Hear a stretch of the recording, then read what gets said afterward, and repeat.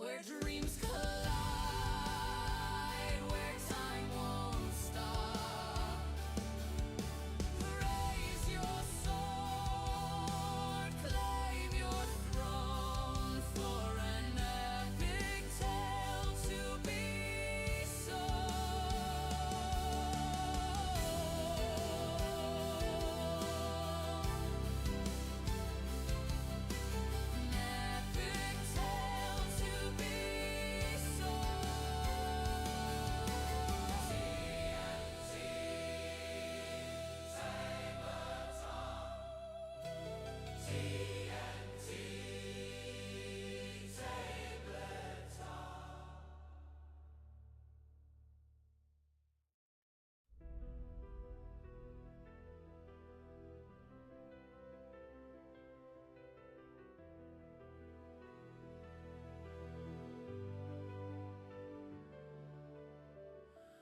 roll the dice, hear the thunder roar,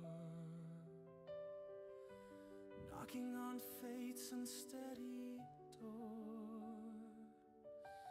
Maps unfurl and kingdoms rise in this world where legends lie. 1,000 voices call the tune. Under the stars, under the moon. TNT tabletop, where dreams collide, where time won't stop.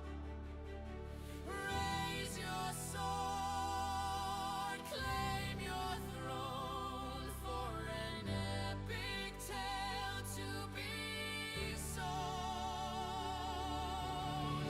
Miniatures march, armies clash, imagination burning like a flash. Heroes fall and villains grin, but every loss holds where we begin.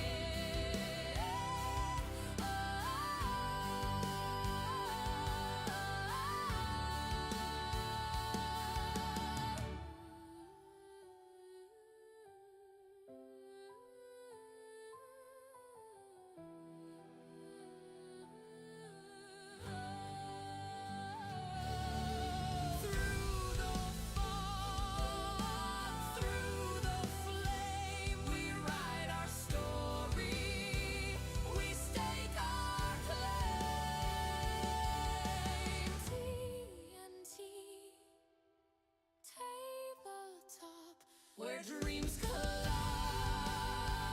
where time won't stop. Raise your sword, claim your throne for an epic tale to be sown.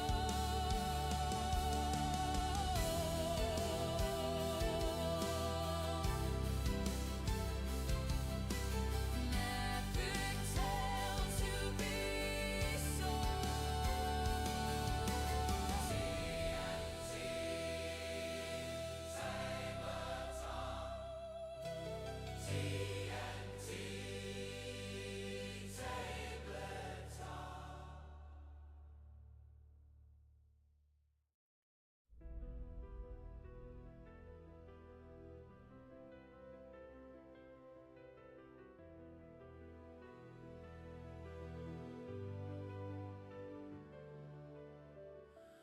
Roll the dice, hear the thunder roar, knocking on fate's unsteady door. maps unfurl and kingdoms rise in this world where legends lie. 1,000 voices call the tune. Under the stars, under the moon. TNT tabletop, where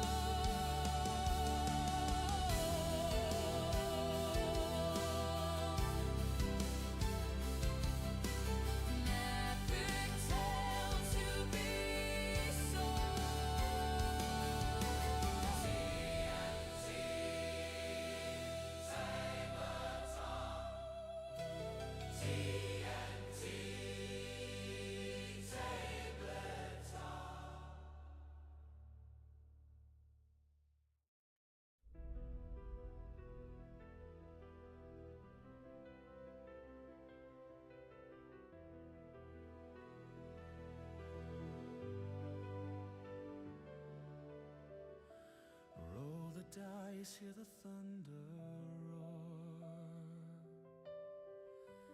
knocking on fate's unsteady door. Maps unfurl and kingdoms rise in this world where legends lie. 1,000 voices call the tune. Under the stars, under the moon. TNT tabletop, where dreams collide, where time won't stop.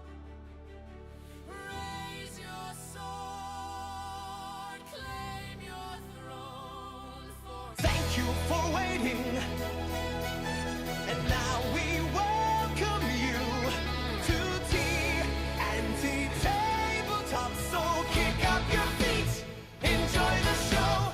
Here's your host, Tony. Hey everybody, how you all doing?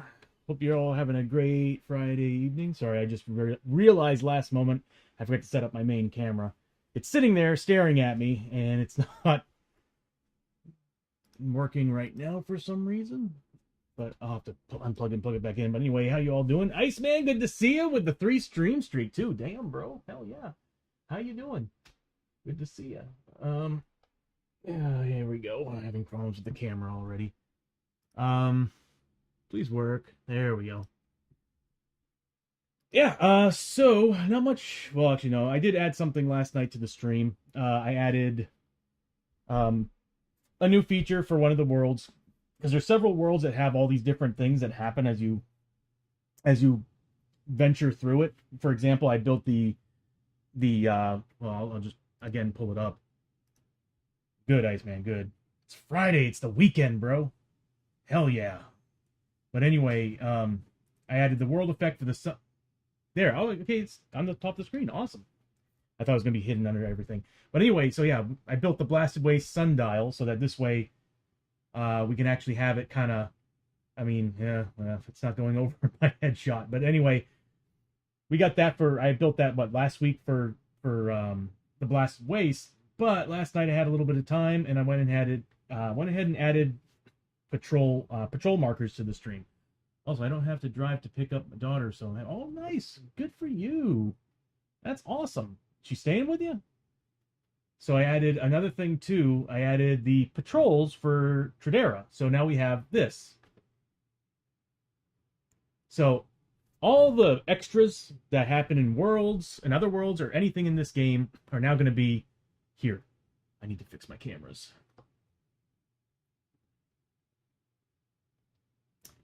Did not come prepared. Anyway, but yeah, so now, like, from here on out, like I said earlier, anytime we have, I'm going to be creating all these features for the stream that are for specific worlds. Really easy to put together, but they'll be, like, right here.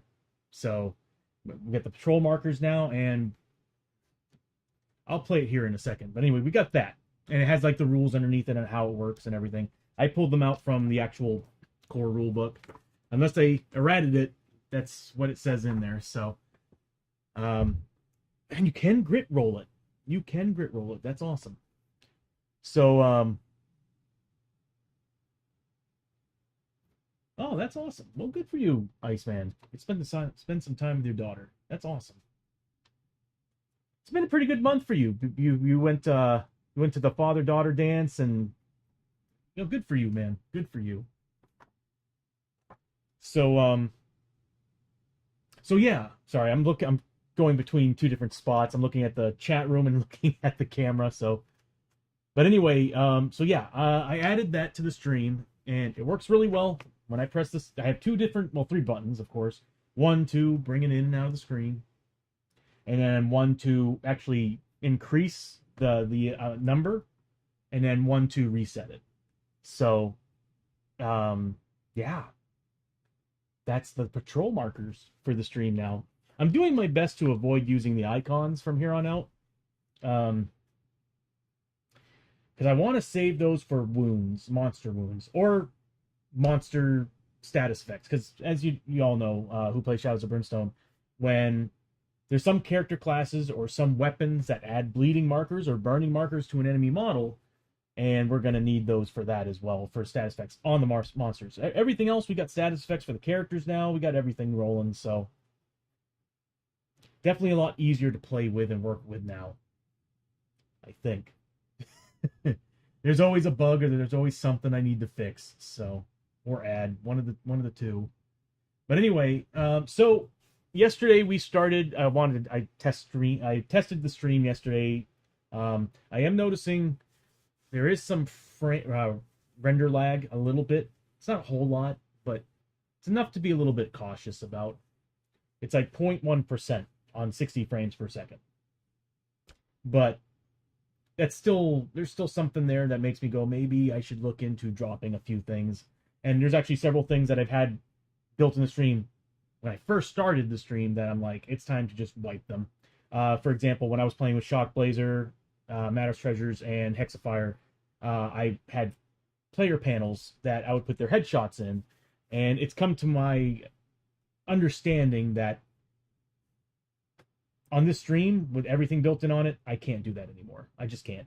I would need a monster machine, and I've got a monster machine, but I need a newer monster machine to do that, I think, which even then, it might still be asking much. But what I'm going to do is I'm going to get rid of all that. I'm going to save a backup of what I got right now, but I want to get rid of all that because I think that's causing some of the render lag. All the scenes that are sitting in waiting are eating up a lot of resources, and that's 4 scenes that I want to get rid of. So, because I want to add more of what you're seeing here. So, because we haven't really been getting many streams anyway with other streamers. I know Mad Arts wants to play, and I want to get together with him. It's going to be a few weeks before that happens because, of course, I'm in the middle of moving. I got a lot going on, and trying to set things up if it happens, it happens right now. So, until I move, which even then it might take me a couple weeks to get into the grind of life in the new place. But I've got a few other I got a few other people who want to join in and play live on the stream. It's just from here on out, if they want their headshots on it, they have to bring it to their own stream and put it into their own streaming program and put their own image in there, because I can't do it on mine. I can't really feed any more. Even adding another camera, I couldn't do it. I can use OBS Bot to switch between cameras to get different angles and stuff, but I can't add any more cameras or video feed. So that will, as we've seen before when we played with the gang back in November, I was suffering on this stream. I was getting like barely even a frame per second. So, and I want you all to watch the stream and enjoy it. So that's what I got to do. But anyway, there's a couple other things I forgot to do. But anyway, so yesterday's stream, we had the party. We got them together, and we decided to do a special mission today. I got to make sure I can turn on my cards again here. There we go. So we got this bad boy here, the Vampire Adventure. So anytime we run into an encounter card, one or more encounter cards for a room, we're ignoring, well, the passages aren't happening right now because every time the stream restarts, it resets the variables for the redeem effect. So it's something different today, and it's actually a little more horrifying. But anyway, so anything to keep me on my toes, right? But anyway, we got the Vampire Adventure. So anytime we fight a monster group, we have to roll a die, and on a 1, 2, or 3, we're actually fighting vampires, not so much enemy groups. And then, of course, anytime we run into an encounter on a 1, 2, or 3, we draw a vampire. Actually, is it always on it? Hold on. Whenever the hero draw 1 or more encounters, even in other world, roll a d6 on 1, 2, or 3. They also draw 1 vampire encounter. So we got that. And then, of course, whenever we're fighting an enemy group, again, roll a 1, 2, or 3. It's a feral vampire group. In this case, it's going to be 3. So, so far, we actually ran into, somehow, in the Old West, a big squad of Takobake spearmen and riflemen. Couldn't have picked a better room, too, when we drew the card, because it chose the room with the chasm in it that you can't cross. You have to go all the way around. But we were able to shoot them down in a gunfight. So, yeah, we were able to defeat them. We got some loot, and now we're moving on. We don't have a clue token yet, but we only need 3. We only need 3. But I get the hunch that we're going to be doing a lot of fights, because we already did 1 ambush. And now we're moving on. All right, let's get into the game. Why is my music not working? Hold on 1 second.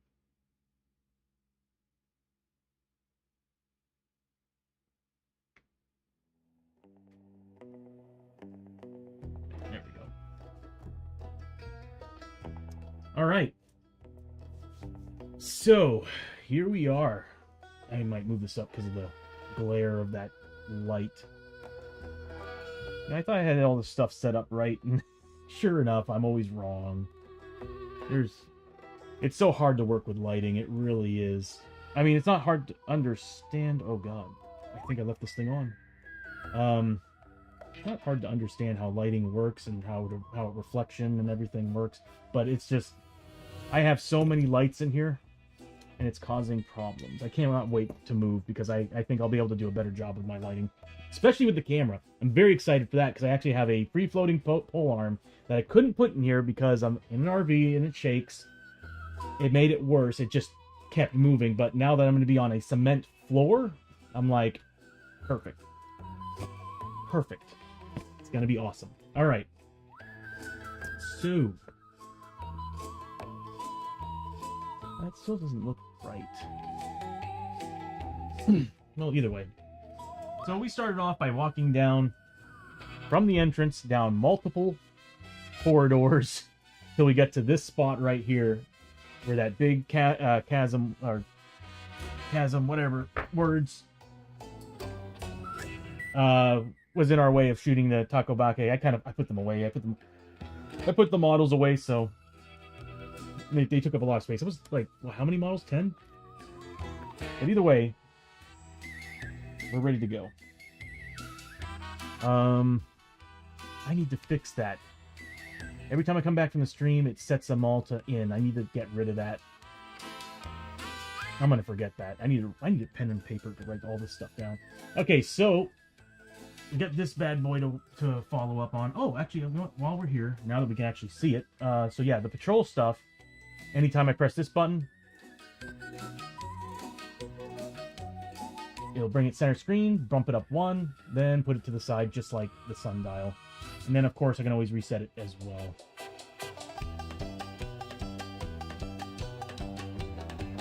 And there you go. That's going to be the patrol stuff for the game.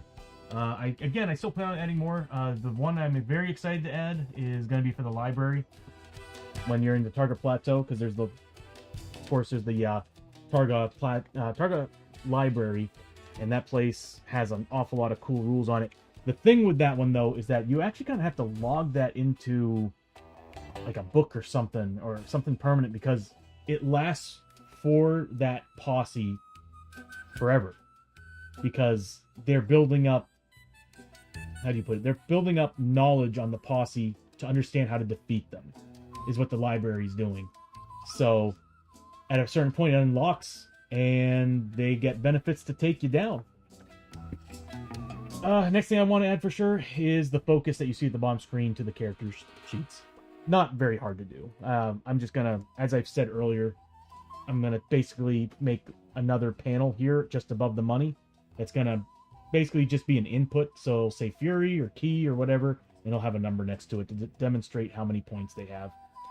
And then, of course, the vampire and werewolf stuff's gonna be over here, which is vampire, werewolf, and then there's gonna be the mask. I forget what the mask is called, but it's when not the Red Ronin. Was it the Red Ronin? Actually, I think it's the ninja. There's a special ninja that comes in and it throws a mask on your character, or creates a death mask. That's what it is, the death mask. And the death mask rule basically targets a character, and that character now has all these bonuses for the enemy to attack and deal damage. I don't know why I have this in my hands. We're not using it. Okay, so let's begin. So we finished that fight. We got our loot. We are healed up a little bit. Lester needs some help.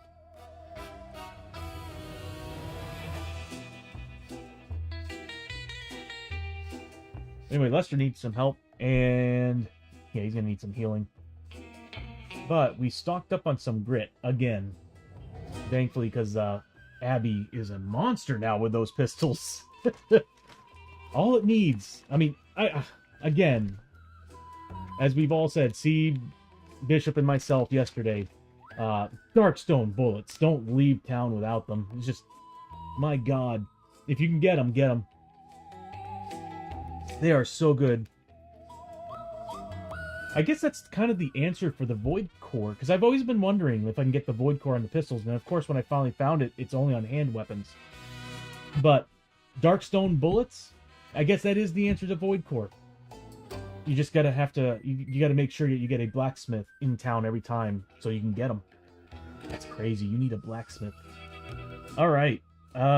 I guess that's a good idea to stock up on them. Then I should have probably bought several rounds because it lasts one whole adventure.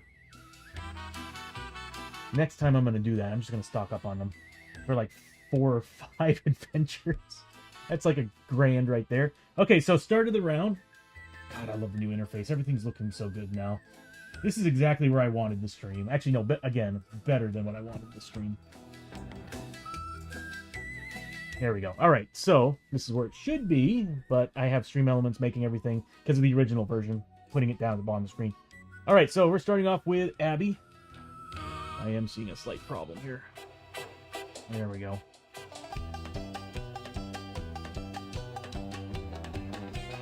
That is going to create a challenge. Okay, so we're starting with Abbie. And Abbie... we didn't do Grit Roll, did we? I mean, not Grit Roll. We didn't do Darkness, did we? We just did the loot and called it a night. Okay, so we need to do a... How far are we?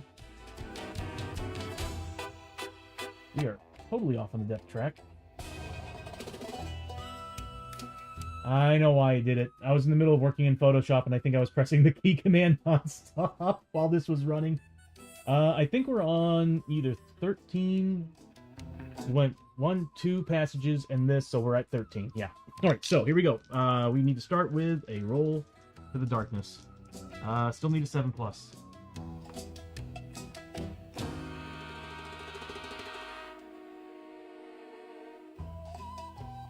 What a way to start the stream! I think Fridays are cursed. I'm just beginning to think that Fridays are flippin' cursed. We just got out of an ambush. Alright. This is gonna be one of those dungeons, isn't it? Well, at least we're getting experience. Just Lester needs to step up. Good God. I might switch to his rifle. Shotgun has some better features, but the rifle does do some good damage right off the bat. Oh, this is bad. Alright, let's pull up the chart. I mean, I know what it is, but... Damn, that sucks. That means we're gonna have to actually draw... We're gonna have to roll to see if it's a vampire or not. So ambush attack! Oh, look! We got ambushed by Takobake, and now we're being ambushed again. Just after that last battle. Draw a threat... Okay, so yeah. There are fiendish creatures and demons in the dark places of the world. Ambush attack. Draw a threat to immediately ambush the heroes. What luck, huh? What luck. Well, back to the fight, everybody. Roll of D6. 1, 2, or 3. It's a vampire group. We got a 6. If it's Takobake again, I'm gonna be so pissed. I'm gonna be so pissed. What sucks too is that... Well, what's hilarious is that right now our benefits for the redeems are -1 lore and +1 lore. So that cancels each other out. And at the bottom of the screen we have enemies are +1 trait, which means we do have trait cards. So whatever we're fighting, they could get a trait card. If they don't have trait cards that are already built in Shadows of Brimstone, then they get an elite ability. So let's see what happens. We are fighting. I think we got. Oh, that's right. Myth enemies. Please don't be myth. I just probably jinxed it. Here we go. Draw a medium.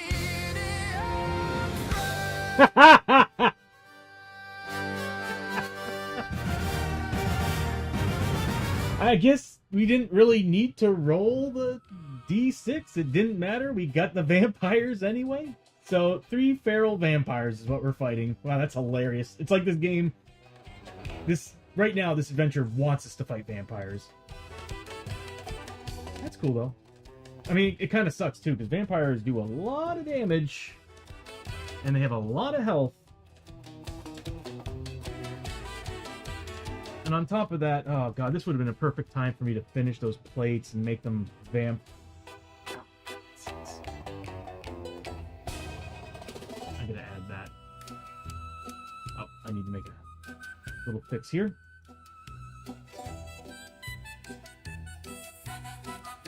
There we go. They're initiative 7.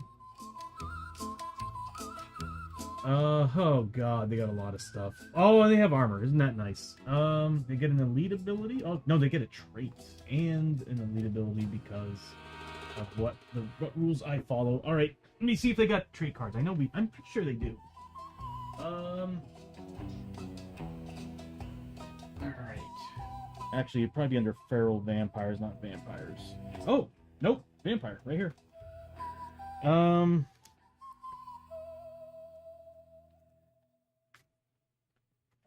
This should be interesting.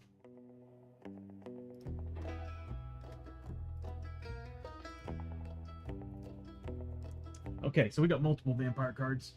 Don't see enough people in the stream right now to do a poll. I would do a poll, but we don't have enough people, so I'll just go ahead and do this.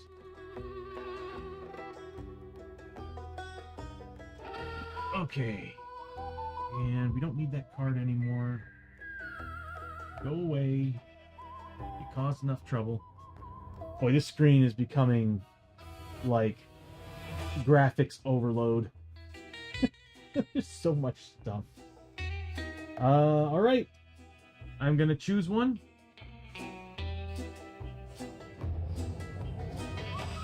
A little scared. Traits are usually pretty nasty. Chilling Touch. Anytime a hero takes 1 or more wound from a vampire, they also take 2 horror hits that do 2 sanity damage up, pop, and they're plus 5 XP for that. Wow. They're an ambush too. That sucks. So they get the trait.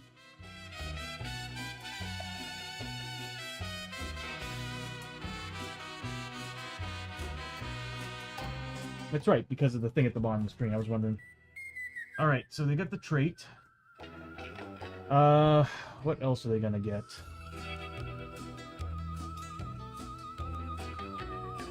An elite ability. I hate to do it, but they're gonna get an elite ability. Let's see how difficult they're gonna be first with that. What was that? Anytime a hero takes 1 or more wounds from a vampire, so it's just as long as they take a wound from the vampire. They take 2 horror hits. So on top of the fear, they get that. Blood Drain. Anytime the enemy does 1 or more wounds to a hero with its combat hits, it heals 1 wound from itself. Vampire Touch.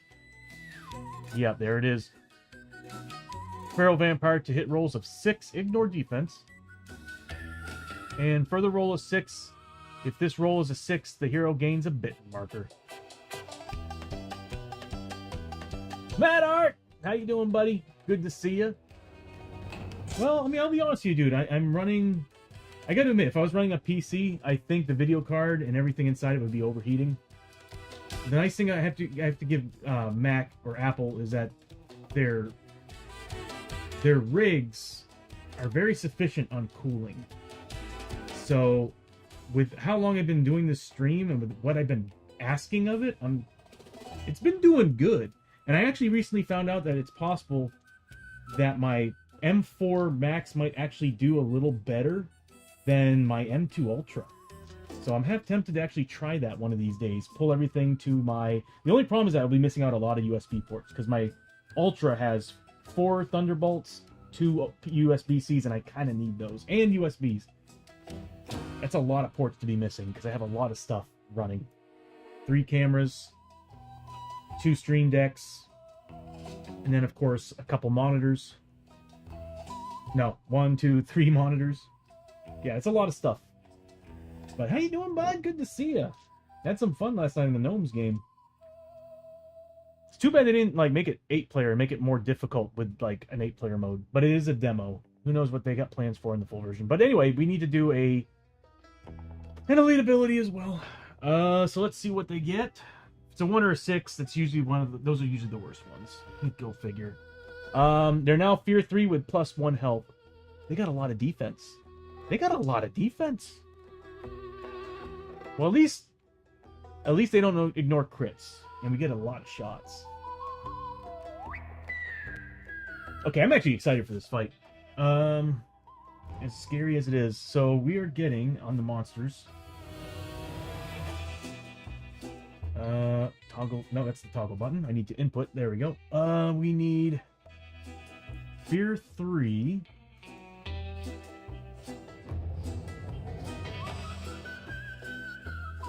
I know it takes a little more time to fill in the stuff, but I dig this a lot more. It's easier to actually tell the difference between what we're using, because when I had it originally built where it just showed which numbers we were using, the problem is some of these stack.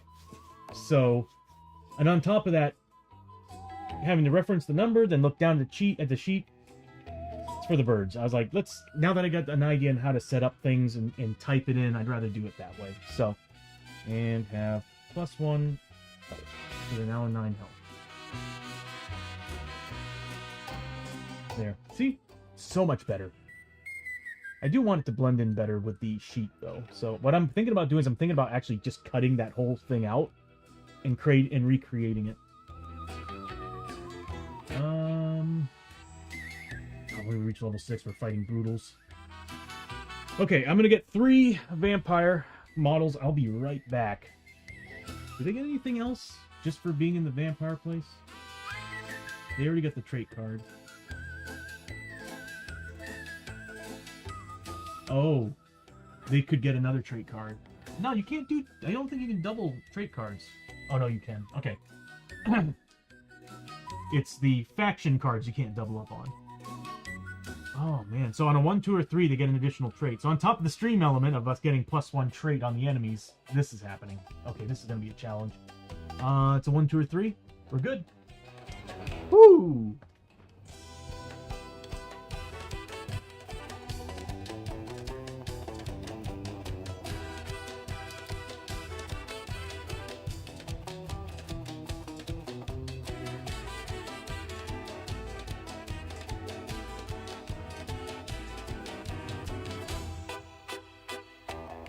You know, I have yet to fight, because there's, for both the werewolves and the vampires, oh god, I love these models. It's gonna be a little hard to see because I did base them recently. So I have plans to paint them. But, the problem I had with these models was that their claws were actually very sharp, like they were at a fine point. And I would find little pieces around these models, and I'd come to find out their nails were just popping off, because when I pick them up, they would just pop off. Yeah, the model looks awesome. Just that one thing was always kind of crazy to me. Where are my red bases? There's one.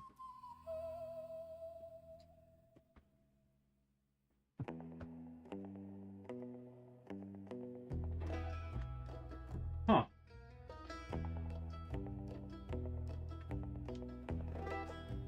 I might need to turn down my audio too. It might be a little bit too loud. Okay, I don't know where my oh, they're right there.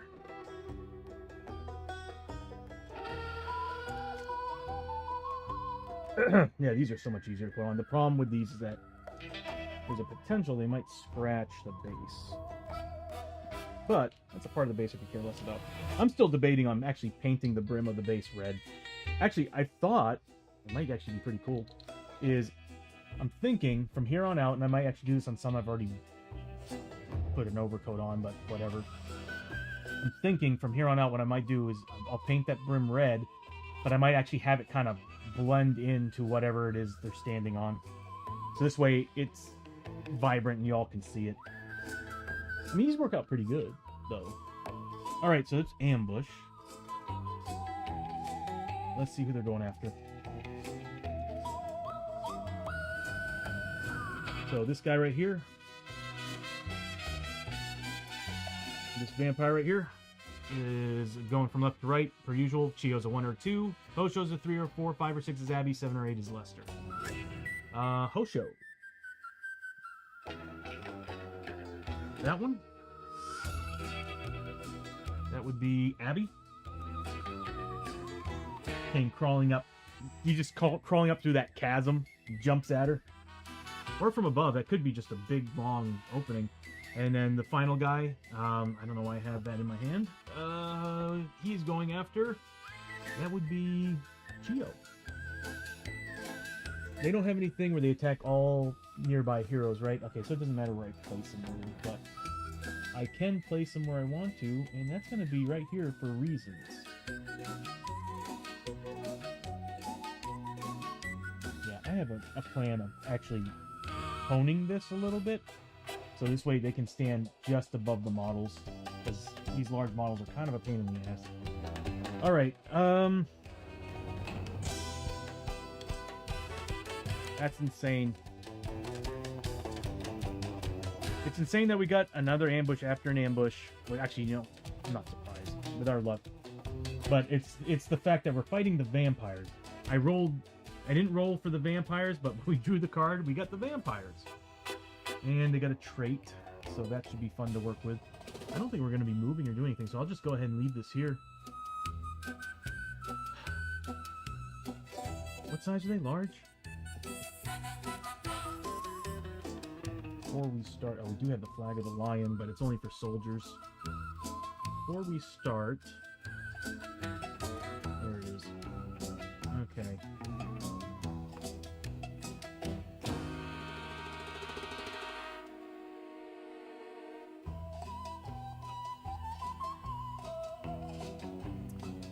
Extra large only. And I was looking at the Sword of Destiny, and I keep remembering it's made for XL and larger monsters. So nothing in there is really going to help us.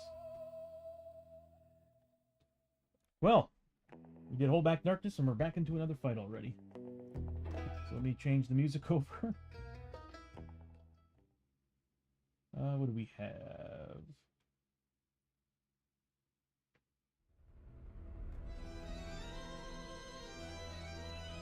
That's fitting. Maybe I should drop the music just a tad. There we go. Okay. So we have these guys to deal with. Just so that we can kind of keep everything in frame, I might actually just move this over a tad. And do this. So this way we can zoom in a little bit. Alright. Huh. Well, they're initiative 7 since they're in ambush. Unfortunately for them, I do have a gunslinger doing the first round of a fight. She's initiative 10 with +1 shot. Everybody gets to heal at the beginning of the round, gets to heal 1 sanity because they are all wearing antlers on their gear. So it's a charm that gives them sanity. Like a rabbit's foot, in a sense. So what we're looking at... Oh, I need to fix the animations. I forgot to do that. Hoshoryo gets 1 sanity back. Yep, I gotta fix the animations. Chiyo gets a sanity. Since we're at the start of since we're at a beginning of a fight round. And Lester gets 1. Okay. Abbie's first, they don't have, let's see, they have Fear 3. Yeah, she needs to take these guys down. They have 9 health, though. 4 defense, armor 5. Oh, 5 plus isn't too bad. I mean, it's still, I can still roll really good against myself, but either way, 5 is better than the 4s that sometimes we get. Okay, so first thing that Abbie's gonna do is roll for grit. She needs a 6 plus on 2 dice. She got it. So Abbie gets a grit back. Nice. And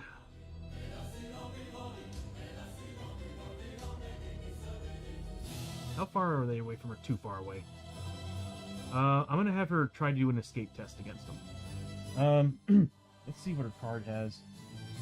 I'm trying to avoid using the paper, my paper character sheets. So let's see if I have everything on here. I could have sworn she had something to let her re-roll her escape test.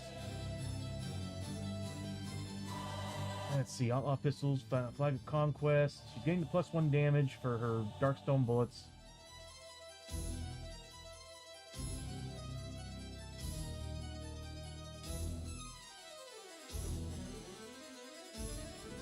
They're not demons. Damn.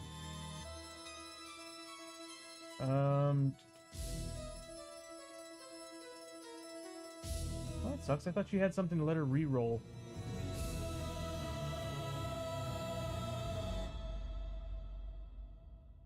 She's out of Deadeye shot.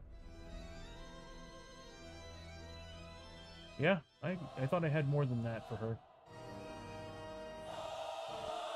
Okay, she's getting 1 roll. Am I serious? I swear to God she had something for this. I just need to see. I need to add more sheets anyway.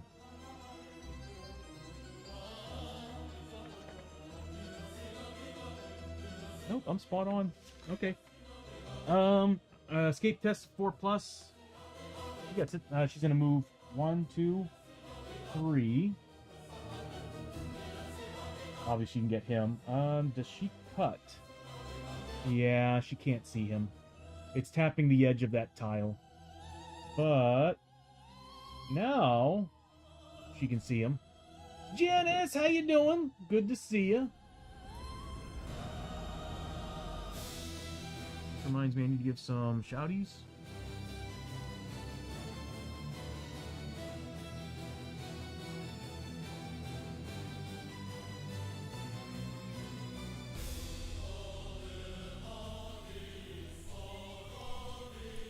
Milk makes you strong, so does good Guinness.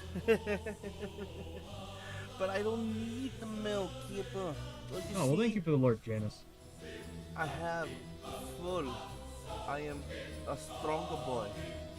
And Guinness just makes me sleepy. Can't seem to ever learn to not hit claymores. Okay. So she needs to make a fear test. Which is next to that dude. Oh my god. Okay, so she needs to make... Oh, it's Abbie. She needs a 4 plus. Seriously, Nima, where are these I'm rolling all my claymores sixes even right coming now. She does from? take 1 point of sanity damage. Super.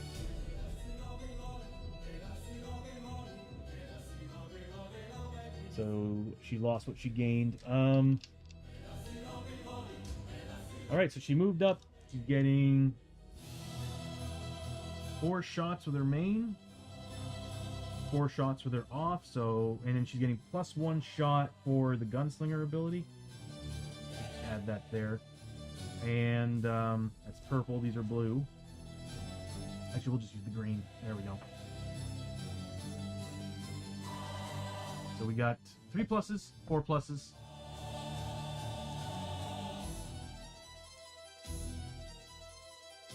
She's got plenty of grit. I really need to get her that ability. We got misses, hits. Do I want to I might as well try re-rolling. So I'll spend a grit. And it's only 2 dice, but still. That's 2 extra hits, so I'll take it.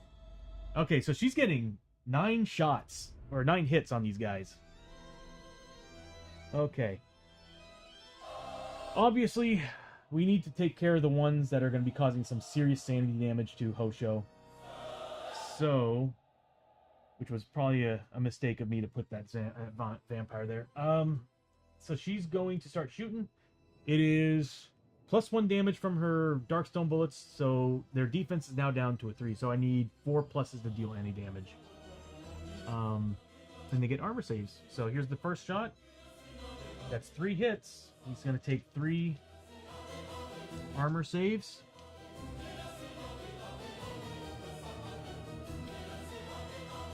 As I said earlier, I'm really good at rolling against myself. I just rolled 3 6s for this guy. Okay, so that's 3 past armor saves. Next shot. 2. 2 damage. I'm just going to put the dice over here for now. I want him off of Chiyo. And the next one. Another 3. I'm rolling really, really surprisingly good.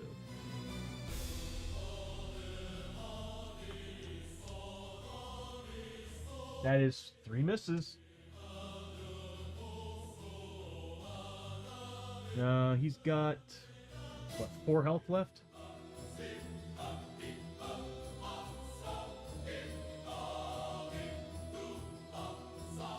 Your head is hurting? Oh, I'm sorry, bro.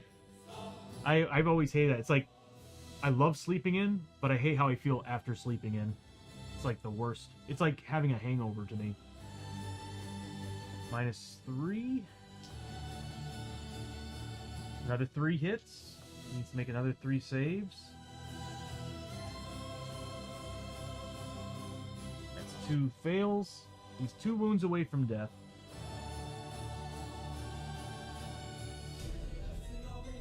That's 1. He needs to make a save on. Saves it. Nothing. That's another 3. Oh, wow, that's 3 ones. He's dead. So, he had 2 wounds left on that. That's a lot of XP right there. I feel sorry for Lester. He needs higher initiative so he can start getting some shots in before Abbie and Hosho clean everybody up. So that's a dead vampire right there. And experience-wise, she's getting a lot. Because that's... For the trait... She's getting +5 for the trait. Good thing we're killing these guys, because good God, the stuff they can do. So, it's going to be 25 base for the elite ability and that, +5 for each wound. So, what we're looking at is...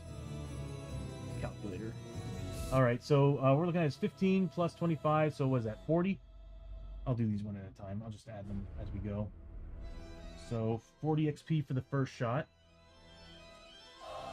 The next shot, well, the next 3 do 2 damage a pop. So that's going to be 25 plus that. So what, 35 points of experience each? So we're looking at 90, 105 experience. Yeah, 105 experience total for the other 3 shots.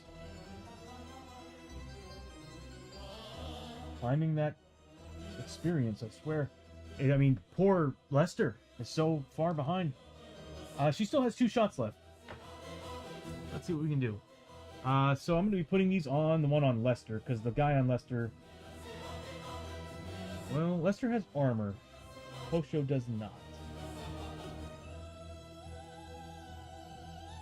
But Chiyo's going to turn around and attack that one too. So I guess I'll put these on the vampire.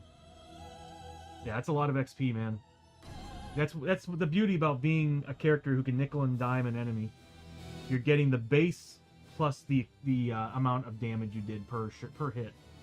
All right, so here we go. First hit against this guy right here. He's got a defense of 3 because she's got +1 damage from her Darkstone bullets. Nothing. Nothing. I kind of figured. That was enough. She killed one of the vampires. And they're about to go next. Might as well just go down. Kind of works out. So the vampires are first. I don't have anybody that can go before enemies. So what we're looking at is...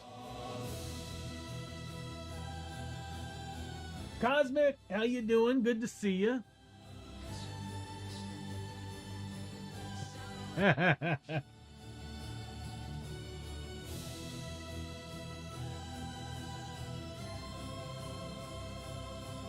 you, Cosmic. That what was it? I didn't catch it. Was it the? I get so distracted when I see that. Was it the 1d3 plus 1d3 health sanity animix? Was it, or was it something different this time? I didn't catch it. Would that be in the system? It would be in the system. Give me 1 second. Variables.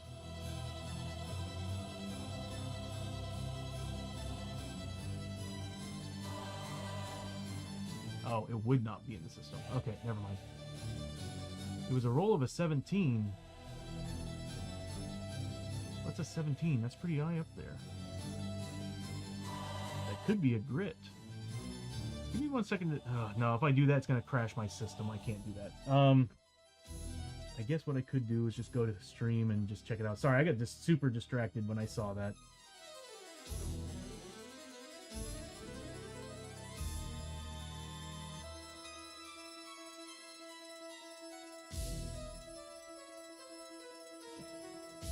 Matter to the hydrate, thank you, buddy. Give me 1 second. I'm trying to see what it was that Hoshoryo got.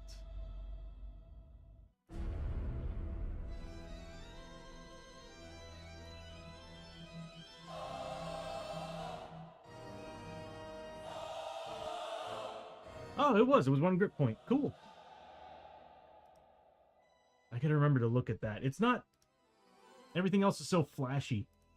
Okay, so 1 grit went to Hoshoryo. Nice! Cosmic! That was a good cheer.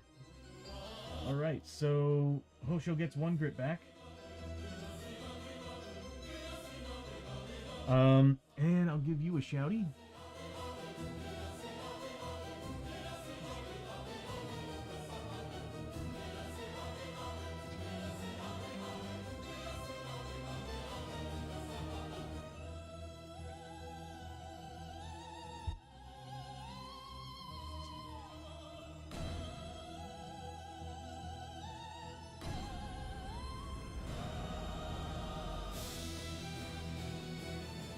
Okay, so the Feral Vampires are getting 3 combat.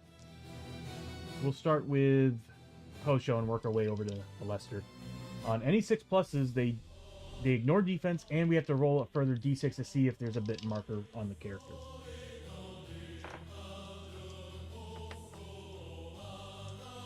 Here we go. Those are all hits for sure. They don't ignore defense. They do 2 damage. Okay, it's not too bad. Hoshoryo needs to make 3 pluses against these. Wow, really? Okay, so he does fail 2, saves 1. He's taking, from the look of it, only 4 points of damage. Yeah. Where it counts for these guys is really 6s, obviously. So 4 points of damage is what Hoshoryo is going to be taking here. And then the next one is going after Lester. Same thing. Wow. Lester needs to make, I think he's also a 3 plus. He sure is. Okay, so I'm so glad I don't have to pull out the sheets anymore. You just look at the monitor. I'm like, I'm about to look for the sheets and I'm like, oh yeah, it's right there in front of me. Saves 1, fails the other 2. He does have armor saves, so they're 2 damage apiece. So he needs to make 4 rolls of 6. Not a single one. So he's taking 4 points of damage as well. We got lucky. I was waiting for another vampire bite. We had to deal with that before on Chiyo. It did not go well. Now, granted, she did a lot of damage, got a lot of health, but I think she had like 3 sanity in the end, because it cuts her sanity in half, and I think she had like a sanity of 6 for a while. She's doing better. Needs more health, though. And Abbie needs to get rid of some stuff. But anyway, we're going up with Hoshoryo. Hosho's going to roll for... He doesn't need to roll for grit. He's at max. What he could do... He does have Fury.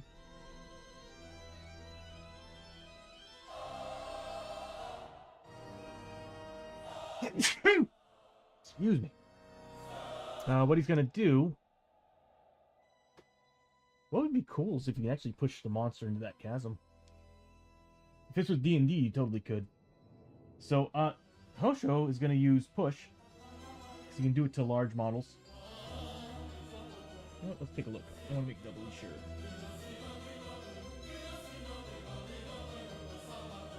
So he does trend weapons.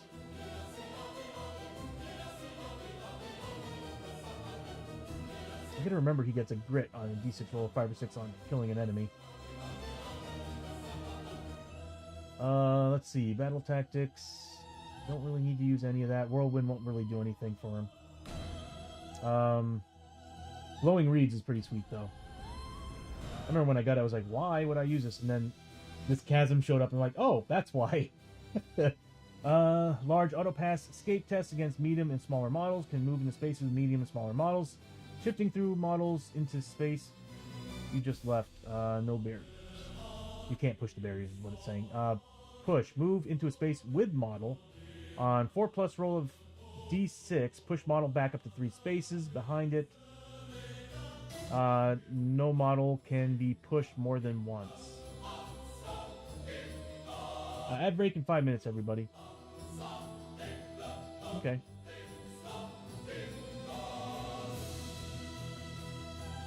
So he can move into the space with this guy. So he's going to move into the space with this vampire and do a push, which really just pushes him in the wall and back, kind of like deviation. So I do need to make a roll, though, to see if he actually succeeds on it, and it's a 3+ is what he needs. If I remember correctly, he needs a 3+.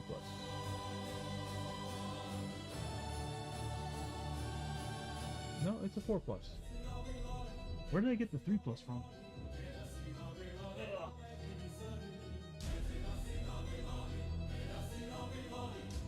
Yeah, I'm beginning to think I need more ability sheets on the screen. But I do know I had to skip a couple.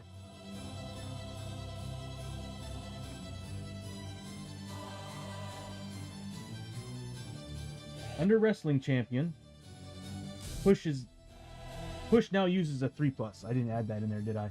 Oh, it's right there. I'm dyslexic. Alright, so I need a 3+ on that roll.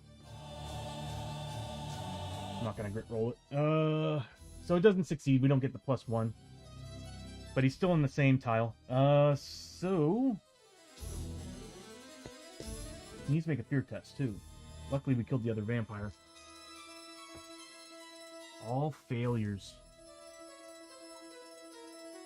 Oh yeah, that's right. Didn't he do something extra? He did. We got a lot more we gotta do here. So Hoshoryo took 3 points of sanity damage for that. Wow, their fear 3 is nuts. Anytime a hero takes 1 or more wounds from the vampire, 2 horror hits at 2 sanity damage pop. So both of them actually did take more than 1 wound, so they are taking 2 horror hits apiece on those attacks that they took earlier from the feral vampires. They're a lot deadlier than I thought with that trait. So Hoshoryo needs to make a 4+ on these, and I'll roll them together. Yellow's for Hoshoryo. The blue is going to be for actually green. There we go. Green is going to be for Lester. So we need 4+ on either. So both are taking 2 sanity damage because they did pass 1, fail 1. Yeah. So Hoshoryo will be taking 2 sanity. This was for the attack last time against the feral vampires. I forgot that they got this trait card. Anytime they deal a wound, well, not a wound, but if they deal 1 or more wounds to a character, they also do horror. If it was per wound, that'd be ridiculous.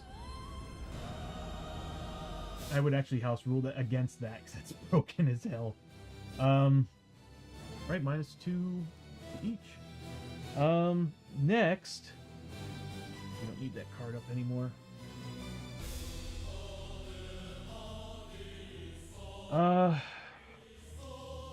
So he did his fear test. He still has his attacks. So he's getting 2 attacks at 3+. And they're 4 damage base. Please get crits, bro. Crits would just own this guy. 2 hits, that's good. So the good thing about this is we didn't get the push. It would have been nice. Whatever I roll is going to be the damage. So here's the first attack. Because the weapons combined are 4 points of damage, basically ignoring the 4 defense that they got. So we got 4 damage and he needs to roll against. Took 3 damage. And then the final one, I'll keep it. 3 saves. Failed all 3, so another 3 points of damage. Not bad, Hosho. I really need to find a way to upgrade his combat, and the only way I can do that is by getting rid of the Trun Blades. I really don't want to do that, but I feel like I must. Because I need weapons that have upgrade slots, and they don't have them. Just the damage is so nice. Okay, so what we're looking at is 25 plus 15, so that's what, 40 again? So we're looking at, what, 80 points of experience for 2 hits? 25 plus 15, yeah, 40. So 80 points of experience for Hoshoryo.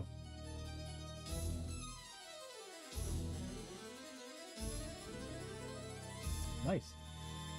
You know, they're probably going to end up lapping Lester in experience. That's crazy. And he's got 6 wounds on him.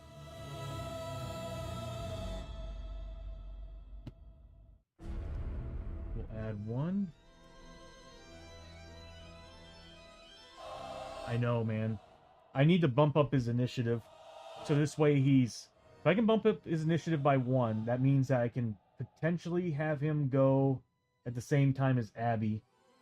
At least on the second turn. Or before Hosho. He needs to deal some damage. And it sucks because it's like his shotgun should be doing a lot. Oh, he needs health. He needs heals. Can she get over there? 1, 2, 3, 4. She's gonna have to do an escape test. Lester's gonna have to heal himself. Because Chiyo is gonna take a couple turns to get there unless I get enough grit for it. Problem is, does she I don't think she can ignore escape tests. What to do? So Hosho did his thing. He got his experience. He did 6 damage to this guy. We now move on to Lester. Let's see if Lester can get away from this guy first. If he can move away, great. First, he's going to take 3 horror tests because of the fear 3. Fails all of them. Oh, that's not good. As a matter of fact, there's 2 characters that are in trouble with their sanity. So he takes 3 sanity damage. Oh my god. Lester's in bad shape. He's going to roll for grit. No, he's at max grit. So he's going to roll for escape. I really need him to pass. Oh, hold on. I might... Oh, no, I don't need to do that. Hello. Pull back. Oh, I would still need to do an escape test. Well, either way, pull back 1, 2 spaces. So he still gets his soldier's reload, and I think that gives him... Yeah, Chiyo should be able to get to him from there. So use pullback. He's going to use his shotgun. Since he used pullback, it doesn't count towards... Movement doesn't count towards his reload. That movement didn't count towards his reload. It's 2 spaces. So we get 2 shots with the shoddy. 1, 2, 3, 4. He's in range of that 1 vampire. I'm half tempted to have him just shoot that. Yeah, I'm going to have him try to kill the 1 vampire that's on Hosho. Why not, right? He's already almost dead. Hopefully the first shot does enough damage. It's only 2 damage. We are in a new fight, so I do have the Gunslinger's gun belt. It's just, it'd be nice to get crits, and I have a good chance of getting crits on these bad boys. I do have an inlay, and I still have the flag of... Is it once per turn? I think it's once per turn.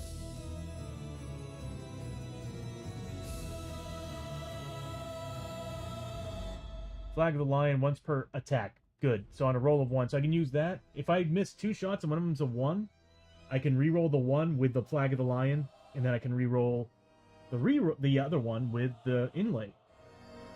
Okay, Flag of the Lion is good. Flag of the Lion is real good. Alright, here we go. 2 shots with a shoddy. which I will re-roll one of those misses with the inlay. That's a critical. Alright. I kind of want to save the crit for the guy that's adjacent to him. What I could do, and I'm going to do it. No, we need to guarantee the other Feral Vampire is going to be dead. Welcome back to the ad break, everybody. We moved Buster over a little bit with using his pullback maneuver. And he's right now shooting 2 shotgun shots into the vampires. He's got a crit on one and a regular shot on the other. And I'm debating if I want to... I'm going to do it. I'm going to try first killing the vampire with 2 health with this. The question is, do I want to use the Gunslinger's gun belt? I do. Okay, so I'm going to use the Gunslinger's gun belt. It's going to drop its defense down to a 2. So it's going to be -2 to my roll. 5 points of damage. He needs to make 5 saves. If he makes all these, I'm going to lose it. He just needs to fail 2. On a 5+. There, he's dead. Wow, just, yeah, 3. Perfect. So he took 3 points of damage, which he only has 2 left. Right? No. He's got exactly 3 left because he's actually got 9 health, not 8. So, that means... we put that away. We don't have Fuse with Rock anymore, by the way. And that's actually supposed to be -2 movement. I need to remove that. Anyway, the vampire only had 3 wounds left. He actually just so happened to have done 3 wounds with that armor roll. That vampire's gone. Giving the Marshal 40 experience. Here's your time to shine, Lester. And he still has his crit. He doesn't have the Gunslinger's gun belt anymore, so it's whatever I roll for the damage. He won't be able to kill it, but he will be able to do some good damage on this guy. 6 wounds, I'll take it. He needs to make 6 saves of 5+ with his armor. That is 4 points of damage.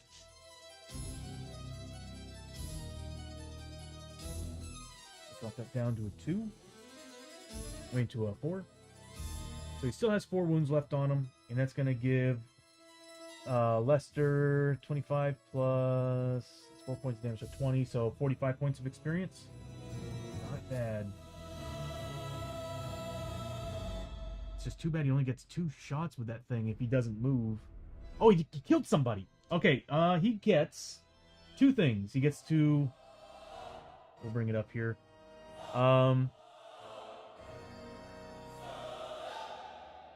It's an ability, I think. Yeah, double shot. Once per turn, kill an enemy with a shotgun, which he did. Get +1 shot. Rolling Thunder. Kill enemy. Recover a grit on a d6 roll of 4+. So I get to roll for a 4+ roll for grit on top of everything else that he gets. So he gets an extra shot. So let's roll for the grit first. Not surprised on that one. But he does get an extra shot. That's a hit. He's going to do -4 to this roll. That's right, because it was a crit last time. So, here we go. -4 to the roll. I'm going to probably choose to re-roll that for the hell of it. So, -1 grit. That's better. So, 3 points of damage. Oh, no, he's got Darkstone bullets. I keep forgetting he's got Darkstone rounds. He needs to make an additional... save from the last one because it would have done an additional damage. So here's the save for that. He would have taken another damage, which would have brought him up to 5. I forgot he's got Darkstone rounds. Again, I think I'm going to create an icon for that. So this way I can see it and be like, oh yeah, we got Darkstone bullets. So he's now got 5 wounds on him. The only time I'll go work my way down is when it's a monster with a lot of health. When they got 9 health, 12 health, I'll work with the wounds, how many they have. So he's got 5 wounds on him now. Giving Another 5 XP for that wound. He needs all the XP he can get. Alright, so that was 4 wounds on this hit. So this is a potential kill right here. If he fails all of these. Which I could spend a grit to make him re-roll these if I remember correctly. But I'm not going to do that. Oh, no. Well...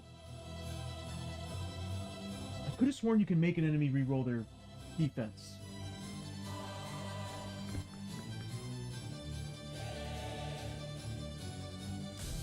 Ugh. Let me check. Might not be worth it though.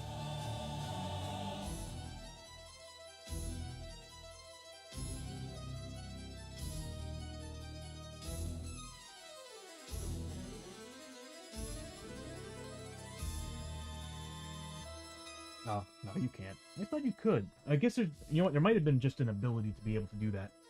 So, that's 3 damage. It's got 1 wound left. We need to take it down before it starts next turn. So that means Abbie's got him. So that's 3 wounds. That's gonna give Lester 30 points of, no, 25 plus 15, 40 points of experience.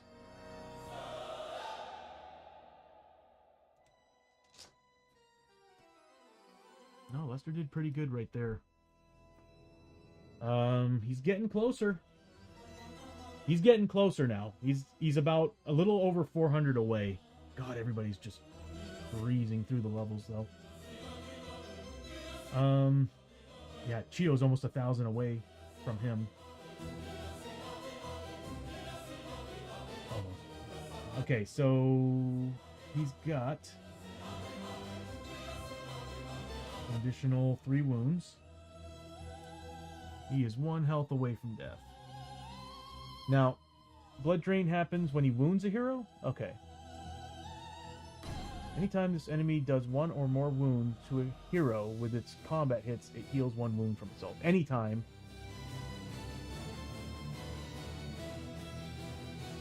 So it's per hit. So it could potentially get 3 wounds per turn. Okay. Good to know. I don't think he's going to survive Abbie.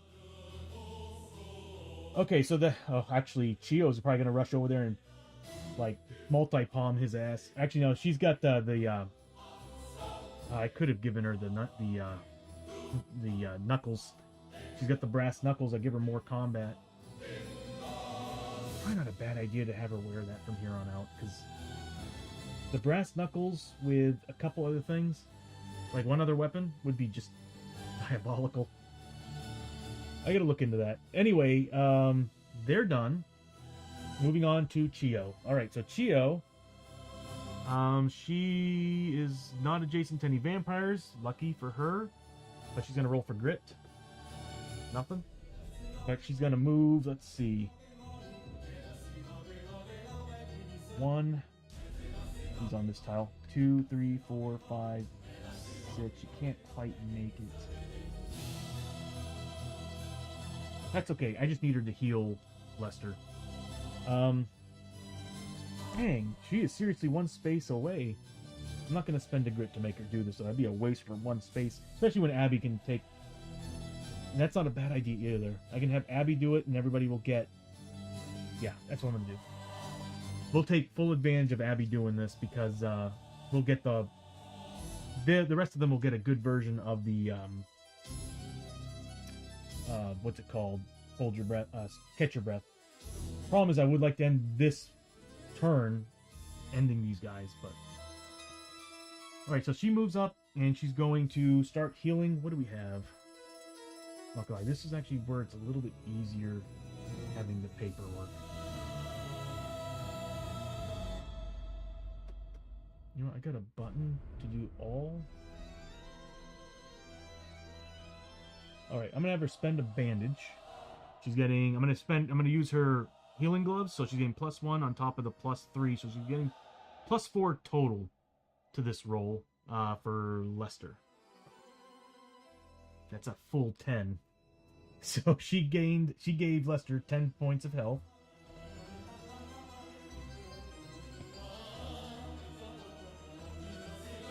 And then that gave her 50 points of experience, 5 per wound. What's awesome is that at the end of this, beginning of next turn, is it end of this turn or beginning of next turn? Hold on. It's the end of the turn, that's right. And at the end of the turn, she is wearing her her staff, so she'll be able to heal Lester 1 extra health. So we'll just go ahead and do that now while I'm on his screen. Because she's done anyway. She can't really do anything else. Oh, she's gonna force Lester to drink a whiskey. So let me pull up her stats.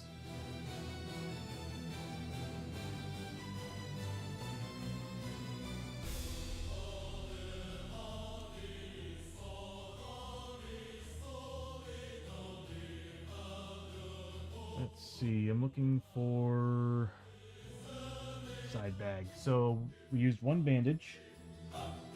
We used a whiskey. There we go. And we are going to heal Lester D6 sanity. Another 6. Nice. All right. So Lester also heals 6 sanity. Bringing up to a 9, and then that also gives Chiyo another 30 XP. Alright, that's the end of her turn. There's nothing else that goes on in here. So, go back to darkness. We have not been making these. We are not making these. Darkness comes out 1 step. We cannot make these for the life. Okay. Beginning of the round, everybody's probably going to be keeping the same weapons that they got. Abbie is right here. She's going to fire some shots into that vampire. First, she's going to roll for grit. Nothing. She's getting 4 shots with her main at 3+.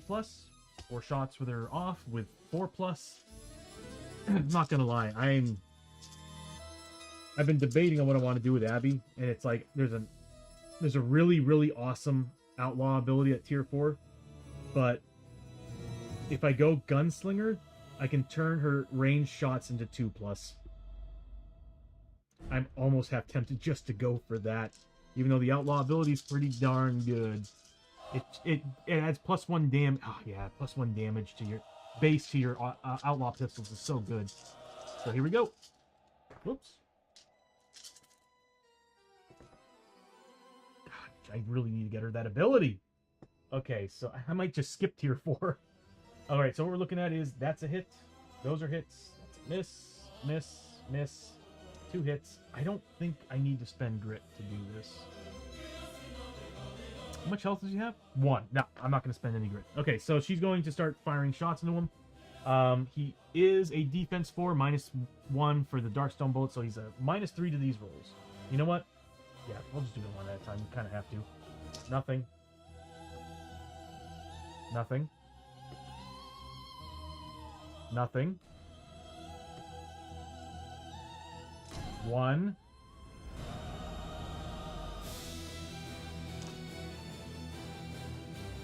I just need to do 1 damage. 3. Okay, he's dead. It's like, don't screw with me. Dice, don't screw with me. Alright, he's dead. He had 1 health left. He's a goner. Alright. Abbie's getting 25, 30 points of experience.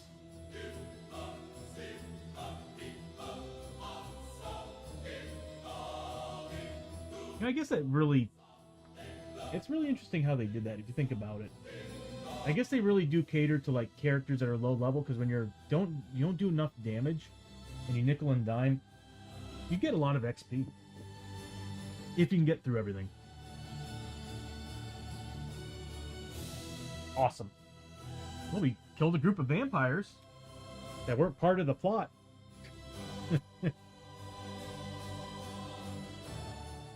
All right, everybody. So victory is ours.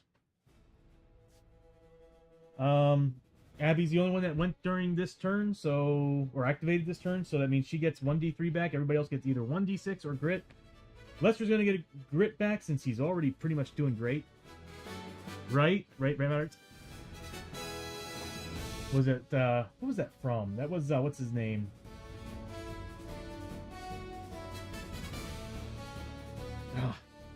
I want to say, oh, it was from Get Him to the Greek.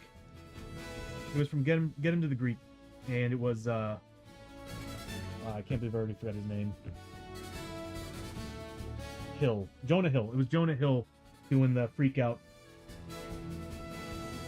Really? I remember it from like there's a meme out there of Jonah Hill doing that, and that's Get Him to the Greek, which is weird. That movie's like, what's crazy about the movies? I remember loving it, and nowadays I look at it like, cringe. for reasons for the past couple years. Anyway, we're done with that icon. So Abbie is getting 1d3 back. I can't roll any. She only got one point left, and the lowest I'll ever roll is a 1. So she's gonna get 1 sanity back. And actually, she should have gotten the sanity back at the beginning of the turn. As a matter of fact, everybody should have gotten the sanity back at the beginning of the round because of their antlers. I gotta remember that. I wish I could automate a lot of that stuff. I might be able to do that. I might be able to actually create a variable that is at the beginning of every round, character gets this, and I can. That's gonna make things too confusing. So Hoshoryo gets back 1 sanity. This was for technically the beginning of the round, and then Lester.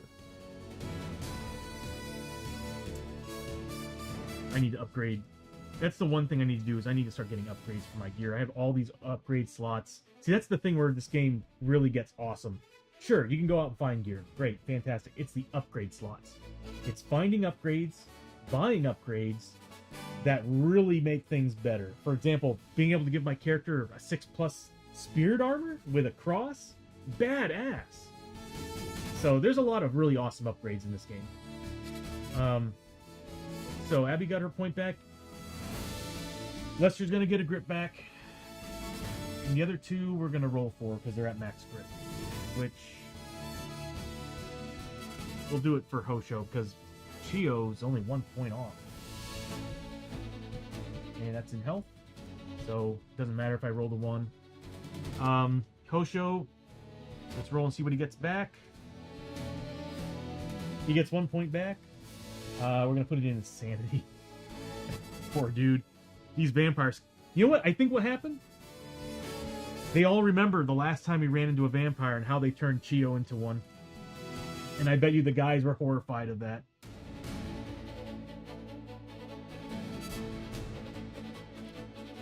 Okay, so we completed that. Now we move on to loot. We only fought 1 monster group.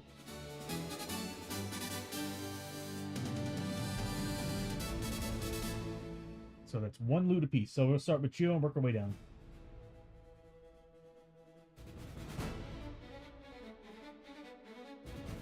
So Chiyo gets 1 Darkstone and 30 XP.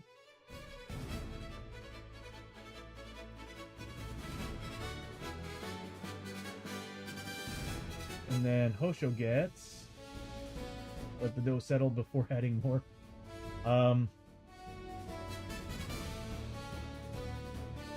D6 times 25. So that's 125 and 20 XP.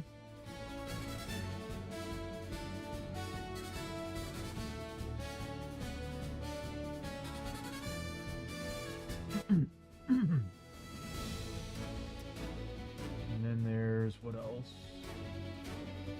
All right, Abbie.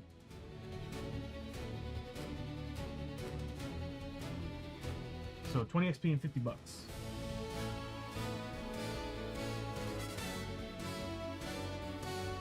And finally, we got Lester. Okay, so just money. I won't complain. I like money. So Lester gets $100 and 20 XP. Can we trade the gold for XP? Well, we can in town. Alright. We are done with that fight. Wow, that's funny. We had an ambush. We got ambushed by vampires instantly afterwards.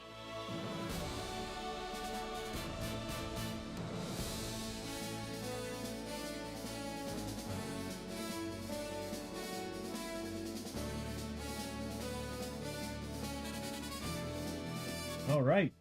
Back to adventure, everybody. We are in the mines.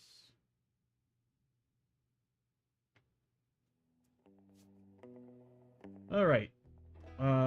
We need to roll for darkness. I do the animation, but I'm like, we're here right now. Let's just do it. We need a 7+. We got it. We got a 9. We passed everyone. Chiyo should have been getting... Okay, hold on. Chiyo should have been getting key. And I also should have been given Fury to Hoshoryo. We did 2 attacks. Right? Yeah, Hoshoryo should have more Fury. Yeah, that's actually something I don't have accounted for. Hoshoryo is a max of 5, and then Chiyo is a max of 8. So he can't go any further, but Chiyo should have actually gotten this much back, 1d3. So 2 points of key, and on top of that, she had 1 turn, so she should be actually 3 more than where she is right now. I can't wait to add that part to this. The player plates will make life so much easier when I'm playing. So there, she should be at 4 points of key. Alright, so Abbie's first. She is a movement 6. She's 1, 2, 3, 4.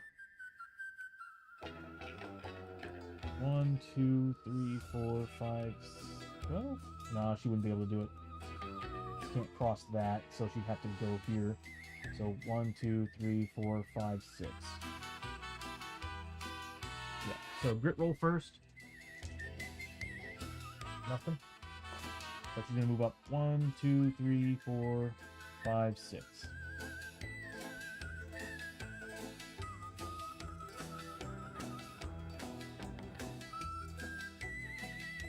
She's gonna try to scavenge. She first needs to roll and see if she can even do it. If I remember correctly, let me pull up her sheet.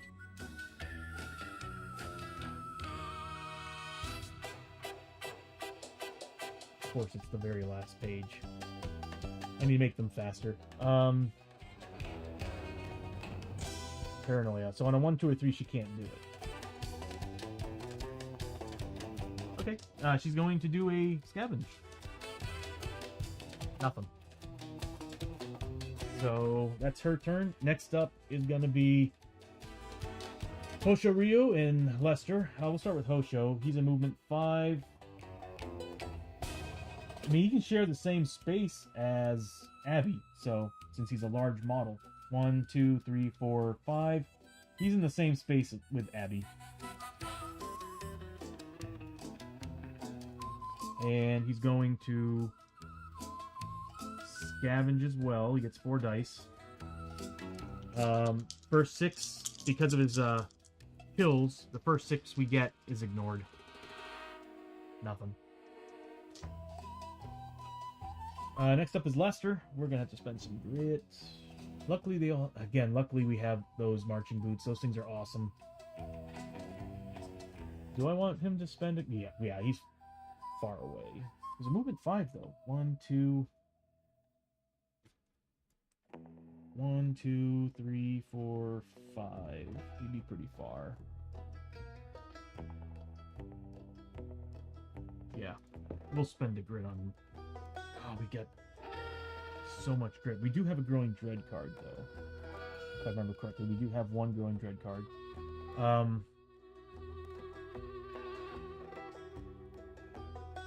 I hate spending grit.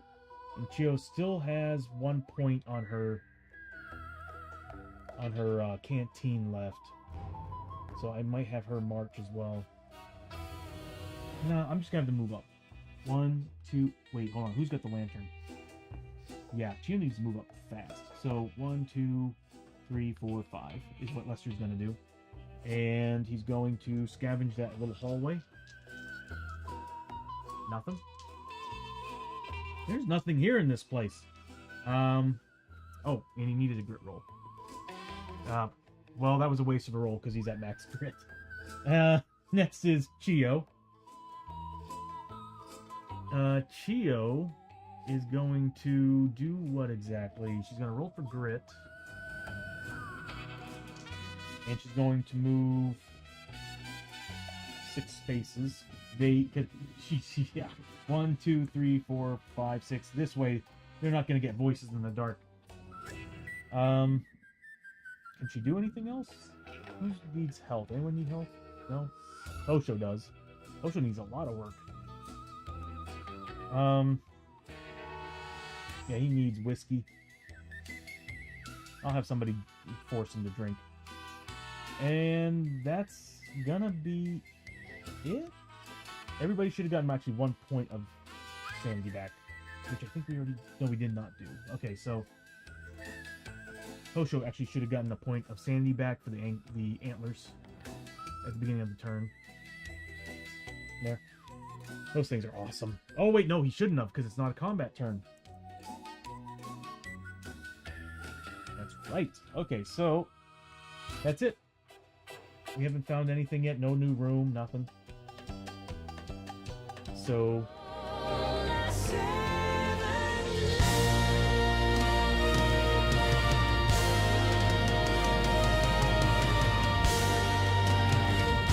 so close. That made me nervous. Okay, so we passed. Beginning of the round is Abbie. Beginning of the round stuff's only in combat, so Abbie's going to move up a space. And she's going to roll to see if she can search the next room. She can. Grit roll too while we're at it. Oh, look at that. Nice. So Abbie got a grit back.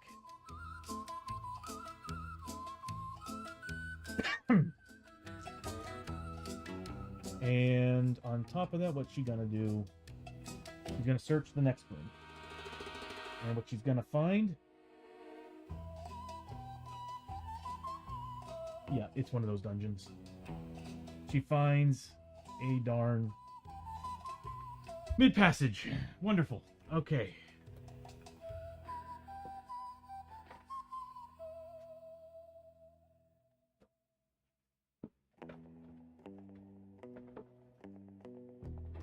Gotta love it. Gotta love it. It's been nothing but passages. Yeah, this is definitely going to be one of those dungeons where it's going to be butt-puckering the entire time we're going through. She gets 5 XP for that. And then we move on to Hoshoryo. And Lester. Oh, the feral vampires are gone. Hello. Get out of here. Give us some space. So Hosho is going to do what exactly? He's going to roll for grit. But she's at full. I don't know why I'm doing that. He's going to move up 1, 2, 3, 4, 5. And he's going to search that room.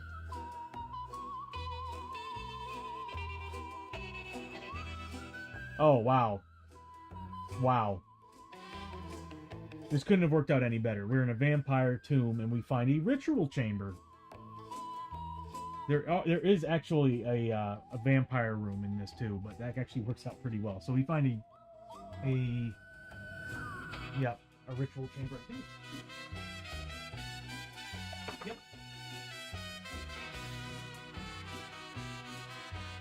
I don't have the advanced rule sets built in yet, so I'm not going to use them right now. I would love to, but I'm not going to use them right now.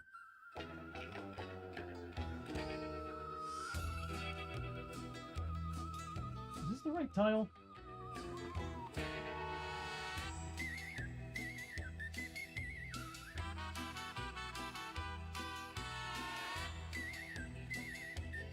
No, it's not. Looks almost identical.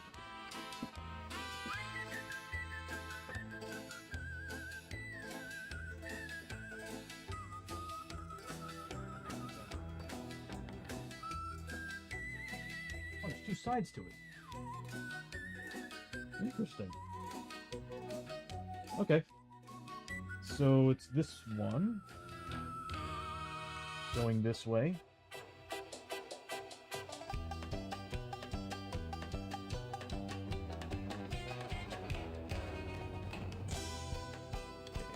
Might have to get rid of some of these to save some space.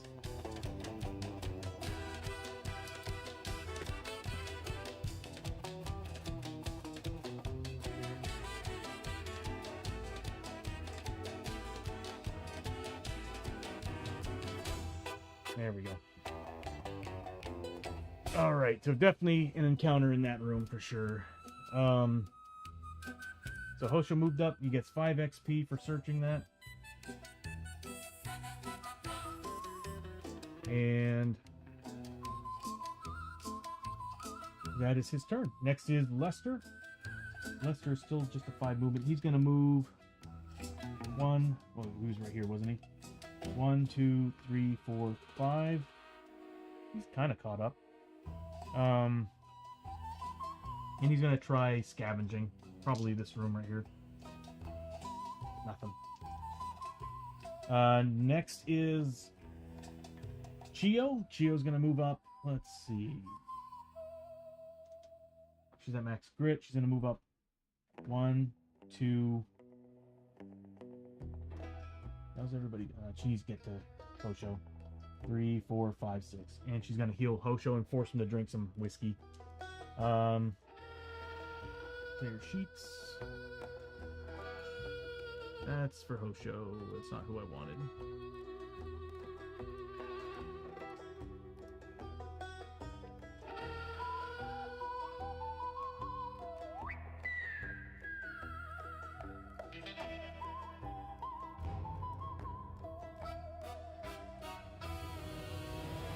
Okay, so side bag, we're using 1 bandage, so we're down to 4, and we're going to use 1 whiskey. We're down to 1 on Chiyo. Might actually make it so that it pops up every time it goes to the next one. That's going to be a lot of work. I'll look into it. Adding more macros is going to cause a lot more problems with the system, so we'll see. Alright, so Chiyo is going to heal up. She's going to use her glove to get +1, because she can do that once per turn, and she's going to use, of course, she's getting +3 for being a doctor. So she's getting +4 total to this roll on health. 9 points.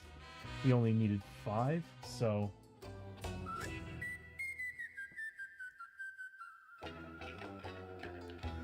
So that's 25 XP for her right there.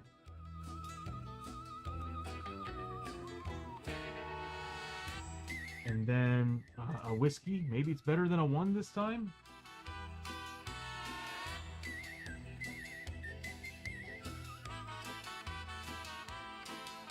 He gets 1 sanity back.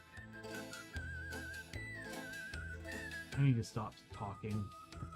So she gets 5 XP for that 1 sanity.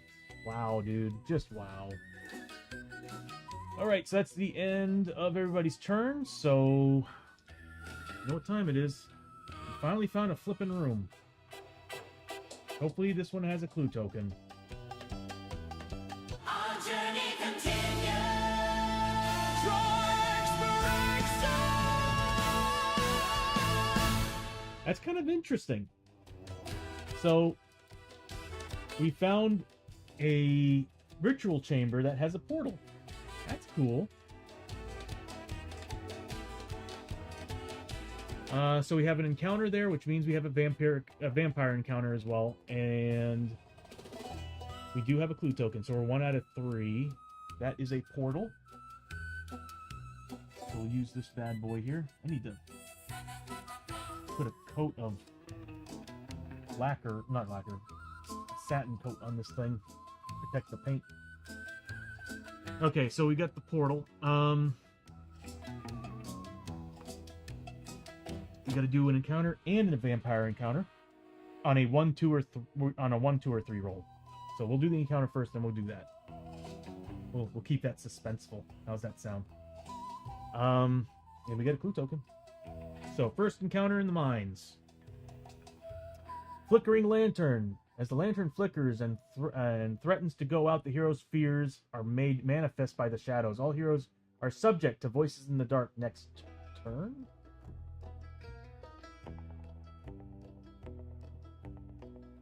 That's an old card, too.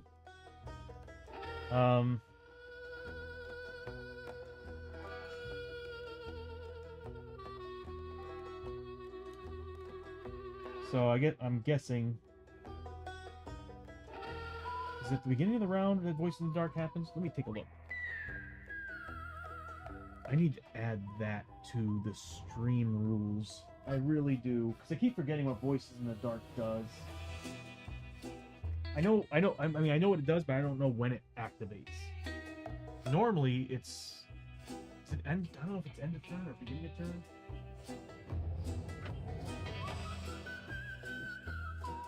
It's like the one rule I keep forgetting about. There we go.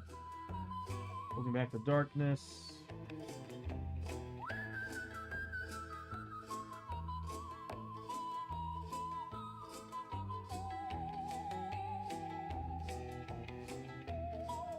Voices in the dark. There we go. Okay, so Voice in the Dark, the light from the old lantern is the only safety from the shadows. It illuminates the map tile the heroes are carrying. It is currently on, as well as every adjacent map tile. Any hero starting their activation. There we go. So, at the start of all their activations, it's basically a big forward check. If I remember correctly, I think it's 1d6.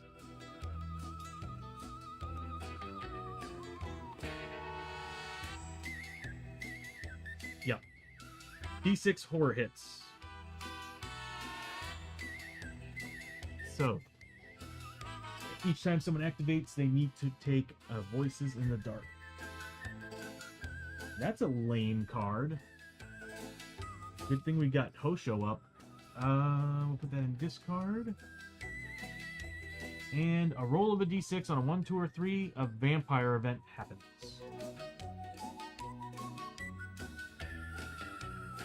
Vampire encounter.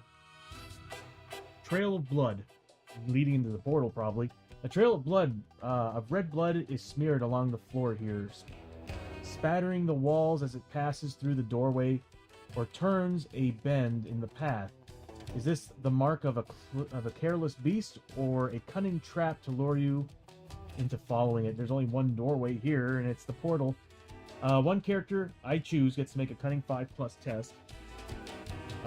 If successful, you follow the trail, which ends at a broken and twisted form, too mangled to even tell. Well, you know what? Yeah, well, I guess we can read it.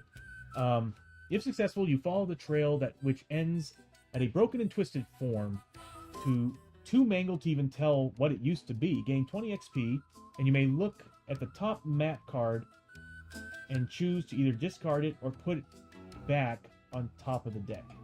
If failed, the trail leads to a hunched creature. Oh my god, are you kidding me? A hunched creature feeding on a bloody carcass. Ambush attack, one feral vampire. It has triple the normal combat, but is -1 defense. He has 6 combat? What? And he gets a trait and an elite ability because of everything else on this stream. So I get to choose a character. Let's see what everybody's got for abilities here.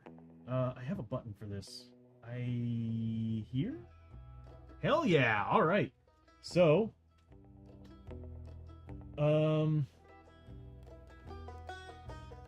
who's got a good ooh, Chiyo's got a great cunning. So does Hoshoryo. It doesn't matter who I choose. They both have enough grit. They both have good cunning. So I'm gonna say, who needs the XP? Chiyo is catching up to Hoshoryo. It's too bad Lester doesn't have a higher cunning. I would like to give him some. But 20 XP would bring him up to 2,000. The 5+ test? Nah, I need to pass this. I don't want to. Well, we could find another vampire. That'd be fun.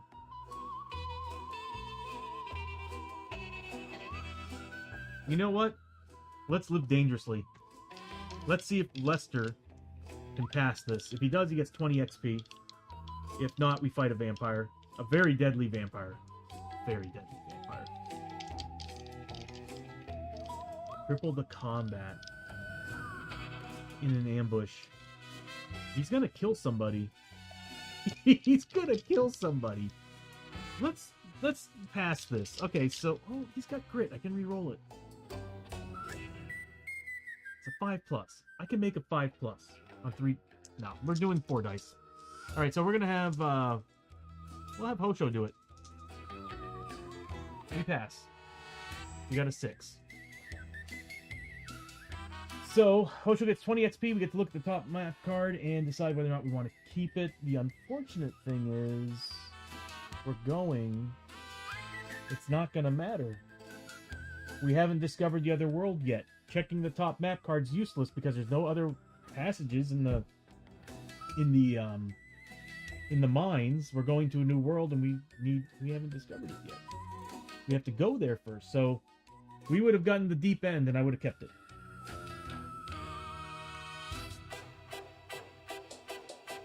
That card was kind of useless. Except for the 20 XP. So 20 XP for Hoshoryo.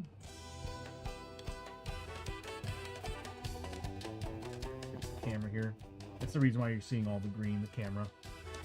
It's the lighting and the camera.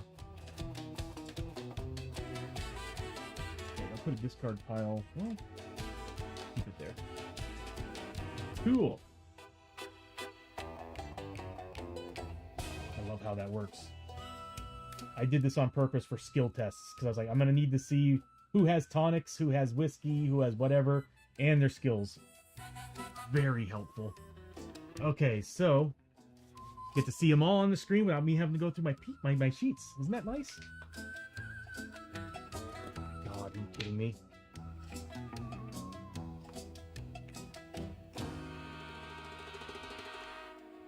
Give me 1 second.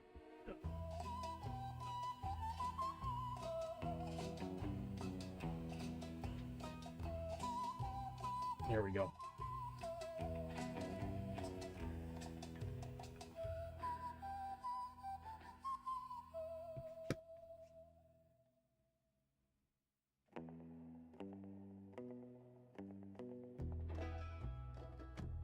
Cover of my water wasn't tight enough. Okay, so we did the regular encounter. We did, which sucks. We did the vampire encounter. We got the clue token. We got 2 more to go. It's the end of the round.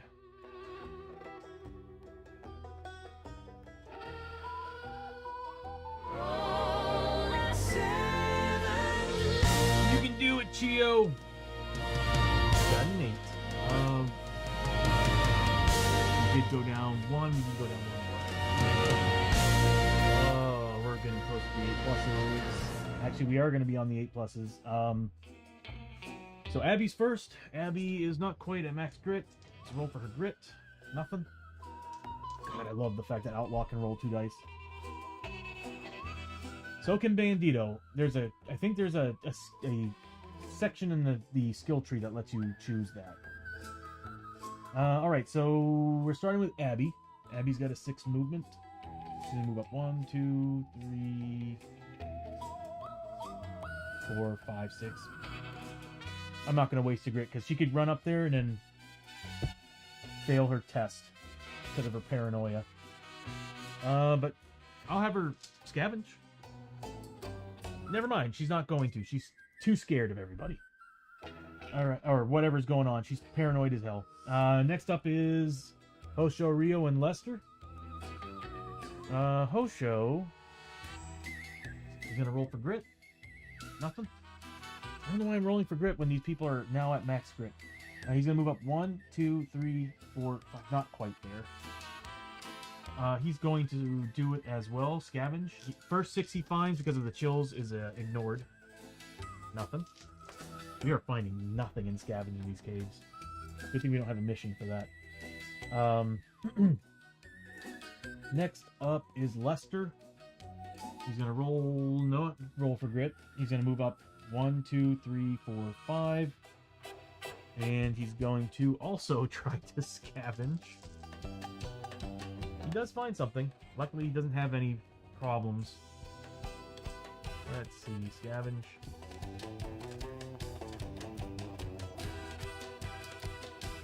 Why am I not surprised? He gets 10 XP, a whole 10 XP for being scared to death. 3 horror hits to do 2 sanity apiece. He needs to make, I believe, 4+. Yeah, 4+ willpower. He passes all of them. So, free 10 XP, I guess. That room's been scavenged once. And what next? He's done. So we move on to Chiyo. Who needs healing? Hoshoryo could use another drink.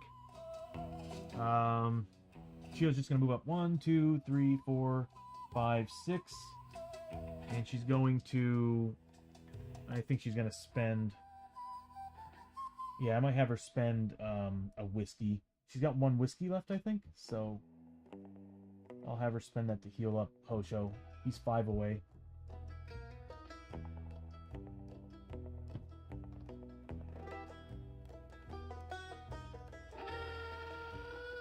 Player sheets.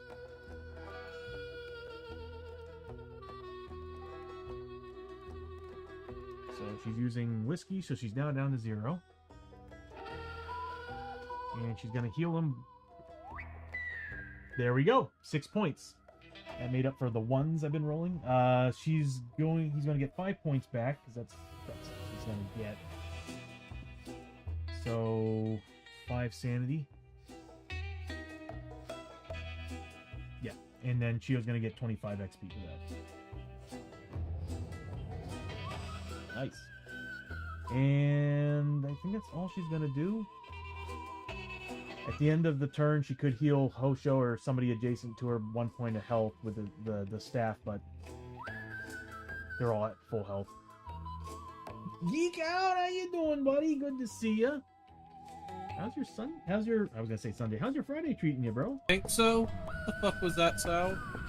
No, I'm not allowed to be on camera duty because fucking zombie's a bitch. It's not good because enough. he fucks it up all the time. I don't fuck it up all the time. I already fucked it up like 5 times in the last 15 runs. I've got a 66% average of being good. No. Every time you find a cursed object, I play with it.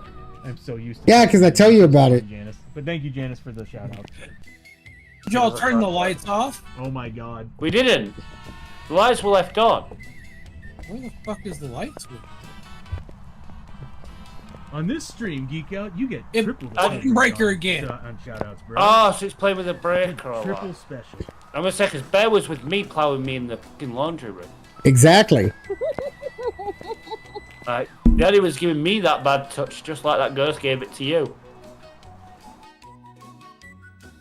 Can you back up away from him? Heal. That was a close one.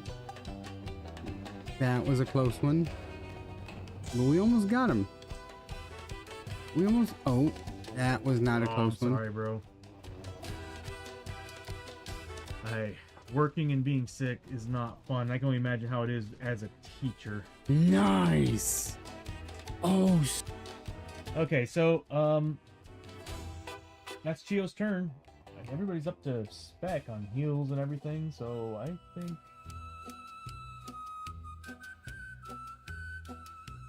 it's time to move on. Alright, end of the round.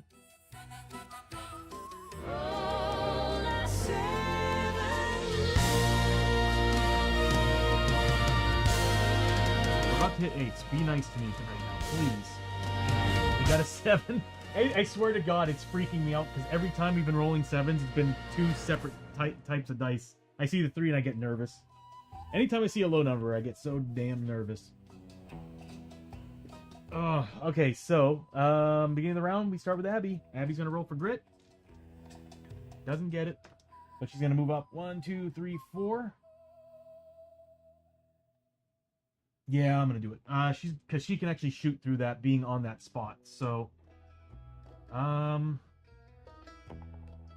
She's gonna see if she can search. She chooses not to. So that's her turn.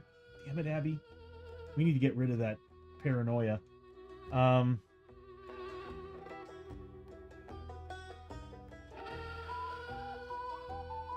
So next is going to be Hosho. Hosho's going to roll for grid. He's not going to roll for grid. He's at max. He's going to move up. He's going to search that portal.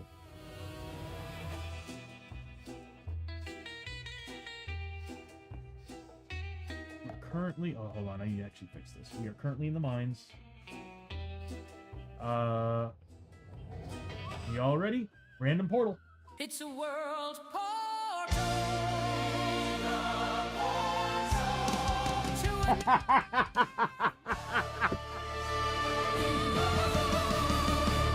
Oh my god, this game wants us to go back to the frickin' Forbidden Fortress. Are you kidding me? We finally got out of there, what, last week? And the game's like, you're going back. And they're actually forcing us to go. Because there's no other way to go.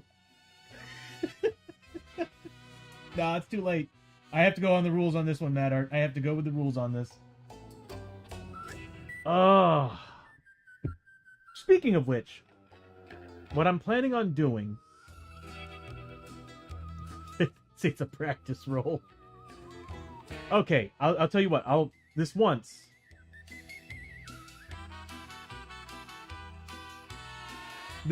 I'll do it.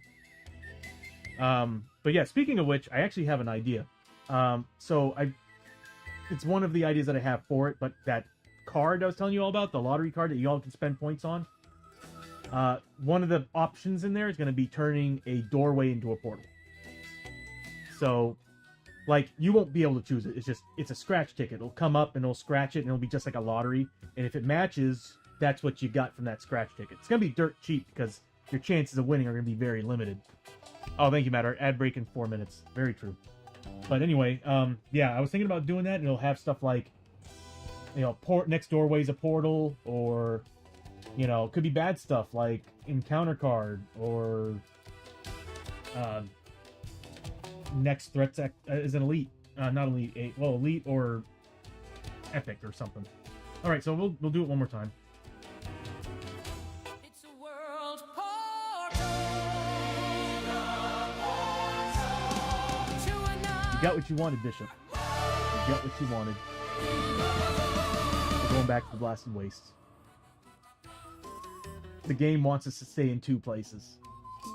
It wants us to stay in the Blasted Wastes. No, it's actually really awesome.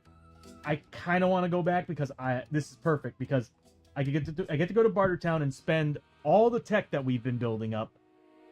I'll be able to get those not silencers, the laser pointers on my pistols for Abbie. She'll be doing more damage.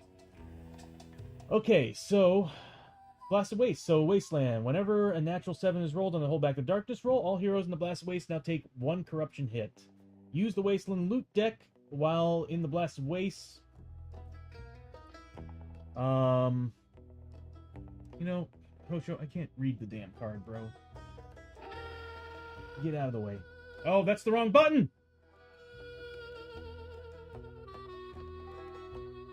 Okay, I'm glad I have all this set up. There we go. Use the Wasteland loot deck. Oh, yeah. Whenever a hero draws from the loot cards, draw 1 extra. That's pretty sweet. So, if I remember correctly, we have to roll and see which time of day it is when we go through the portal. I'll have to get the rules back out. It's actually one thing I probably should have put on the plate. Oh, we get to use the new wheel. That's cool. Alright, so that happened. Let me get the cards. We're going to the Blasted Waste looking for vampires. That's insane. We do have a Growing Dread card. This card pile can go over. Nah, it needs to stay here. Blasted Waste. Where are you?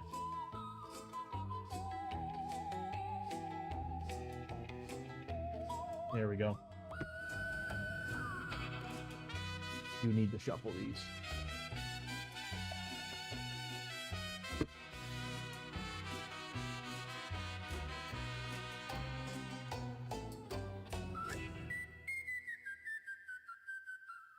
There's a lot of dust on my gaming mat.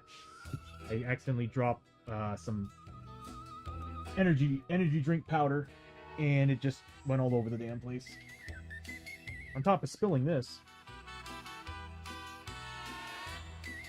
Okay, awesome. We're going to the Blasted Waste. Which means I'm gonna have to move this out here because we're gonna be using the Blasted Waste marker. So Hosho moved up, searched the portal. He looks through and finds the Sinking Hulk.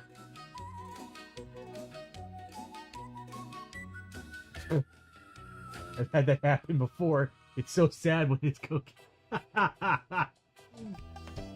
Oh my god, geek. Sinking Hulk. Let's see.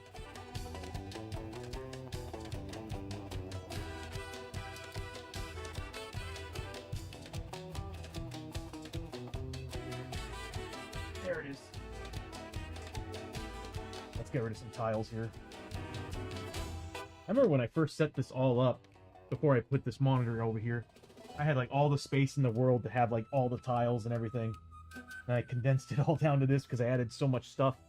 That's going this direction. So that's what Hosho finds on the other side of that portal. The Blasted Waste.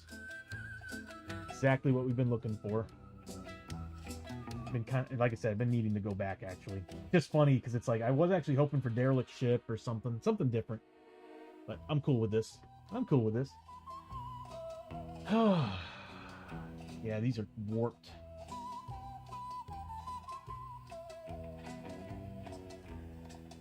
Do you already have this?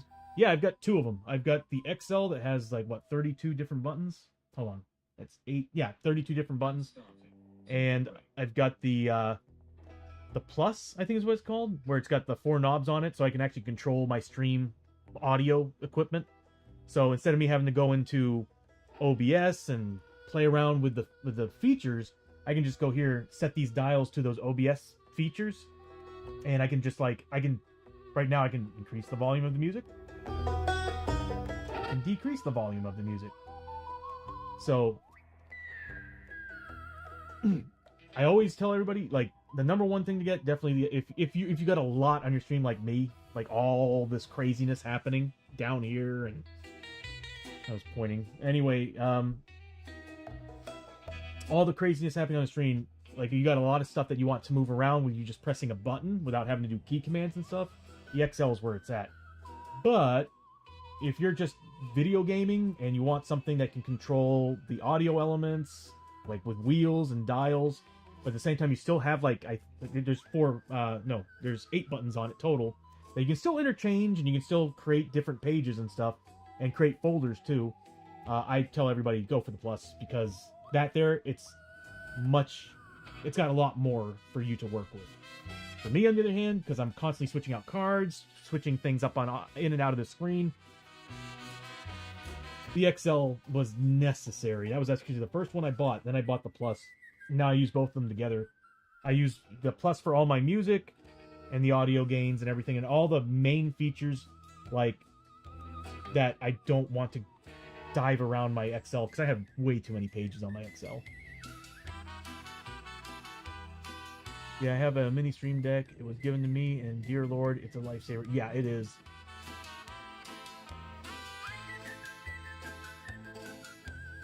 Yeah, no, like I said, the stream deck is awesome. I love it. I love it. And I do like pairing it with Wavelink. Wavelink actually doesn't eat much resources, and it's another part of what are they called? Elgato. Like, that's their audio interface, and you can link it with the stream deck, and it does wonders. So, and like I said, for me so far, it hasn't really used much resources. If anything, I actually used to use Caster on my Mac, and that thing used to suck. I mean, it was an awesome app, easy to use, and it was brilliant, but it did suck a lot of resources up. Wavelink, on the other hand, hasn't been using too much. So, and it goes along with the Elgato Stream Deck. But, Yeah, I love this thing. Like I said, I could seriously spend a solid 5 minutes going through all this, showing you all how many buttons I have. Welcome back from the ad break, everybody. Yeah, I couldn't recommend it. I mean, I what's the word I'm looking for? Phrase I'm looking for. I recommend it to anybody streaming. It's a lifesaver, big time. You don't have to go through OBS searching for anything if you're using OBS specifically. The Stream Deck is this bad boy right here. It's actually got LED monitors that you can change out inside their application. And you can, like, you know, like right here, I have these buttons to go between different pages. So I can go between different pages. I can create folders. I can click on this and it'll bring me into a whole different set of commands. These are all hotkeys that I have built into the stream. And there's several pages that I have built in. But that's the XL model. And this is the Plus, what I was talking about. It's got 8 buttons and it's got dials. So you can actually link these to your OBS system. And there's a plugin for that. And I think there's probably one for Streamlabs too. But you can link these to your individual audio devices. And you can create multiple pages of these, everything. It's this thing, just like Geek said, it's a lifesaver when it comes to streaming. I love having it. It's, trust me, Mad Arts, it's in no way complicated. If you know how to cook, this is not complicated in any way. If you know how to, actually, I'll just say it. If you know, it's as simple as, it's really simple. You're really just being like, this button does this button does that, and there's like a whole bunch of easy to read commands on what to do. Yeah, same here, Geek. I honestly don't know how many pages I have, because on top of pages I have folders, but folders that are filled with commands on each page. So it's like pages inside of pages. They'll also have pages inside of them. I have lots of nested folders in this thing. So right now I've got 1, 2, 3, 4, 5, 6, 7, 8 on my XL, all filled. And then on top of that, yeah, I've got one page in particular that has 1, 2, 3, 4, 5, 6, 7, 8, 9, 10, 11 separate nested folders.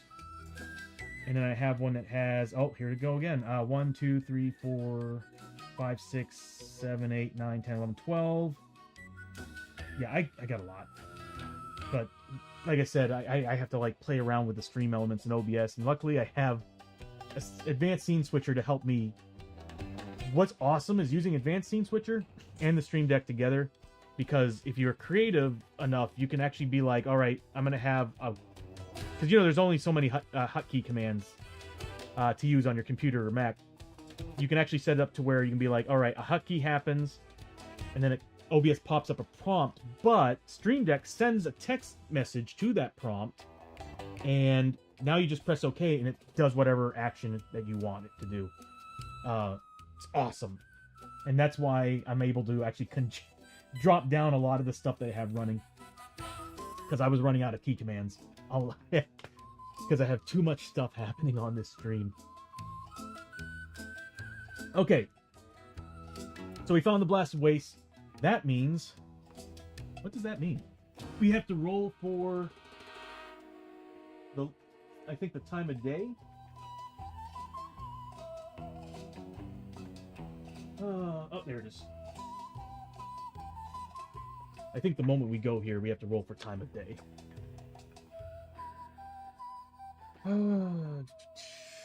Canyons. There we go. The first time the blasted waste map tile is placed during a game, the heroes must also set the sundial to a roll of a d8. So let's do that. We're going to world effects. We're adding the sundial. And let's see what we get. What time of the day do we have? 4.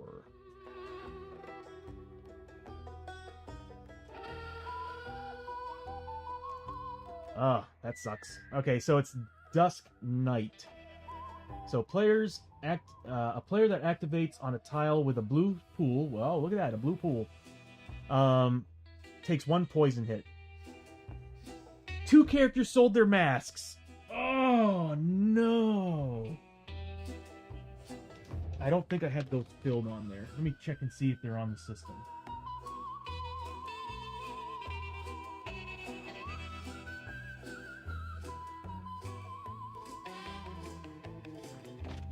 I think Hosho sold. Yeah.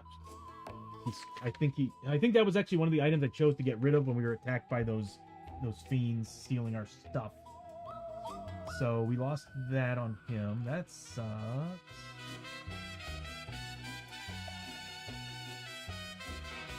I don't think my button... You know what? I'm gonna have to create a button that pushes everything off completely. Okay, so... What are we looking for? The ones that should have it...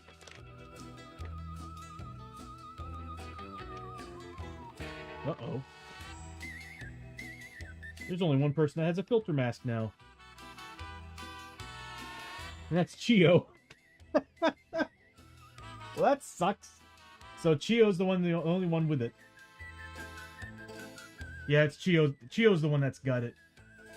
I think what happens is that when we got raided yesterday, or not, was it yesterday? No, on Sunday, when we got raided on our travel, and somebody it was telling me to remove an item. I was like, $125 gas mask. Bye. So that sucks. But I think it's on Chiyo. Yep, filter mask. Ignore damage by keyword poison.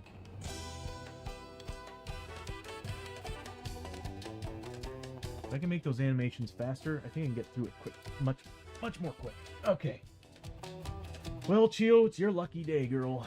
So that was Hosho's turn, right? Yeah. Now it's Lester. Let me just do a slight change. And Steve, how you doing? Good to see you. That was dinner yesterday. All right. Hosho moved up. Search that room. Gets 5 XP.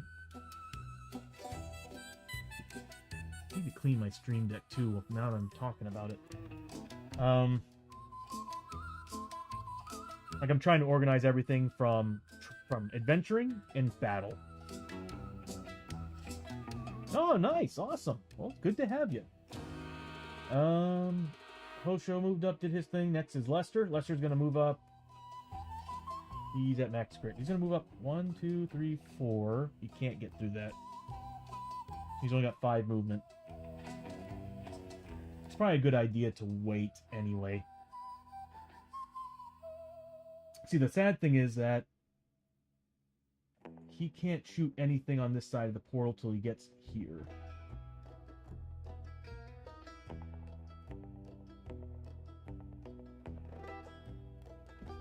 Let me look at the rules for that.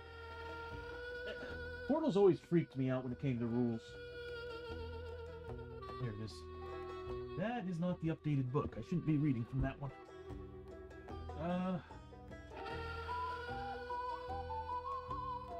Adventure. Regular book. Yeah, it's not the updated book.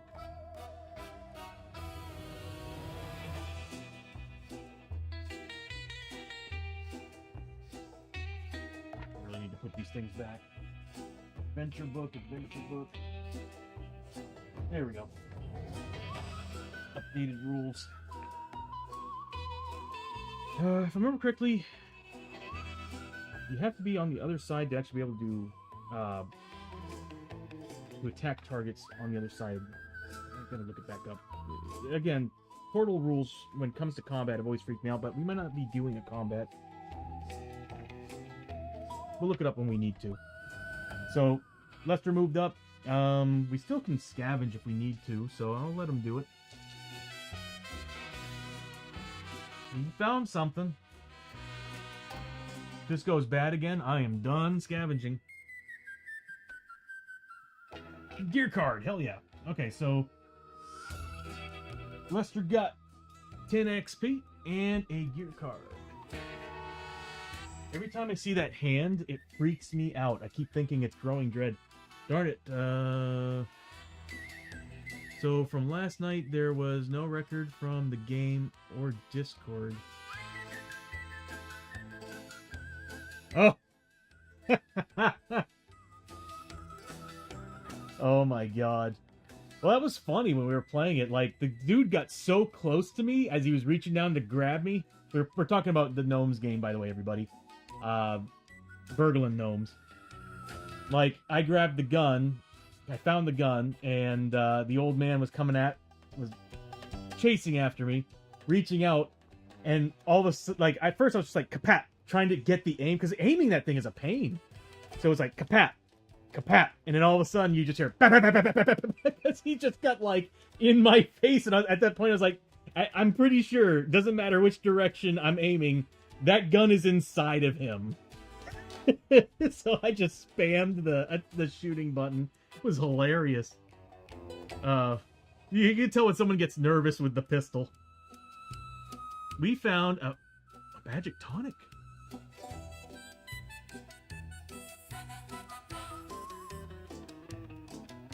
Let's see what that does.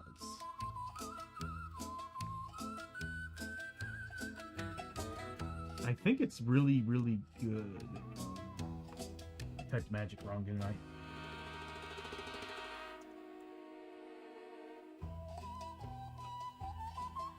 Magic tonics.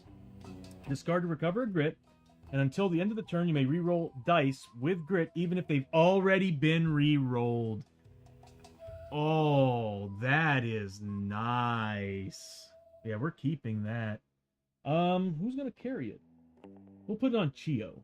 Well, actually, let's see what everybody's got.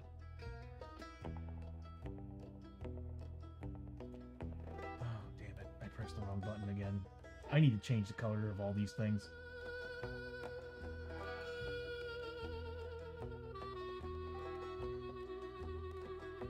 Okay. These need to come out. That is there. That's there. There we go. Okay. Not this screen. All players on. That's why. It's because it's in the same spot. It's the same color. So, of course, my dyslexia kicks in. Yeah, Chiyo can wear it. She's got plenty of storage. Everybody else is kind of full except for Lester.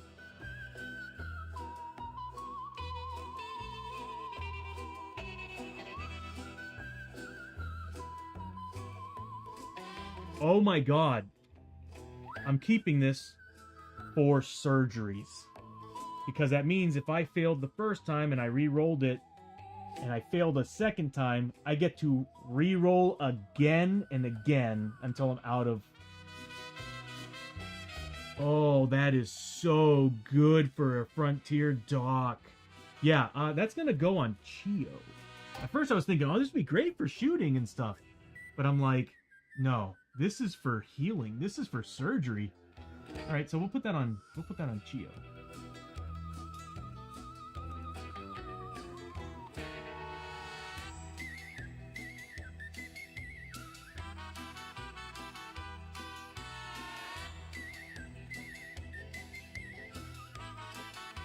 Buttons aren't working all of a sudden.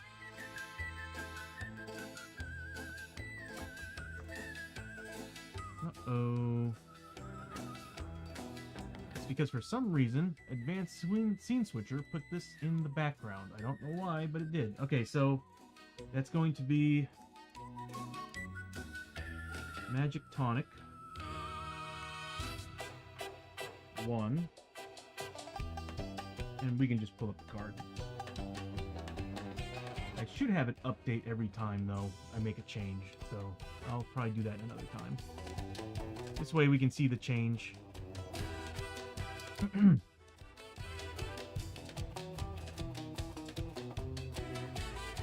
Bugs. Okay, we can put everything away. So that was Lester. Nice find, Lester. Magic Tonic is really good. Next is Chiyo. What's funny is I could have her go on that tile and it wouldn't really affect her. Yeah, why not? She's gonna move up 1. don't know if I like her being alone with that much health. She's gonna stay here. She is the team healer. And I guess, well, the room's already been fully scavenged, so big no on that. Yeah, that's all she can really do. Okay. I guess it's the end of the round. So, exploration token. Our journey continues. Draw inspiration. Pressing that button screwed everything up. Okay, so it was an ambush last time. Or the first time around, it was an ambush token. There it is. Our journey And then the next one was not an attack. It wasn't a clue token, it was the portal token. I'm so glad I built this into the system in case anything like this happens. So here we go. The third the third exploration token we found from this room. Our journey continues. Draw inspiration. It's what I feared. But we did get a clue token, but it is the attack card. So we get to see if the vampires are in the blasted waste. We're looking for some vampires. First thing off, both doorways. Oh god, this thing is warped. Both are doorways, and on a 1, 2, or 3, we're fighting vampires. Right? Yep, we're fighting vampires.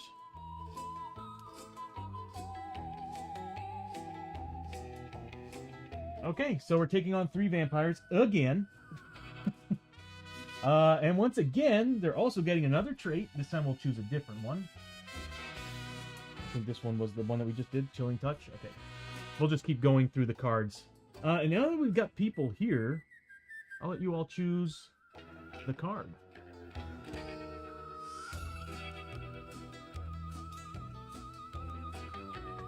We'll do a poll. I need to get the plugin where I can do polls in OBS instead of having to open up.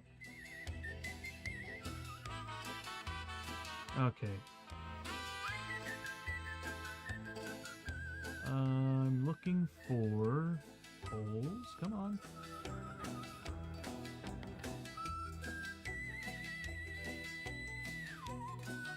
Alright. Which vampire trait card? Top left. Top right. Bottom left. Bottom.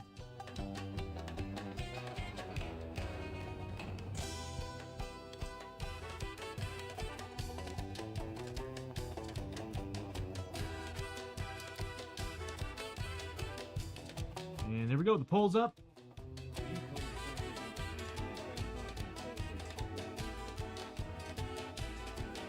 And these are the cards that y'all are gonna choose from.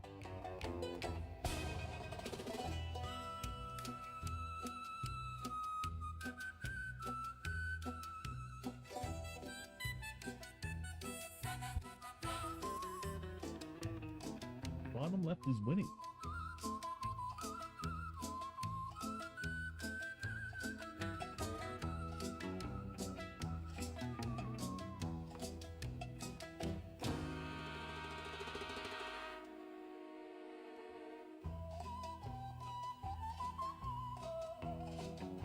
While we're doing that, we'll go ahead and roll for their elite abilities.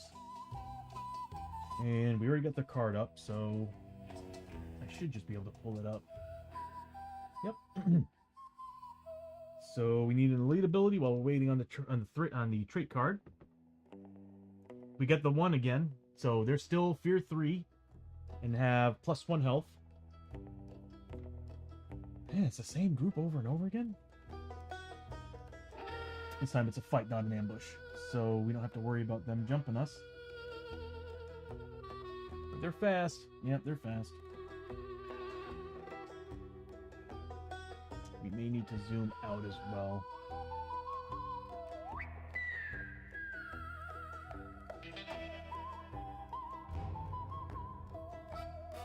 Yeah, it'll be better if I do it this way.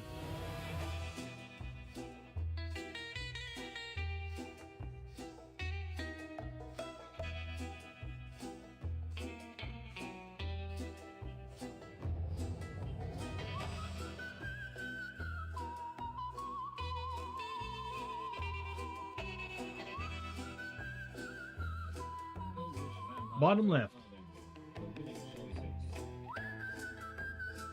And we still got several other vampire parties probably to fight after this, so. Alright, let's see what we got. Kind of hard to see it there. Wall scurrying. Always it turned into an ambush. Always attacks from ambush. One ambush after another. Always attacks from ambush. Moves through other models and changes targets each turn. Immune to... Oh, no! Immune to critical hits unless adjacent to the attacker. Okay, that's good. +2 move and -1 combat. Oh, okay. This is like the third ambush in this dungeon. Can we just have a normal attack? I was actually, like, excited. I was like, oh, okay, cool. Just a regular attack. Nope. But, again, it doesn't matter. My gunslinger's always initiative 10 on the first turn of a fight. So, let's roll and see who they're going after then, if that's the case. That means that I moved this for no reason. For no reason. If I remember correctly, as long as they're on this side of the tile, they can actually attack enemies here. Enemies here can attack enemies here. So, unfortunately, these characters can't shoot anybody on this on these tiles. You have to be exactly adjacent on the other side of these things. So, let's see who they're going after. Never any regular attacks, Mad Art. I just don't get it, bro. Are you D&Ding tonight, by the way? All right, that guy is going after Lester. That guy is going after Chiyo. Yeah, they jumped us from behind. And then this guy is going after... That would be Hoshoryo. So he will be right here on the other side of the portal. So there are 2 combats. Nope, that's next Friday. Maybe my friend's mom was in the hospital, so I don't know. He'll be up to D&D. Okay. Well, I'm sorry for your friend, man. By the way, I hope your mother's doing all right, bro.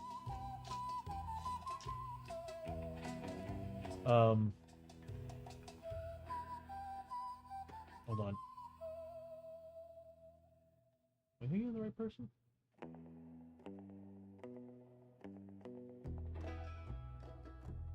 I might be thinking of somebody else. Huh. I might be thinking of somebody else. Okay, so, oh, we're in the Badlands too. And we're not quite in there, so we don't get the bonuses yet for being in the Badlands. As far as loot's concerned. So this is like the 3rd vampire group that we fought. Yeah, there's definitely an infestation here.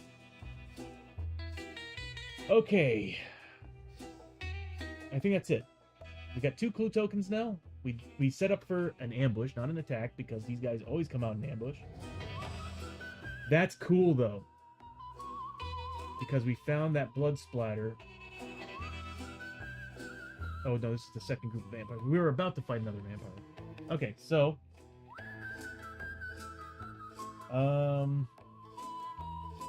So it was a trap all along. That's the end. We are now in the middle of combat.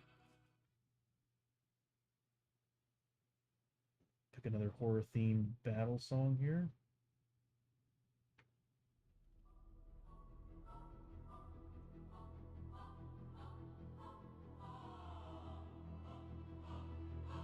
Okay.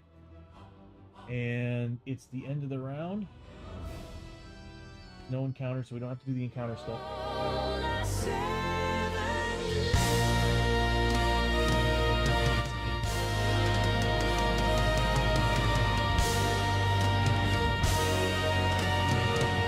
We did not make it. We made a 7, but we didn't make it.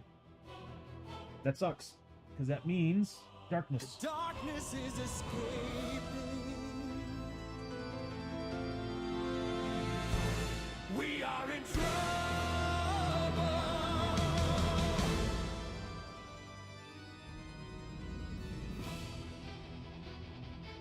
Trouble.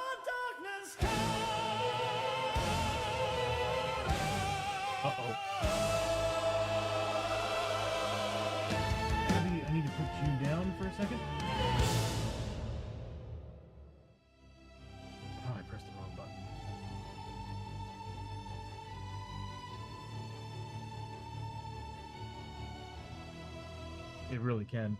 All right, so it really can, Seed. We know you are here. Come here, join us. Each hero takes D6 horror. Oh my god, horror hits. Also, one random hero must pass a Spirit 4+ test, or immediately roll once on the madness table. Oh my god, dude. Okay, so D6 horror hits. That's what we got to do that for per character, and then on top of that, one random hero. So one random hero. We don't have good spirit on this team, so that's gonna be Abbie. Well, this ain't good.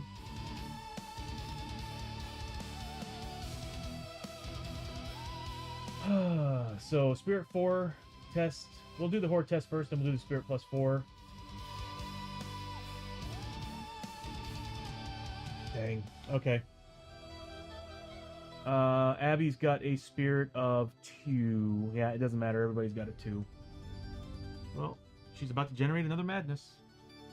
We'll go ahead and do the 4 hits first. So here's Chiyo. She's taking 6, but she's got Spirit Armor and a 3+ willpower, so I'm cool with that. I mean, I'm not cool with it, but, you know, at least she's got good defense against this crap. Which failed 2 of them. So we passed 4. She gets 6+ Spirit against these 2. Passed 1. So she took... Nice, Chiyo. She took 1 sanity damage. Dude, she is like... She's got the weakest sanity and health on the team, and she is like one of the strongest characters on here. Next is Hoshoryo. He's going to be getting 6 as well. He's a 4+ willpower. He does not have Spirit Armor. That is 3 misses. So that's 3 points of sanity damage.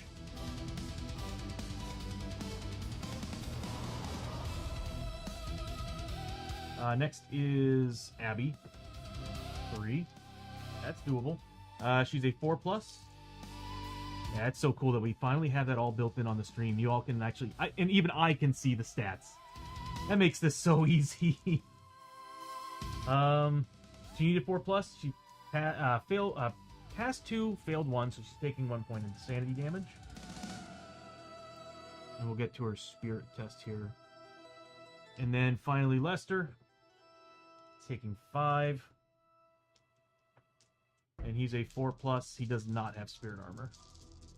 I might actually build that in on the side bag items, whether they have Spirit Armor, Armor. That's not a bad idea. Because this is kind of like the defense rolls and stuff, and it's just showing me side bags and everything. So I'm thinking I might just cut off that, like the bottom portion of these side bag items charts, and just put like whether they have armor, Spirit Armor. That would be very helpful. Okay, so here we go. This way we don't have to go through anything. Oh, that's a good roll. Well, that was. 2 fails, 3 saves. He's taking 2 points of sanity damage. And then we got Abbie, who's got to make 2 spirit tests. She does have grit and tonic if she needs to use them. We'll put these away. 4+ spirit, that's not bad. She got it with a 6, so she's good. Okay. All right, not bad, not bad. Everybody was able to make some decent saves on these, so not bad. We're getting close to another growing dread, though. We're probably going to get it. Okay, so beginning of the round, Abbie is getting a 10 on her initiative for her gunslinger's ability, and she's also getting, I think it's called quick draw, and she's getting +1 shot. So she's going to be going before the ambushing feral vampires, because they're now initiative. Could you imagine that? Like having just a team of gunslingers? Like they're always going first on ambush, pretty much. That'd be hilarious. I kind of want to do that. Create a team of gunslingers that are different classes. Like one that's a bandito, one that's a drifter, my god, a Drifter Gunslinger would be insane. Adding +2 damage to your shots with a trusty pistol. You get so many shots with a Drifter. The only problem is you do ask for trouble. And I'm not gonna lie, Outlaw Gunslinger is really good. Alright, so, Abbie's first. Everybody's gonna be pretty much using the same gear they've been using. They're just undead. They don't have any beast abilities or anything for me to get bonuses on. So, we're gonna start with Abbie. She needs to roll 2d6 for grit. Doesn't get anything. But she can't really move. I don't want her to move. Okay, so she's gonna get 4 with her main hand, 4 with her offhand, +1 shot for the first turn of combat with quick draw. So 5 3+ rolls, 4 4+ rolls. And she's got plenty of grit. And she's got Darkstone bullets. Too bad they're not demon.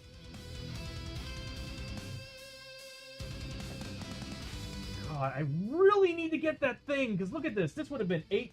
This would have been right here, 8 hits. This would have been 8 hits. I think I'm going to skip tier 4 and go straight for this, because good God, there's no limit to it. That's the thing that's crazy. There's no limit, no maximum, no limit. That would have been 1, 2, 3, 4 extra hits on top of the 4 that got through. But anyway, I'm talking too much. That's a hit. That's a hit. That's hit. These are misses. We got 3 grit. We'll spend it.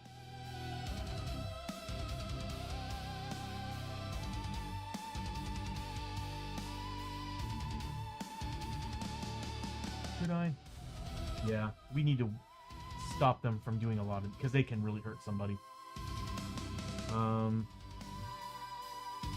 They're immune to critical hits. Yeah.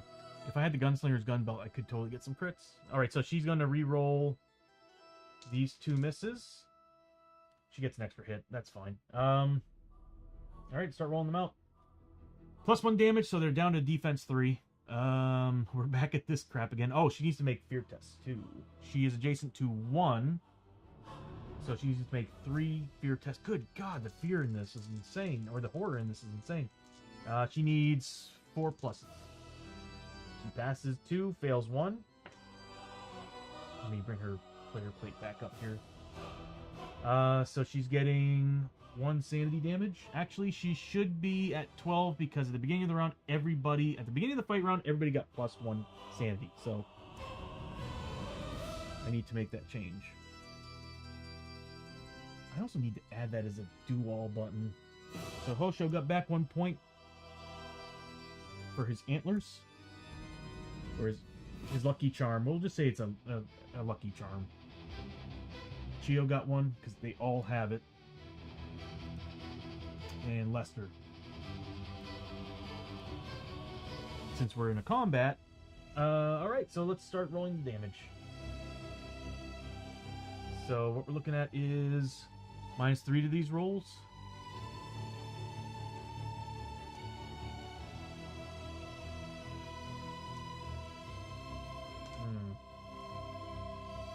Not good. So he needs to take 1 armor save. He fails it, so that's 1 point of damage. Obviously, it's going to be on the guy that she's adjacent to. She can't attack these guys because she's currently technically adjacent to that one. Next.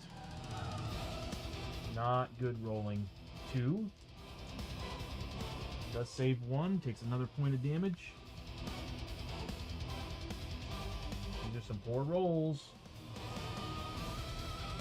Fails that one too. So he took 3 points of damage.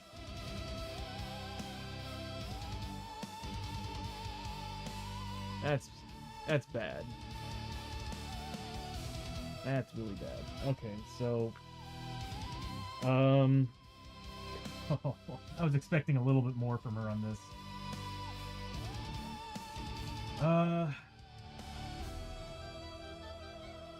So he's got 3 wounds on him. We'll remove 5 from that. And that's going to be Plus 10 to the base, so 25, so that's 30 points of experience each hit, so that's 90.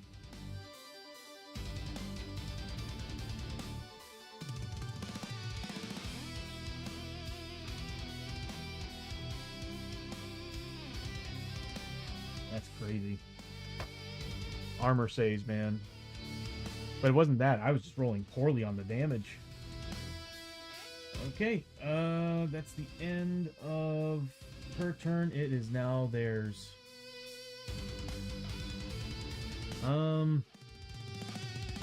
They're all getting 2 combat because they're -1 combat.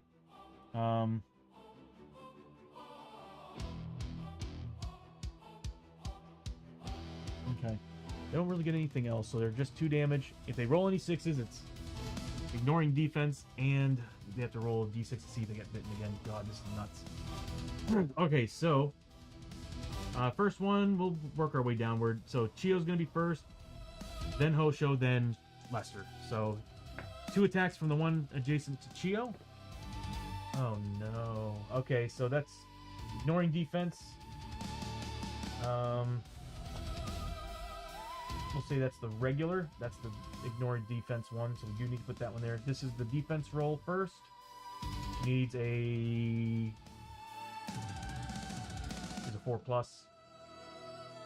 She fails it, so that's going to be 2. This one also needs to be re-rolled to see if she gets bitten.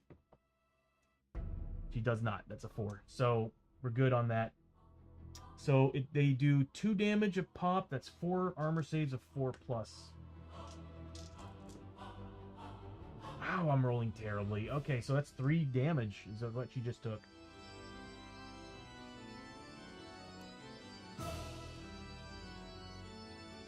All right, next one.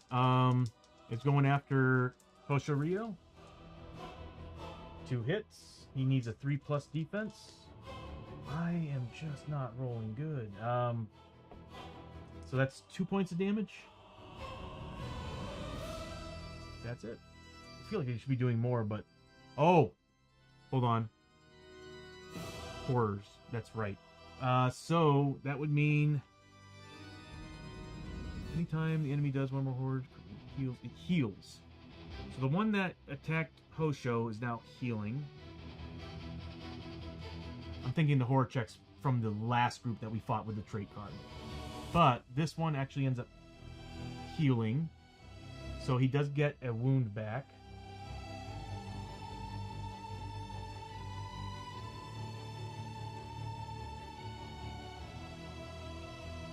He's number 1. And that gave Hoshoryo 2 points of damage.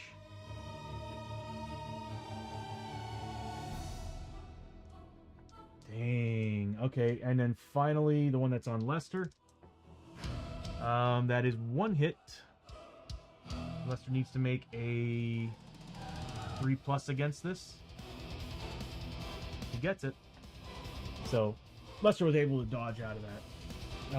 Next up is Hosho and Lester. Let's see what Hosho can do. Hosho's gonna roll for grit, but he's at max grit. He needs to make a horror test of 3. Wow, he passes all. Big on that. That sucks. I really want those 6s for his attacks. He's getting 2 attacks. And the Trun weapons, he's getting 4 damage on them, base. If they're crits, he's getting a lot more. So let's roll these up. We need 3 pluses.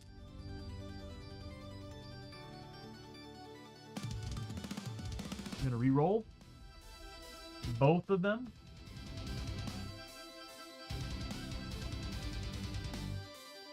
Using grit. Oh, hell yeah. That's 2 big-ass critties. Okay, so what we're looking at is 6 damage, because they're now 3 damage a pop on crits. So we're looking at 6 damage total on each, meaning we're getting +2 to these damage rolls. Here's the first one. I'm grit rolling that. That's BS. I'm grit rolling that.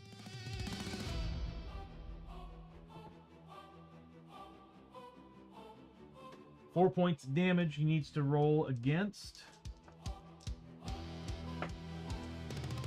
5 pluses.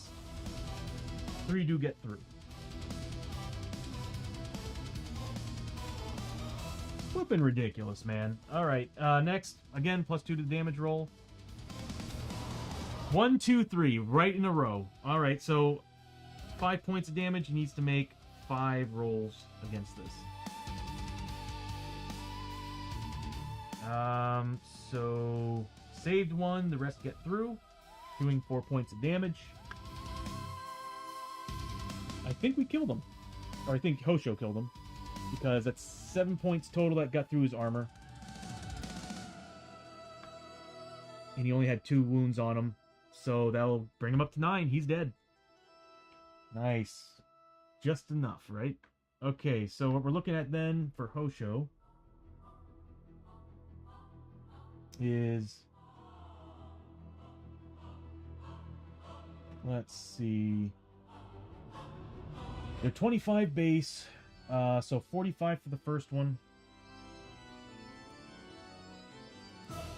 And then 40 for the second. There we go.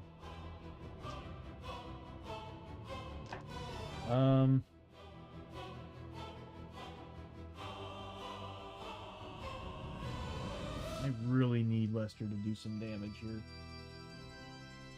Alright, so that's his turn. Now we move on to Lester. Lester's going to...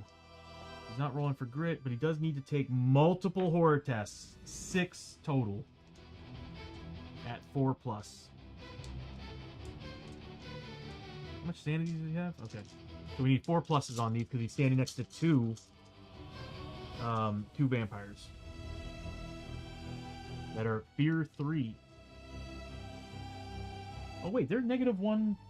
No, -1 combat. Wow. That's bad rolling. That's 4 points of sanity that he just took. He has no spirit armor, so Lester takes 4 sanity damage. Go figure the vampires would be the problem when it comes to our team, because we have low spirit and sanity. So now Lester's getting... I could maneuver a little bit. Maneuver. But I'm going to stay there. Lester's... Oh, actually, no, he's going to maneuver. For reasons, because if one of them's still alive, I don't want him getting hit by 2 of them again. So he's going to maneuver there. He's going to get 2 shots of the shoddy. He's getting +1 damage because he has ammo. That's Darkstone bullets. Those are the wrong dice. He's got the flag of Conquest, or whatever it is. It's right here. The flag of the lion. He's got the flag of the lion, so I can reroll a 1. And I once per turn, and I've got also the inlay, so I can reroll just a general miss. He only needs a 3+, and on 6 pluses, he's crits. So, please. Oh, they ignore crits. Oh, we're adjacent to them, though. That's a crit and a hit. And it's a combat fight, so I can add +2 damage. So I'm going to add +2 damage to this bad boy right here, the critical. So that means +3 damage to this roll, ignoring defense. He's next to him, so I don't have to worry about him ignoring criticals. So we're looking at +3 damage to the roll. 8 points of damage. He needs to make 8 saves. So we got 4, 8. He needs to make 8 5+ rolls. He saved 3 of them. So he does take 5 points of damage, though. That was a good shot.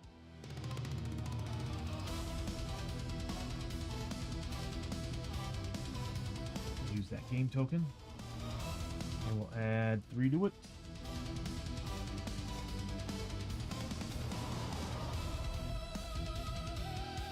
I need to keep that here for experience reasons. And then the final shot. Oh, he needs to kill him.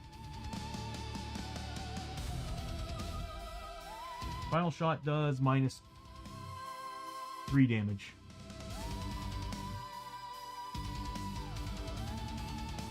Yeah, that's it. That's all I got.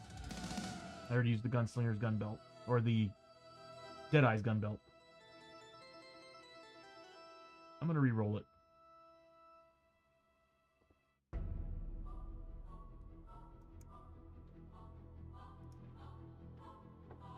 There we go. 2 points of damage. I'll take it. At 5+ armor, he gets them both. So, wow. That armor save really helped him out. We're looking... Yeah, he would have probably been dead? He would have been dead if it wasn't for the armor. So we're looking at 5 points of damage, so 50 points of experience.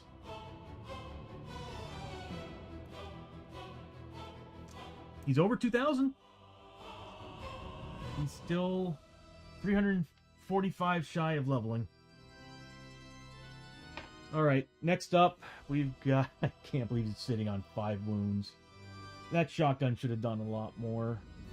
Oh, Hoshoryo killed somebody.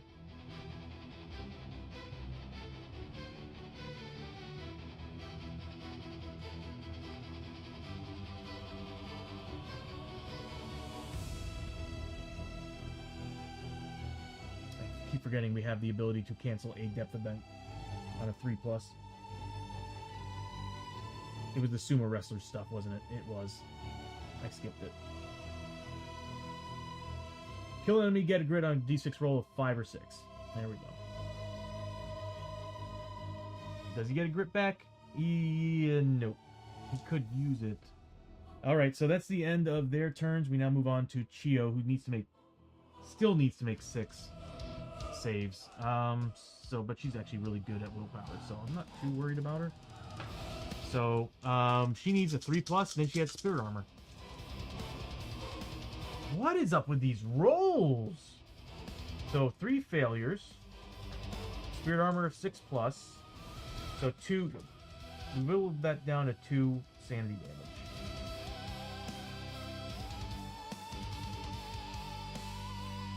damage. Okay. She's going to... She's at max grit. She's going to...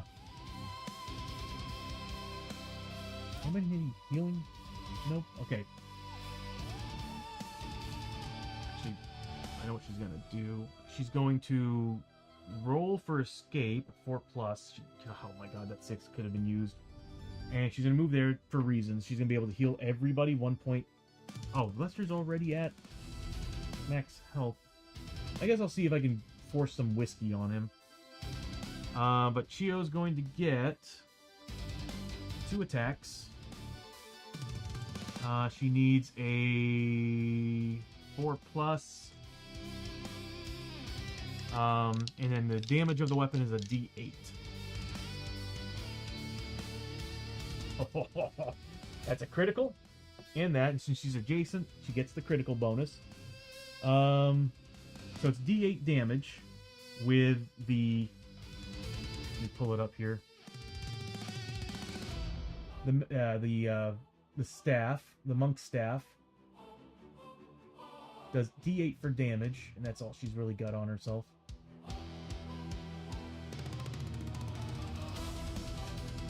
She does extra damage to myth enemies though, because she's she's got a lot of stuff.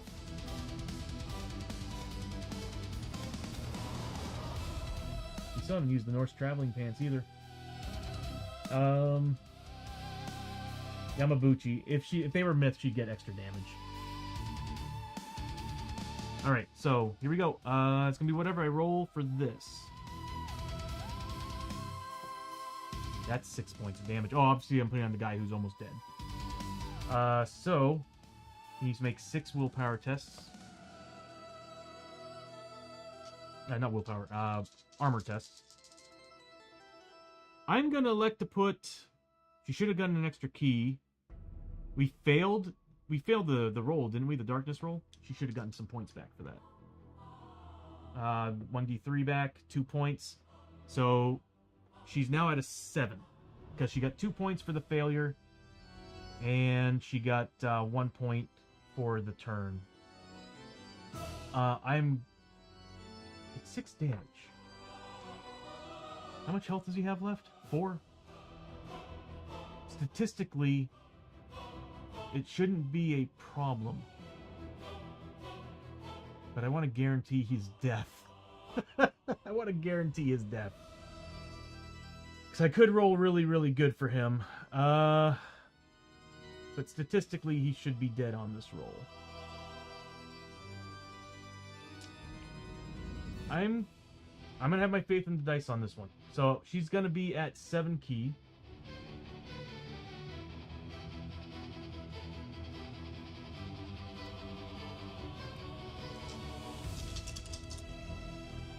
Oh God, please. Statistically, yeah, he's dead. He failed all of them. That's 6 points of damage. He's got 9 health with 5 wounds on him. He's a goner. That's 4 points of damage, giving Chiyo 45 experience.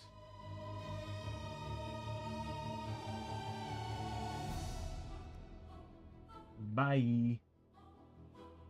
And she still has her other hit. That does D8, but it doesn't ignore defense, so it's going to be minus 4 of the roll. But what I'm going to do is I'm going to add key points to this. So I'm spending 3 key points to add 3 points of damage, thus dropping their defense down to a 1.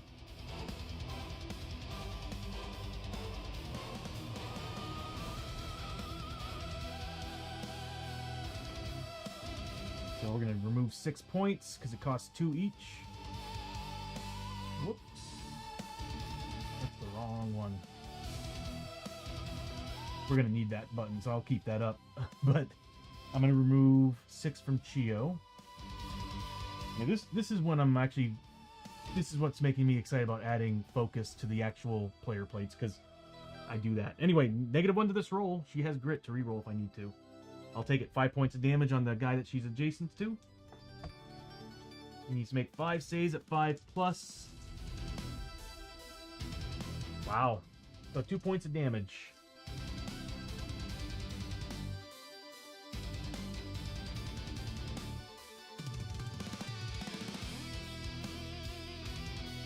So 2 points of damage, and that's going to give her 25, so 35 points of experience.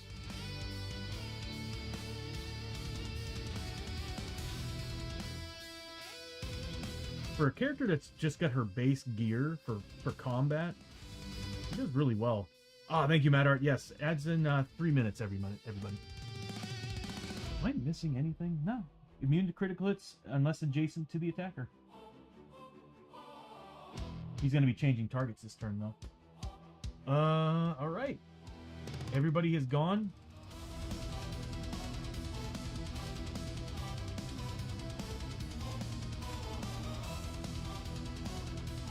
Roll an A plus.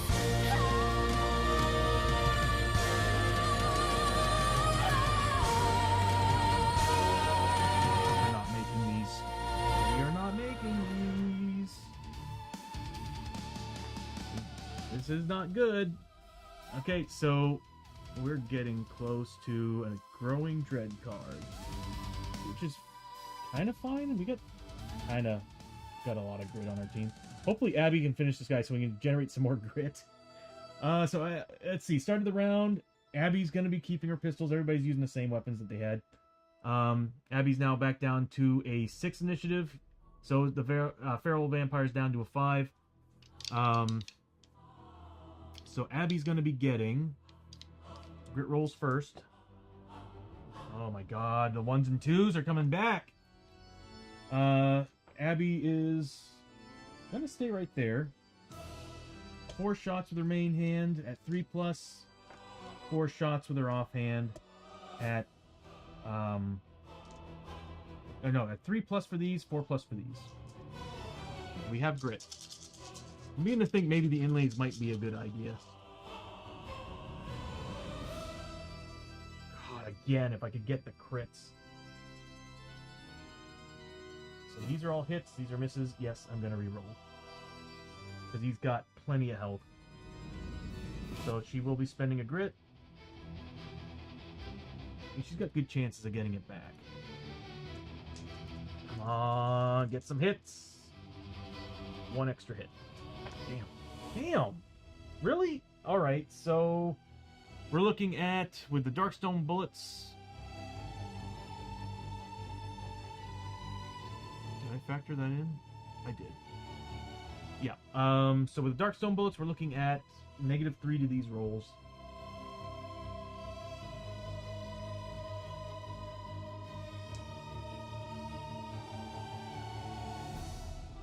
There we go. 3. He needs to make 3 saves. 1, so he does take 2 points of damage.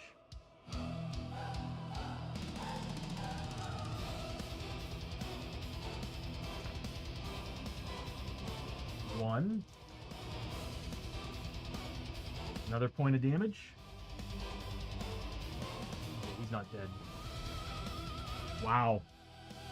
I seem to like to roll 1s and 2s during the past couple, this turn and last turn. So he took 3 points of damage. This is where I need to get that. I really need to get those. As much as I would love to have the inlay, those red dot sights would make a world of difference for her. So he does take 3 points of damage. By the way, Mad Arts, if you're still here, well, I know you're here. Let's talk about right now. Discuss ideas for character if you want to jump into playing on this. So I think what I'm going to do next week is I might on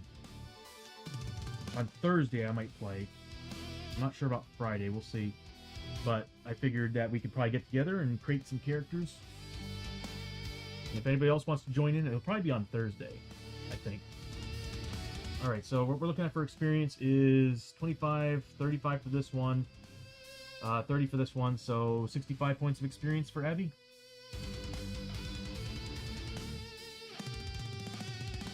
She is doing good on XP.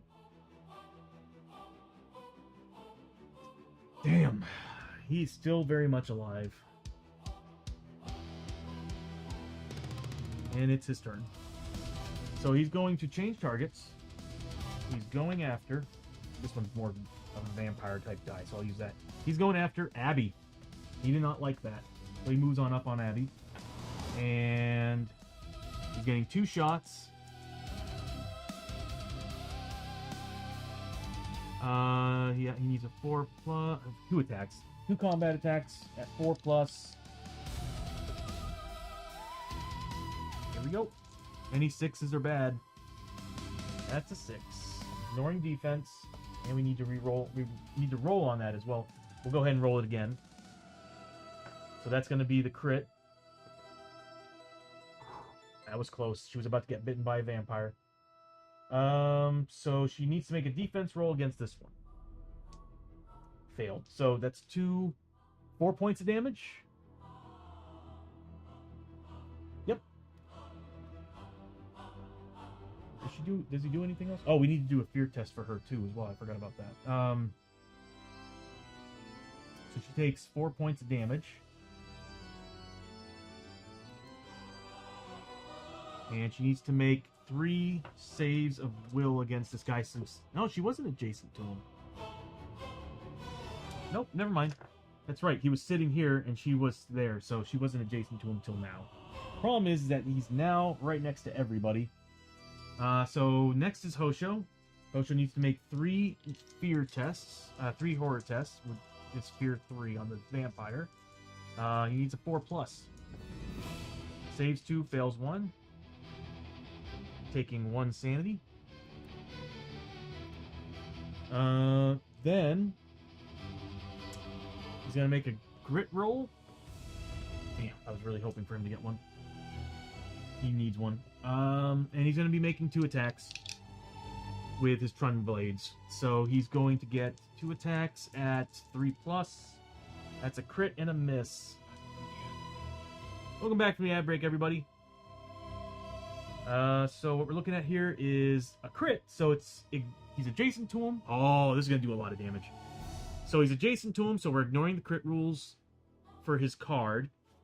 Because here he's immune to criticals unless adjacent to the attacker.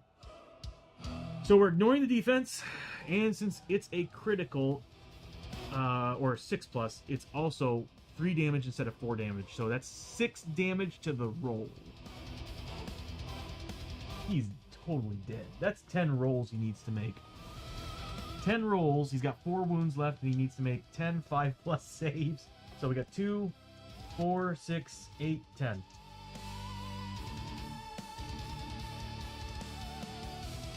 Oh, he did. Yeah, he did. That's 6 damage right there.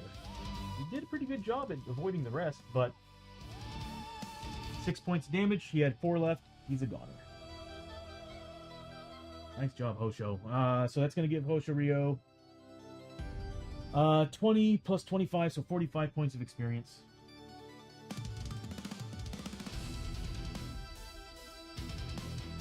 All he needed was the crit. Yeah, as long as Hosho can get a critical, good God, the damage output on him is insane. But again, it's only 2 dice. That's the thing that sucks about it. I need to find a way to up his combat, at least by 1. I'd be happy with 3 combat with these weapons. I wonder if there's something under Wandering Samurai or Sumo. Most of Sumo's stuff is like open palm, meaning no weapons in your hands. But, I mean, Wandering Samurai kind of contradicts that. We're done. We defeated another group of vampires. So, victory music, everybody!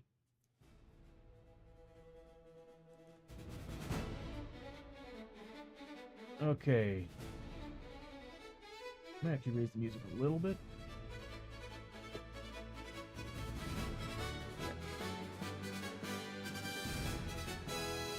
Good, mics aren't picking up. Okay, so, awesome. So, Abbie and Hosho activated, so they're getting the base version of Catch Your Breath. The other 2 characters are getting the good version of it. Lester's gonna get a grip back.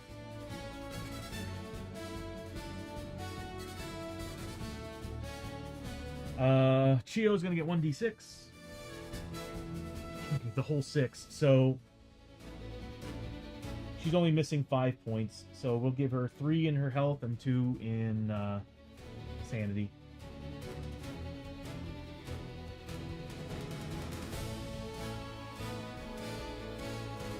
Oh, the light's shifting. Give me 1 second here. I keep forgetting to turn that off.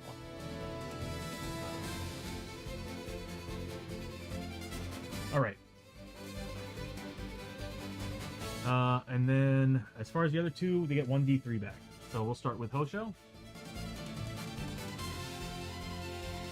He gets 1 point back. This is just how it's been for him. Sanity. Why not? He's got plenty of health. And then Abbie. 1. So she's getting it. We'll put it in health.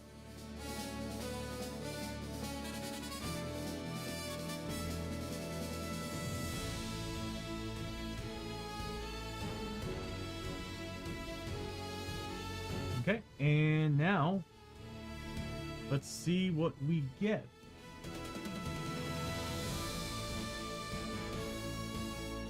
Everybody's getting 1 loot since we defeated 1 monster group.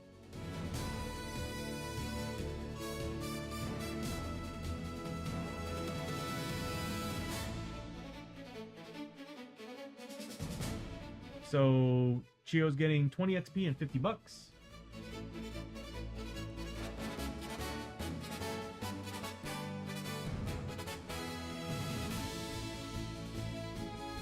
Hoshoryo. Nice. Very nice. That's 6 made up. So $300 and 20 XP.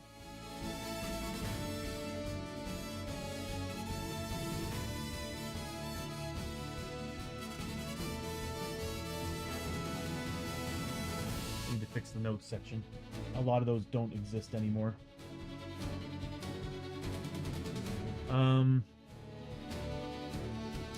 And then we got Abbie.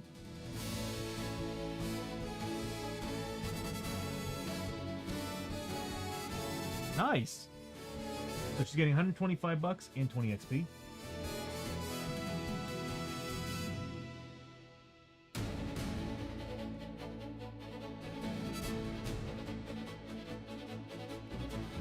I know that hand freaks me out every time. And then we got... Finally, we got Lester.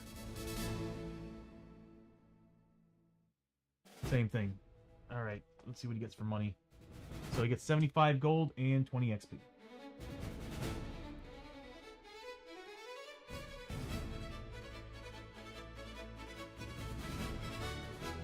There we go.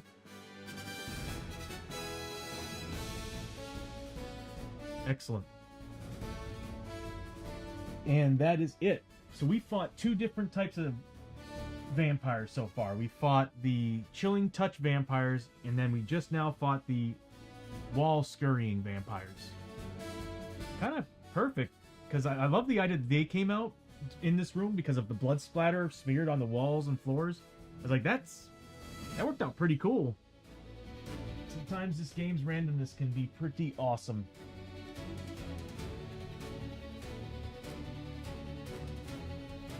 Okay. About to break models. Alright. We're done with that. And we're back in the mines. Actually, we're almost in the blast voice. I'll pull that up once we get in there. Which, you know what? Screw it. We're there. Where's the wastes? I don't know which one I got.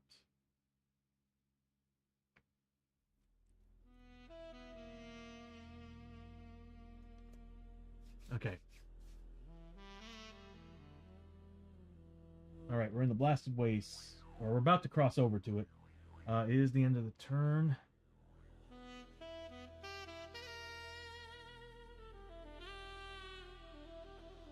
Rolling A plus.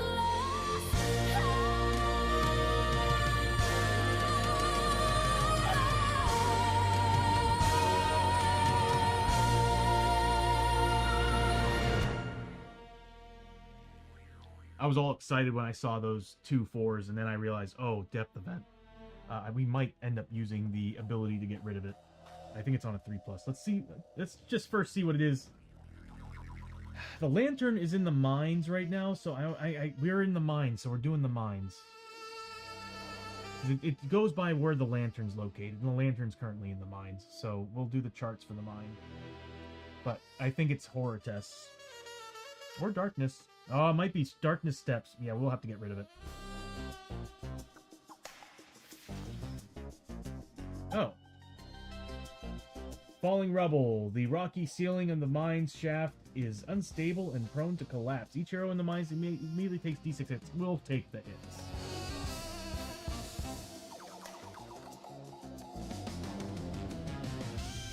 Yeah, we'll take the hits.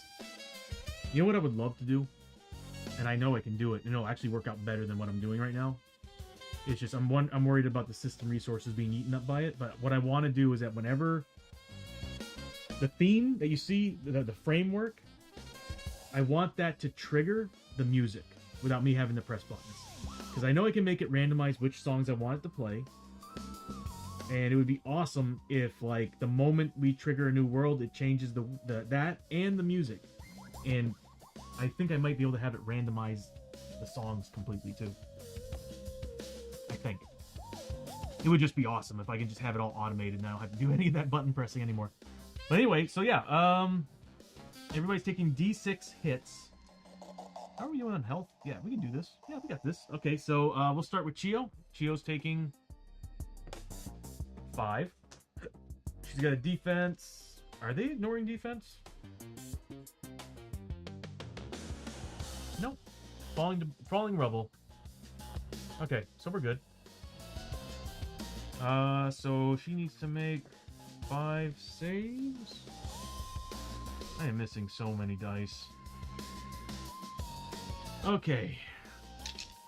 5 saves at... You know what? I'll bring up all the charts. We're gonna need to see them all anyway.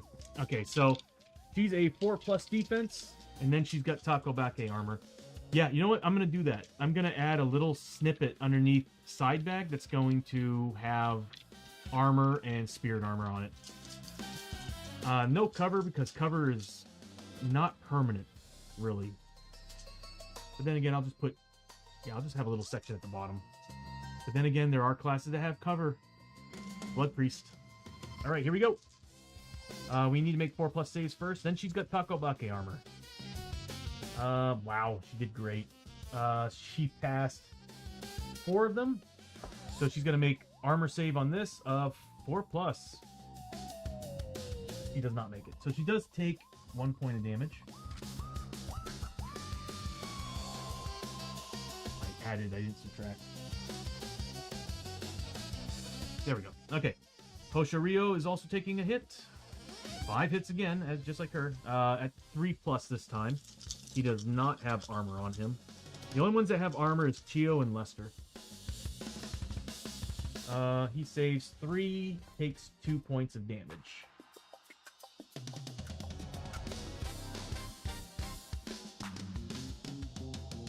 And then we got Abbie. Abbie's gonna take 6. Wow, we're getting... Whatever happened in here...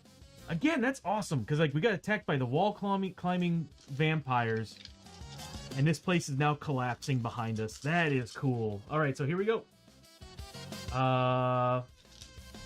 We need to make on Abbie 4+. She got hurt, so she did take 3. The others were saved.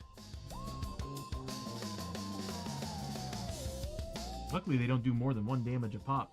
And then Lester takes 3 hits. He's got a 3+ defense, and he does have armor of 6+. He's going to need that armor. So 6 pluses. He takes 2 points of damage. I'm actually kind of glad we're back in the Blasted Waste. It just sucks that we showed up during dusk. Oh, this is going to be fun. All right. Vampire hunting in the Blasted Wastes, everybody. Okay, so we'll start with Abbie. Abbie's going to roll 2d6 to see... Let me put those back.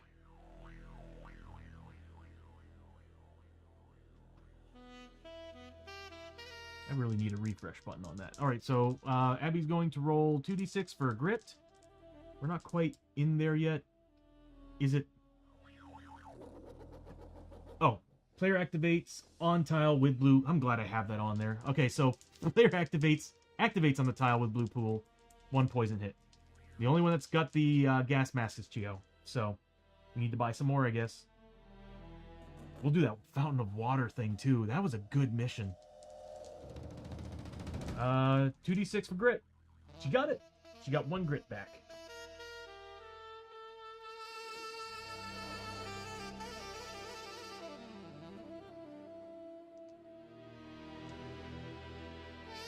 Did it go through?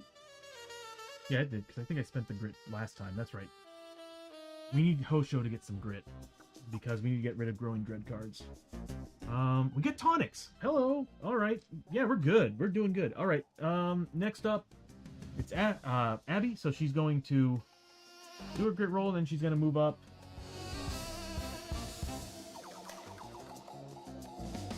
Oh, God. Which way do we want to go? 1, 2, 3, 4, 5, 6. Boom. All right, right across the board. And she's going to test to see whether or not psychologically she's not paranoid enough to, well, psychologically look through that doorway. Otherwise, she's paranoid still. She's still very much paranoid. Next up is going to be Hoshoryo and Lester. Hoshoryo's going to go first. Roll for grit. Yeah, hell yeah. Go, buddy. Hoshoryo gets a grit back. Sorry, this music's really turning me on onto this game right now. That paranoia is going to save her life. Yeah, maybe. Hoshoryo's got 5 movement points. He's going to move up 1, 2, 3, 4, 5. And he's got the chills, so we'll still try a scavenge in here. But his first 6 that he gets is ignored. Doesn't find anything. We're not doing good on scavenge rolls. Lester is, but everybody else is sucking. He's got 4 rolls, man. There's part of me who really wants to animate the Blasted Waste dial, the inside of it, like sparkling lights and moving moons, and I might look into it. It all depends on how much my system can handle. So he moved up, did his thing. Next up is going to be Lester. Lester's going to roll for grit. He's at max grit. So he's going to go... I keep forgetting I have that. Now, is that only during combat? No, let me pull the card up. I can't do that, Mad Art. You know me. I have backups for a reason, too, also. But so far, like, here's the thing. At 60 frames per second, I'm running at 6,500 kilobytes per second. I'm recording and streaming at the same time. I've got all the software running. I'm not really losing anything. So I'm like... The only problem is when I'm adding stuff to the macros, it's when I pull up the macro editor is when problems start coming up. As far as actually running the stream has been running flawlessly. So I'm like, if I can add it, I can add it. And also, the animations part, not a big deal. I need to get rid of the player plates that... Remember the player frames that I had when we were playing with Hexafire and with Hexa and Shock? I'm getting rid of those. Those are extra scenes I don't need. And those are actually causing some problems. So I'm just going to get rid of them. And I was like, if any of you, if we're playing again, and if any of you want to feature this on your stream, just put your headshot or whatever below mine or in a free place. That's what we're going to do from here on out. Because I can't, with everything that's in here now, there's just too much graphics. Okay, so, what was I gonna do?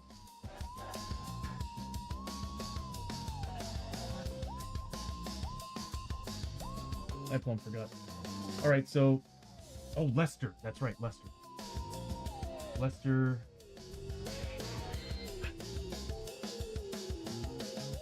He's got an ability. Not the marching boots.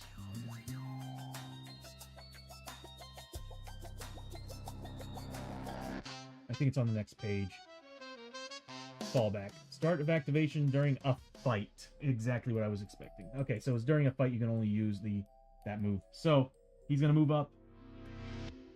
He's got 5. 1, 2, 3, 4, 5. The shotgun does require him to be a little bit close to people. But he's going to try scavenging as well. Hasn't been going well for him, but we'll give it a try. He's the only one that can actually find anything. Okay. Scavenge and loot. We are actually in Wasteland loot. No. We're in regular scavenge, but we're using the Wasteland loot cards. If we find a loot, we get an extra loot, if I remember correctly. Let me pull up the card here in a second. Okay. Wasteland loot deck. While in the Blast of Waste, when a hero draws 1 or more loot cards, draw 1 extra. Okay, so yeah, we get more loot. Too bad we didn't fight those vampires in the Blasted Waste. We would have gotten so much stuff. I should have had Chiyo just kind of nudge over 1 space. If I would have had Chiyo just kind of nudge over here. But she needed to take down that vampire. Or help take down the vampire. Anyway, so he did get a scavenge. If it's a loot card, then good things are gonna happen. Growing Dread. Okay, yeah, that's great. No more scavenging. We're done. He does get what, 10 XP?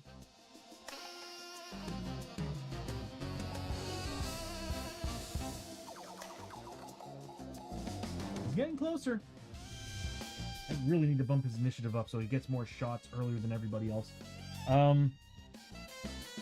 Or I'll just have him dual-wield pistols for a little while. Next up is going to be Chiyo. Chiyo's going to move. Let's see.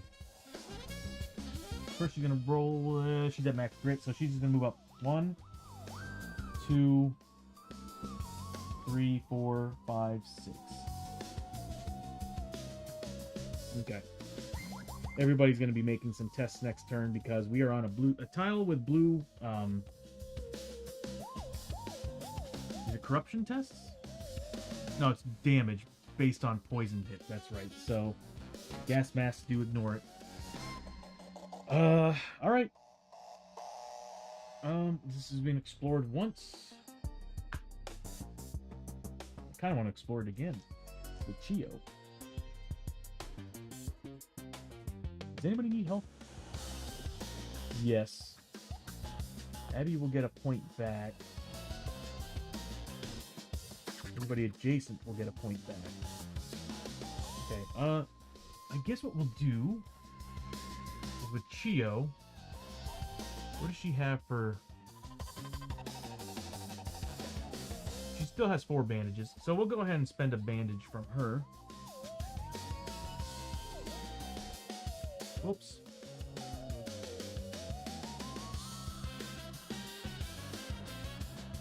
Let's see, we'll spend 1 bandage. We're only going to need 1. And it's going to be... I'm going to use the healer's glove, so it's +1. And then +3 for the doctor, so she's getting +4 to this roll, at giving Abbie some health. Frontier Doc's so good. Oh, and she gets +1 key.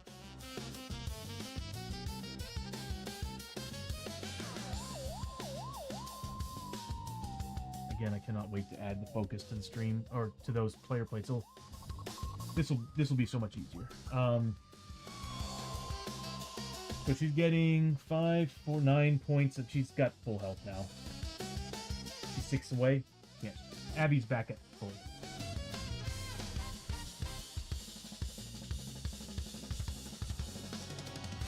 Giving the end of the round anyway. So I'll go ahead and heal up anybody adjacent to her by 1 point, because since she's using the monk's staff, at the end of the turn, everybody heals. Everybody adjacent to her heals 1 point. So Hoshoryo's going to be at 21.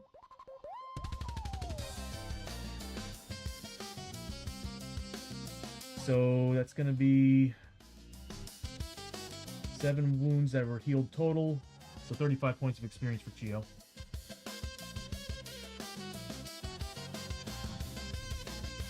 Chiyo is just breezing through the XP too. I need to find a way to get Lester some XP.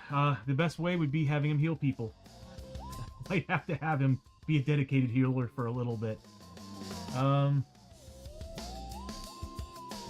still need to get rid of some of the stuff that's on these people. As a matter of fact, Lester no longer has the fuse with Darkstone, so I'm going to go ahead and remove that right now. We got rid of that at the beginning of the adventure, which helped him because now he can keep up with everybody. But the problem is he lost his 4+ his 4+ armor. That sucks. Okay, so end of the round. We couldn't get Abbie to search the room because she was too paranoid. So end of the round. Let's roll. As soon as I saw that one, I was like, nah, that's it. Failed again. Thus getting us another damn Growing Dread card. Oh, no. We're up to 3 now. We actually kind of are in trouble. We can get rid of 2 of them, but we're still going to have 1. That sucks. All right, Abbie at the start of the round. At the start of the round, she needs to take those hits. Player activates tile. Yes. Okay, so because we're at dusk, Abbie needs to make a poison hit, and she's not wearing a gas mask, so she needs to make a 4+ defense against it. She fails, so she does take 1 point of damage from that.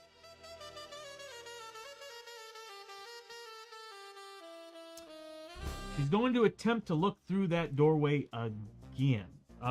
Grit roll. She does get a grit back, though.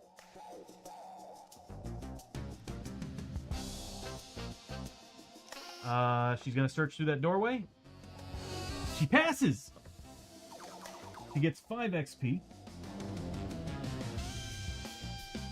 Isn't it crazy that I get all excited when a character finally is able to do something? After so many failed rolls on getting them to scavenge and search. Alright, so she searches through that doorway. She finds... Oh, damn it.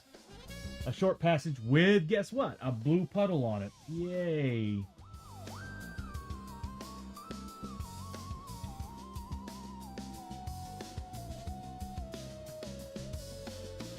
As much as I hate my dice rolling, it will never ever make me hate this game.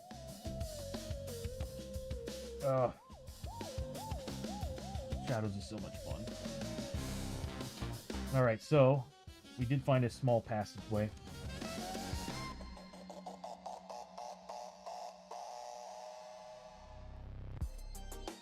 I guess I could put them over here on the side. No. Got the vampire stuff to deal with. I'm hoping we can find another clue token. Okay, so she moved up. She checked. She got 5 XP. There's nothing in there but just a small hallway. But I can have another character move up there and check the other room. That's going to be her turn.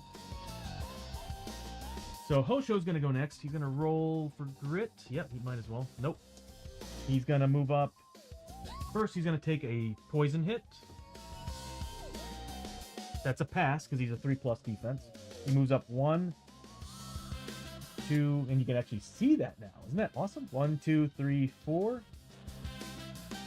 I am trying my hardest to display everything on the stream so I don't have to pull out character sheets ever again. Problem with that is that if the system ever goes down and I lose this stuff, I lose this stuff. But I back up pretty much every single stream. He's going to search the next room. And what he finds... Nice. Ah, no blue stains. Or blue pools. Sand burrows. I really want to get the advanced cards working again, because I really want these to happen. Because they're fun. Advanced cards are fun. But Mad Arts, definitely think about another character, man. I want to play with you on this next Thursday. I really do. As much as I love playing these characters, I think it would be a lot of fun.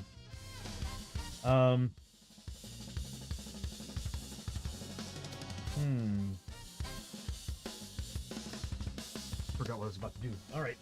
We're looking for burrows. I don't think we ran into this one yet, have we?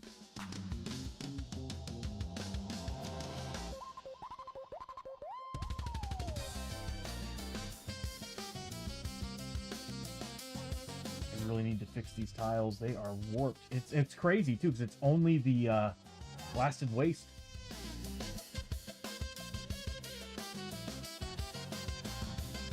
I still want to create some of my own tiles, but my 3D printer kind of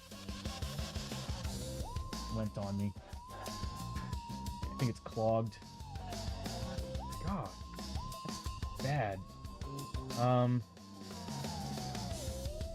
There we go. You know what? It might be good to put that there. All right, so zoom out a little bit. I'll start removing tiles here soon. He gets 5 XP. And that's his turn. Next is going to be Lester. Lester's going to roll for... No, he's at max crit. So he's just going to move up. 1, 2, 3, 4, 5. And he's going to scavenge that passageway. Although I told myself I wasn't going to do it anymore. He didn't find anything. Janice with the cheer. 1d6 hit sanity. Wait, what? Oh no! It's voices in the dark. He hears voices in the dark. 1d6 sanity hits. 3. No, it's okay, Janice. It's a very... Seriously, it is like a 5% chance that would come up. It's a-okay. I should actually change the color of the text when it's bad. I really should. Alright, so we're looking at 3 hits at willpower, what? 4? He takes 2 points of sanity damage.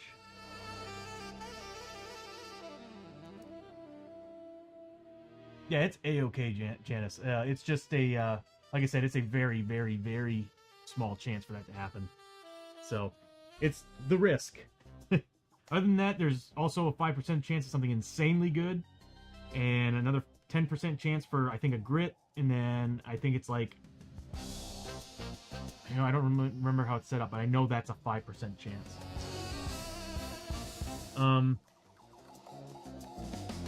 Okay. But we're A-okay. Let's see. So he moved up. Lester moved up. Failed his scavenge, so now we move on to Chiyo. I want to make some fun animations for Chiyo. Chiyo is going to roll for grit. No, she's at max. She's got a gas max, so she doesn't have to make a test. She's going to move up 1.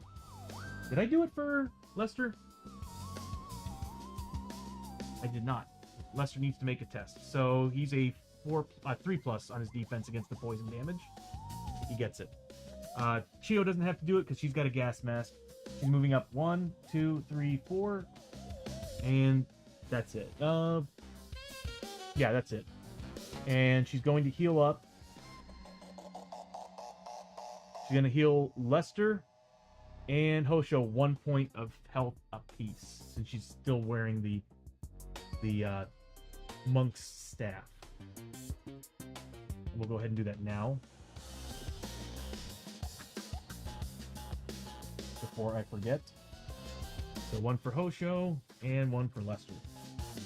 She is a healing machine, and she's going to get 10 XP for that. I'm trying to remind myself all the time to keep up with her staff. Her staff is powerful. And that's it. Now we move on to exploration. If this is the clue token, we're done. Or we found the final spot. Our journey continues. Definitely. We have a chance to cancel that if it's bad. Watch it be an ambush. I guarantee you, it's been non-stop ambush. It's probably going to be an ambush. So one of those is a doorway. We'll roll for that first. So 5. So it's going to be this one right here. So we'll close that one off. Do I have the tokens for this? I do not. I do not. So that's closed off. And that's an entranceway. And we're done with you. Now we do a depth event. We're going to keep that. We're going to keep that. That's a 6. Let's roll it. Let's pull it up. Except that we are in the blasted waste, so it's going to be different than normal. Blasted waste should be on page 1. Weather the storm. All things must pass, even in the hostile and barren wastelands of the deadly alien prison world. Discard any weather or storm currently in play. Every hero may recover 1 grit. KO'd heroes immediately recover, rolling on the injury magic's chart, and get 2d6 wounds. Awesome. So we all get a grit, which most characters are actually at max. So that means that Hoshoryo's up to max now. Which means we actually might be able to get rid of all the Growing Dread cards, considering that we have enough tonics, I think, to do it. And then Abbie gets a grit as well. I'm not gonna lie, I'm gonna miss her max 5 when we get rid of that ailment, or that mutation.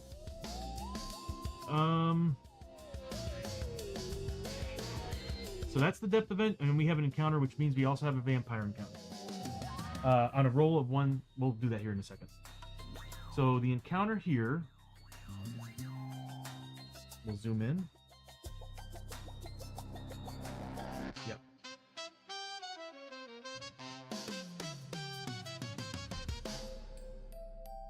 That's why it's doing it. Okay. I need to fix that. I have too many damn buttons. Let's zoom in. What we're dealing with, this is the Blasted Wastes. A tear. Oh no. There it is. I've been waiting for this card. A tear in space and time, hissing and crackling, a shimmering tear in the fabric of space and time has split open here. Staring into the void beyond, your mind reels at the endless vista of swirling colors and infinite black. You look on in horror as the tear splits further open, reality unraveling before your eyes. Everyone needs to make a lore 4+ test. Here goes our grits. A lore 4+ test. If successful, each 4+ rolled gain 5 XP, and the tear of reality starts with 2 wounds at the start of the fight for each 6+ rolled. Hold on a minute here. My brain is not making sense of this. If successful, for each 4+ rolled, gain 5 XP, and the tear in reality starts with 2 wounds at the start of the fight. Okay, for every 6+ rolled, instead gain 20 XP. Nice. And it starts with peril dice wounds. Then attack. 1 tear in reality. The tear in reality is +2 defense during the first turn of the fight. Okay. I think we have really good lore on this team. Really good lore. So I think we're good. Let's see what we got.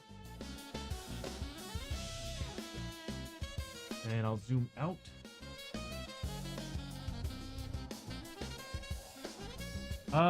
Let's see.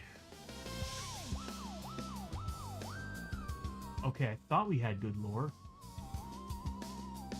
Hold on a minute here.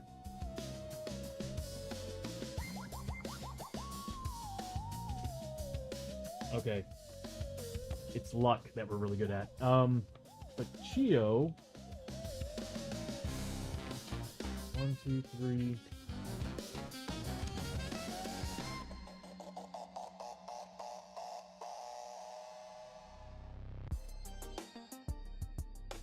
Yeah, she should be wearing... Oh, I didn't... That's right, I never added it to the player sheet. She should be wearing this, because this was her way of actually wielding the Sword of Destiny, the Book of Secrets, which actually gives us another way of getting rid of growing... oh, shit. That's probably why I never equipped it. So she's at a lore 3. That's probably why I stopped equipping it at a certain point. The Growing Dread could totally destroy her.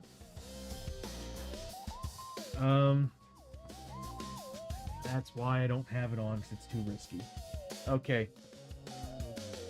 Not as great as I was hoping. So we are actually getting a pool of, let's see. Yeah, we don't have a good lore. If we had potions, that would have been nice. Hopefully we get some 6s. So we'll start with Chiyo and work our way down. Time Roller, how you doing, buddy? Good to see you. Oh, thank you, Janice, for the shouty. Re-kitty alert.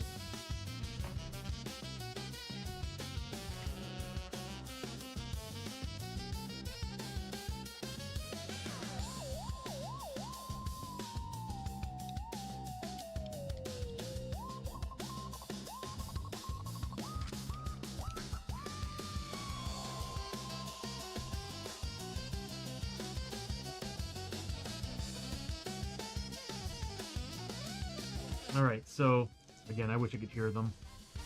I don't know how to fix it on my end. Okay, so we need to make 3 lore at 4+. 6s, we get some goodies. So we did get 1. And then we got Hoshoryo. Oh, that's a 6. And then we got Abbie. Another 4. I'm gonna be a little scared of this here. And then we got Lester.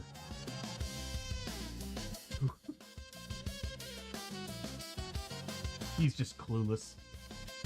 He's just clueless. I'm not gonna waste a token on that. Although something tells me... Well, let's see what we get. It's -2... It's +2 wounds for every 4... Oh, and XP on top of that. So Chiyo got 5 XP. Abbie got 5 XP. 20 XP for Hoshoryo.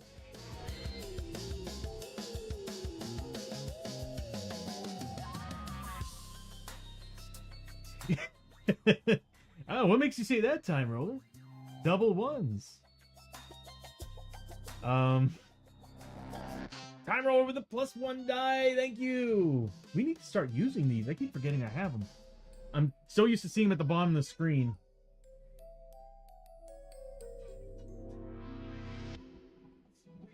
The Abbie cheer didn't go off? Hold on.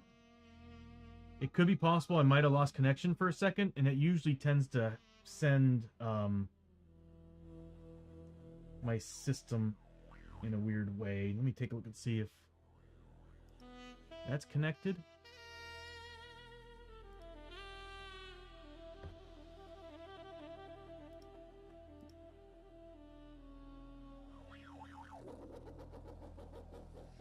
Yeah, for some reason it didn't go off.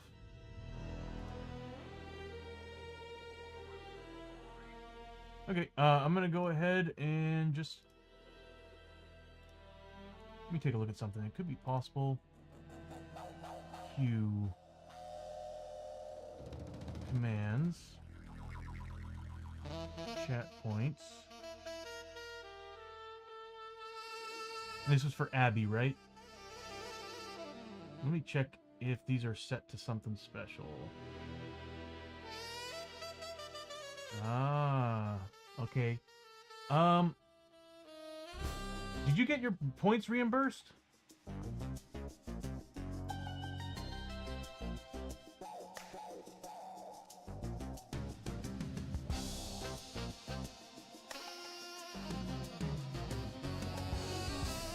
Let me look at my log here. Abbie cheer.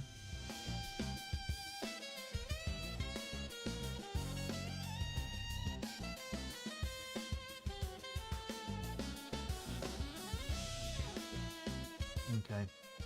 I'll go ahead and set it off. I think I know why it's doing it, because I think I have it set to subscribers plus only, or at least in Lumia stream. So I think I'll just go ahead and turn that off and put it on everybody. Yeah, there we go. Follower. There we go. I'll have to do that for everything. So I'll go ahead and I'll trigger it right now. Where is it?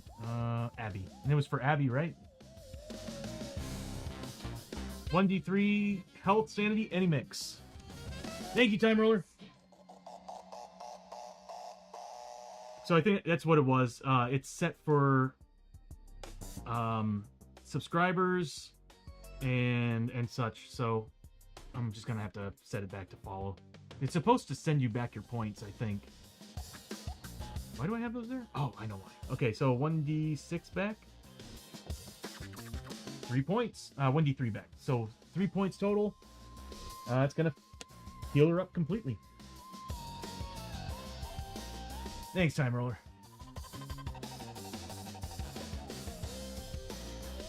Did it trigger?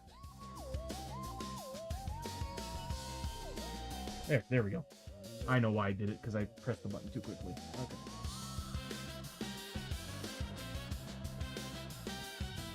Alright, so... I thought you were talking about Lester rolling double ones. Okay, so... How much tonics do we have? We got a magic tonic. Oh, we got 3. We got 4 tonics. Kind of want him to re-roll.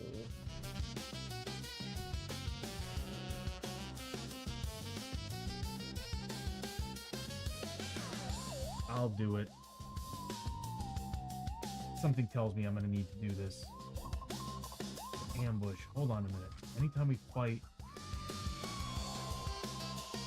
attack... There might be a conflict here with the adventure rules. Ah, no!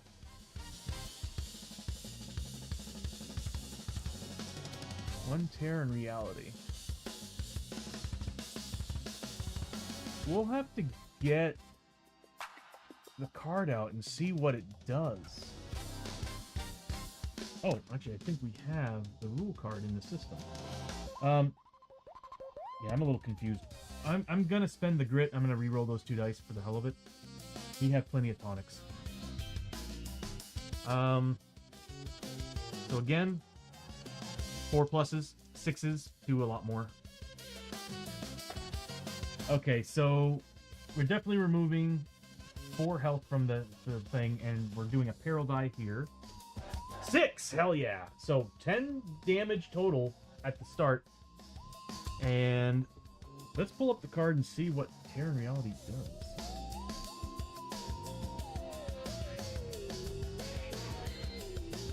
Okay, I guess I don't have that card in here. I know it's a monster card, so let's pull up the monster card and see what that comes up with.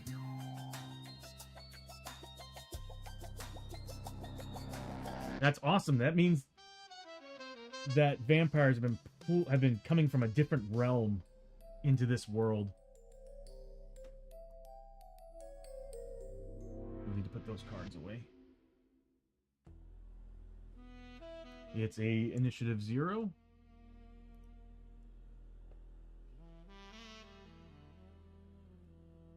Oh wow, it's got a lot of health. It's what, 32? Right? 32? Let's see, 8, 16.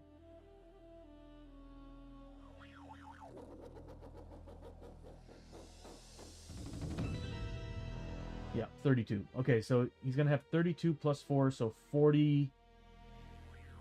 No, not 40. What am I thinking? 36. So 26 health is what he's going to have. Please tell me I'm mathing right.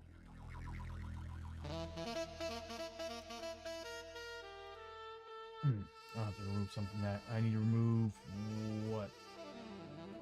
5 points?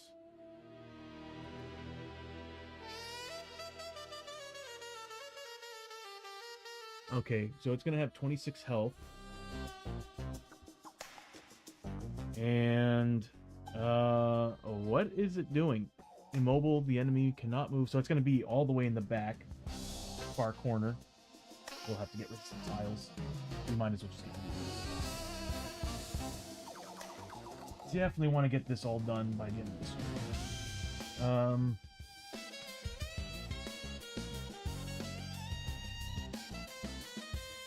So it's going to be right here. Spawn. At the end of each turn, roll a d8. On a 1, 2, or 3, or 4, add that many stranglers to the fight adjacent to the spawner. On a roll of 7 or 8, oh, we still got to do a vampire encounter too.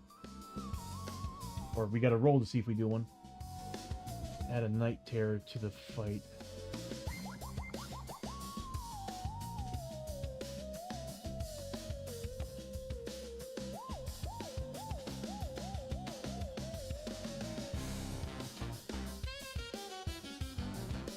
Oh, this is awful.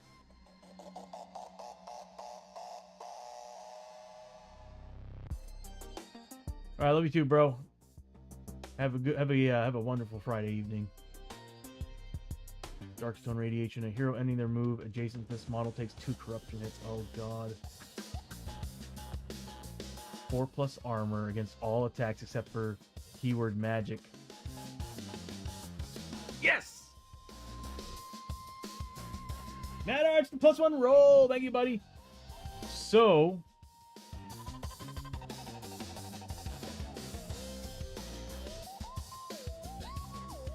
I need to use those -1 dice. So the good thing about the last part, or that include the Darkstone icon, that means that weapons that have been upgraded with Darkstone devices, such as the pistols, and such as the shotgun, not the troll weapons, the Trun weapons, but the guns right now have upgrades that have Darkstone attached to them. Also, on top of it, we're using Darkstone bullets. So we are ignoring the armor saves with the guns. Everything else is, they're getting armor saves. So Hoshoryo is going to be on basically crowd control, while the other two are going to be pummeling shots into the Terran Reality. Luckily, it doesn't activate till the end of the turn, so we might be safe? Question mark? That's 26 health that we got to get through. It's only got 2 defense, though. And we got +1 damage with our Darkstone bullets on top of that. I think we'll be able to deal some serious damage to this thing. I'm excited. Okay, so Terror in Reality. At the end of each turn,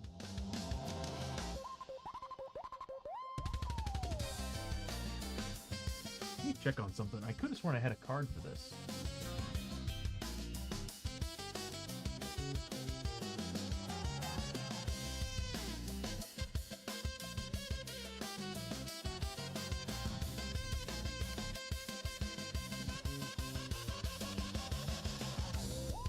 Nope.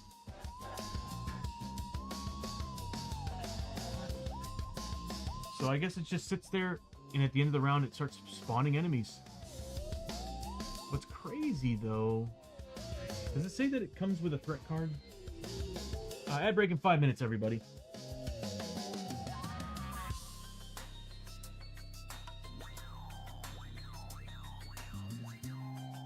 No. It's just one Terror in Reality. So I guess we have till the end of the turn to try to take it out. That would make sense. This thing just pops in out of nowhere. You have a one turn to try to get rid of it. Or before the end of the round to try to get rid of it. And it's far away. We're going to have to spend grit to run to it. That sucks. Oh, and we have to do a vampire card on a d6 roll of 1, 2, or 3? Oh no. Okay, here we go. This could get worse.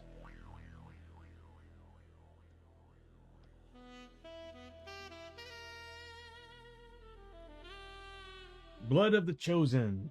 Grabbing your head, you stumble for a moment before catching yourself.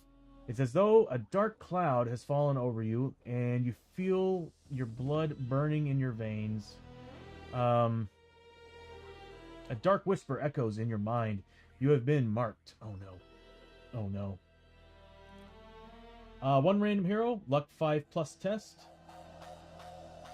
Hopefully it's somebody who has a good luck.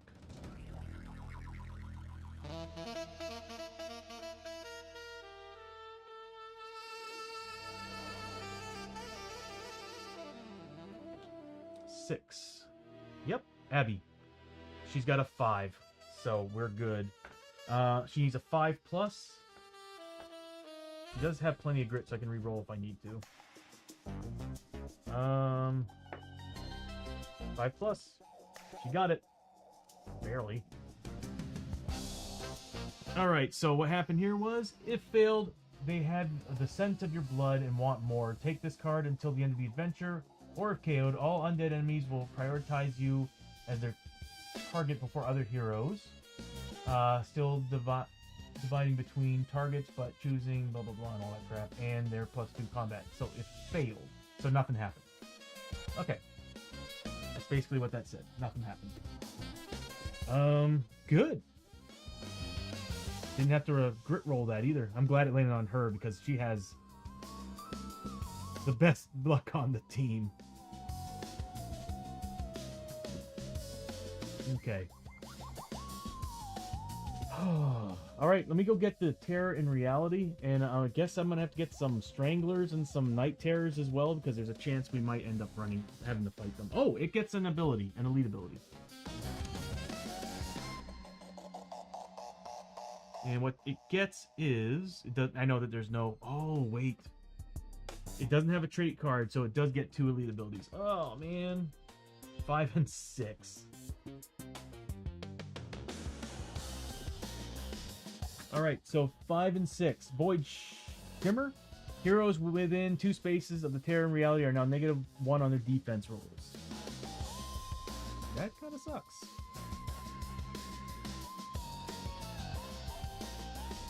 So 5 heroes within 2 spaces of the Terror in Reality are -1 to defense rolls. That's pretty crazy. And then on a 6, oh, that's a lot of words. A Night Terror is now spawned on a D8 roll of 6 or 7. Oh no! Night Terrors are now spawned on 6 or 7, and 2 Night Terrors on a roll total of 8. Excuse me. Well, that sucks. That sucks. So we have to deal with all that. Wonderful. Just wonderful.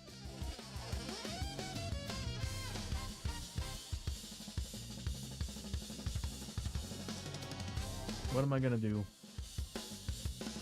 Dang. Alright, well, I'm gonna go get the Terror in Reality, and I'll grab some Stranglers and some Night Terrors, because chances are we're not gonna take the thing down for the end of the turn. You know what? I'll just grab the Terror in Reality.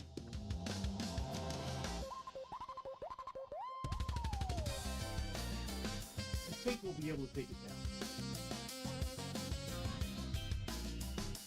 I think we'll be able to do it.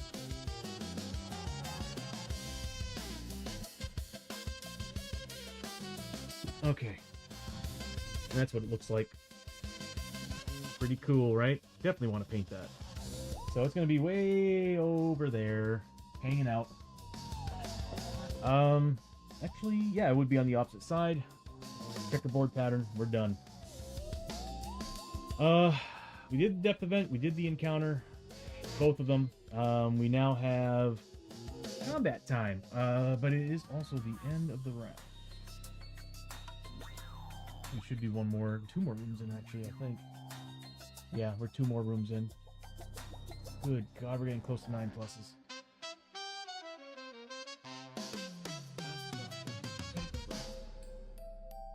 Okay, I'm gonna take a break myself during this ad break.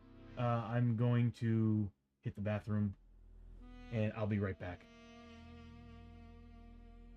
I'll see you all in a few minutes.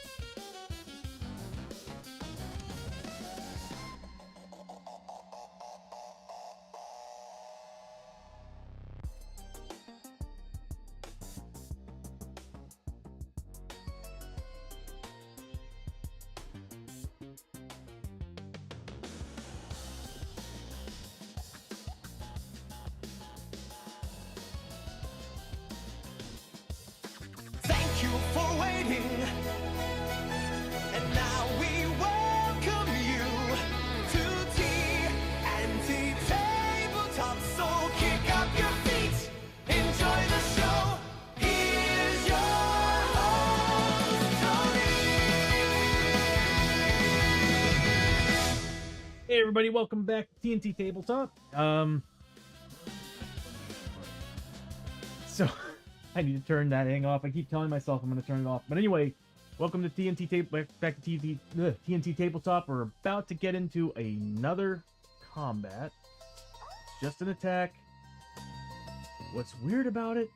Well, there's no threat cards. There's no threat cards. So this is literally just a tear in time and space and time, and this thing is just going to be flooding this table with enemies unless we can take it down before it activates. So we need to shoot it a lot. So let's do this. We get a lot of goodies though. Problem is, I'm kind of wishing I saved all my Deadeye shots for this battle, and I'm gonna probably have to have some people spend some grit to get closer, or close enough. No, we're good. We're good. Okay. Well, actually, some characters are probably gonna have to spend grit to get up there because they are more than 5 spaces away from the thing. Oh, this is gonna be wild. Okay. Oh, luckily, no, we are all right now technically on a tile that actually has a blue pool of water, so we will have to take tests, except for Chiyo. Lucky Chiyo. Alright, so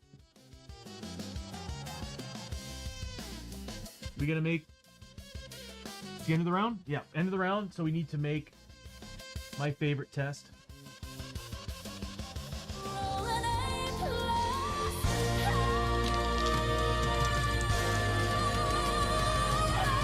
Oh god, I can't believe we have to make 8 pluses now. Yeah, we're not gonna make them from here on out. So we see the darkness come out one more step.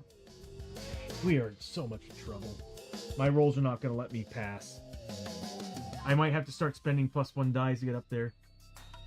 Oh, which by the way, since we are now in combat, let's change the music up. I am looking for...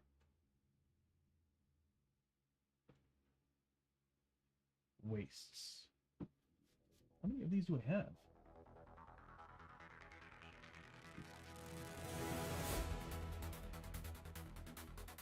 Cool. All right. How are we going to do this? Beginning of the round, everybody's going to be basically carrying what they've already got. So we've got Abbie with her 2 pistols, shotgun. Oh, shotgun. It's void and portal. So shotgun's going to have to be it. Yeah. We failed. Chiyo got... Actually, we failed twice. That's another dice missing. She got 2 from that one, and from earlier she got 1. So she should have 3 total. I haven't been adding to her key. So she should have 3 total. Probably 4. Yeah, she should have 4. So she's at... She's number 10.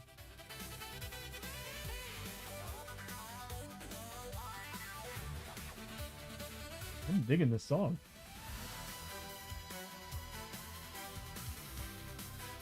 Alright, so Chiyo is there. Abbie's at that. Abbie is not wearing a gas mask, so she's going to have to take... It's still nighttime, dusk, so she still has to take 1 poison hit. At 4+, she's good.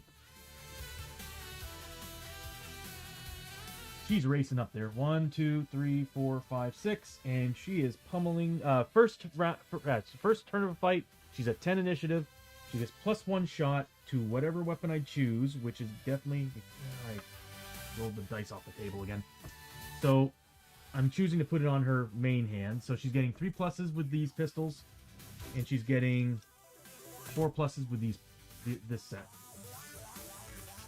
So I need 3s and 4s.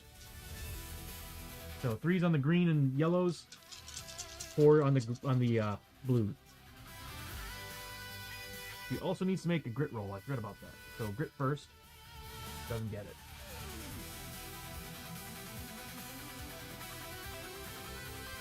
That's a lot of 1s and 2s. These are all hits. I'm gonna grit roll these.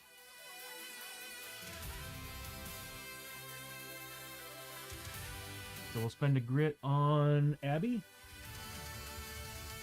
Again, need 4 pluses on the blues, 3 pluses on the yellow. Good God, really? Okay, so there's that. We got what, 7 total hits, all going into that thing.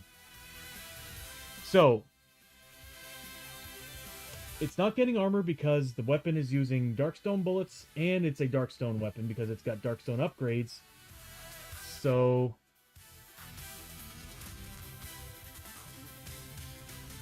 what we're seeing is +1 damage for the Darkstone bullets, so it's defense 1. Yeah, okay.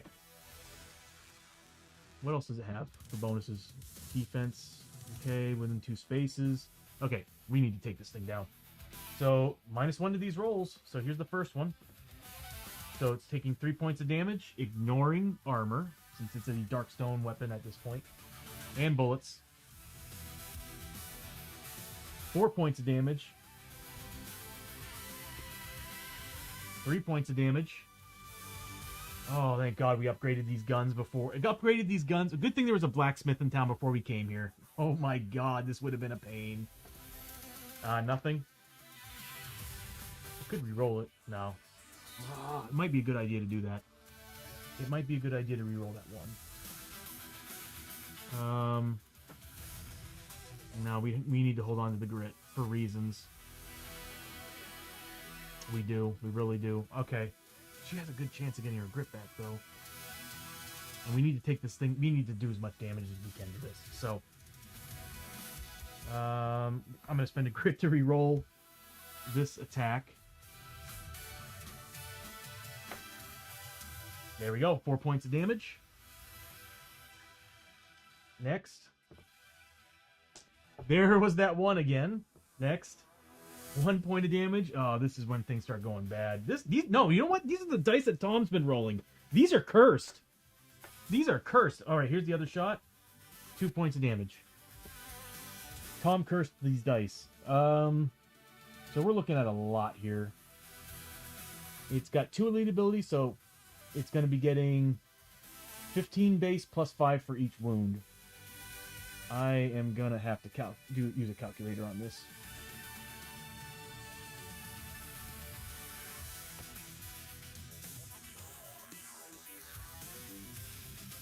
That's too much damage.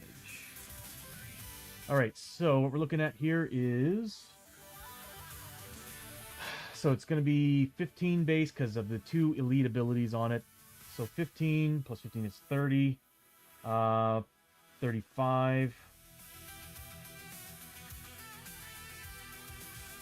And plus another 30, plus another 35, plus 20, and then plus 25.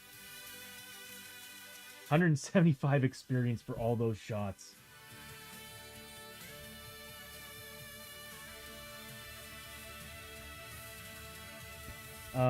That's her turn. Wait, actually, how much did we do in total? So that's, whoops, that's 8 plus 6, so that is 14, 16, 17 points of damage is what she just did to that thing.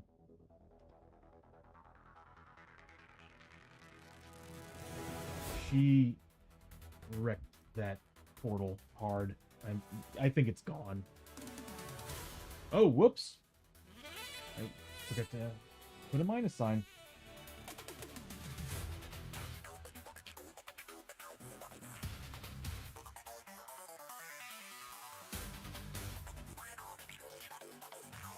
Okay, it's only got 9 wounds. We might have saved herself from a combat. That's her turn. Luckily, it's initiative 0. Next up is Hoshoryo and Marshall. The Marshal. Is it when the character starts its turn there? I need to see that. Oh, I pressed the wrong button again. I need to press the green one.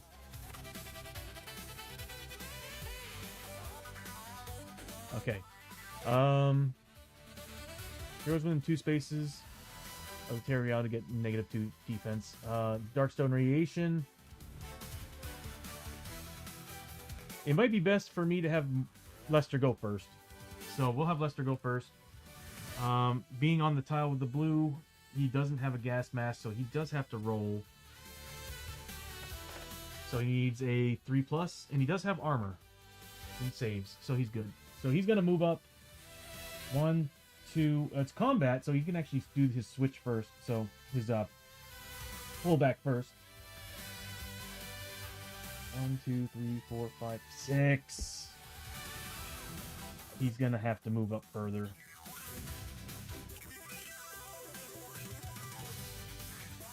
Dang, I should have chose the rifle from the start. Because the gun, I think, is a range of 5. Let's take a look. Yep, range of 5. That sucks. Well, and he's just going to move up a couple spaces. Well, he was right here, right? So 1, 2, 3, 4, 5. And he's just to get closer to the exit, and he's going to start blasting it. He gets 1 shot at... Did he roll for grit? He didn't roll for grit. That doesn't get it back, but he's going to get 1 shot.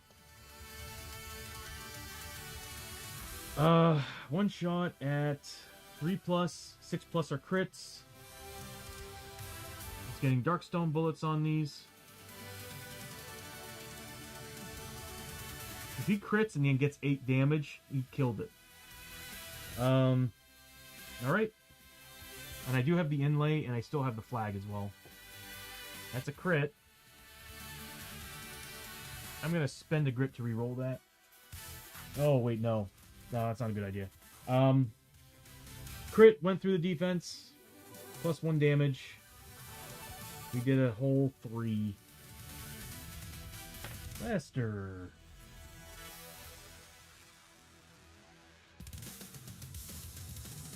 Should I use a grit?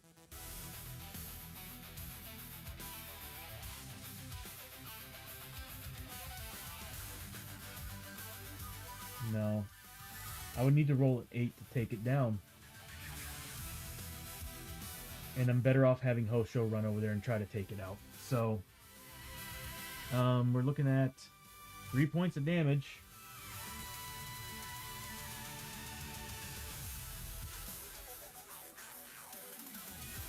And Lester's going to get, how much XP for that? It's 3 points of damage, so it's got 15, 30 points of experience.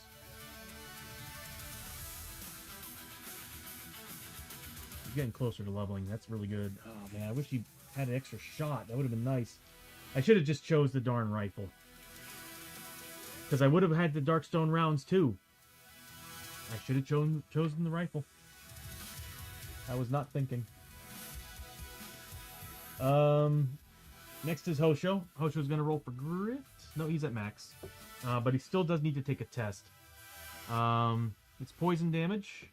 He's a 3+. He fails it with a 1. So he doesn't have armor, so he does take it. So he takes 1 point of damage from the fumes of that blue puddle that he's on. He's got a 5 movement. I'm going to have to spend grit to get him up there.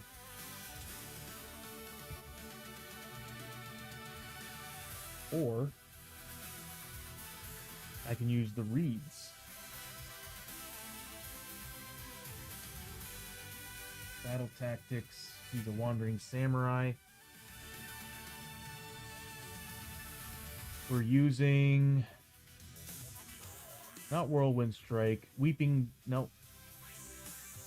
It's 5 points. These are the 5 point section. Glowing reeds. Okay, so immediately move to an empty space adjacent to another hero on the same map tile.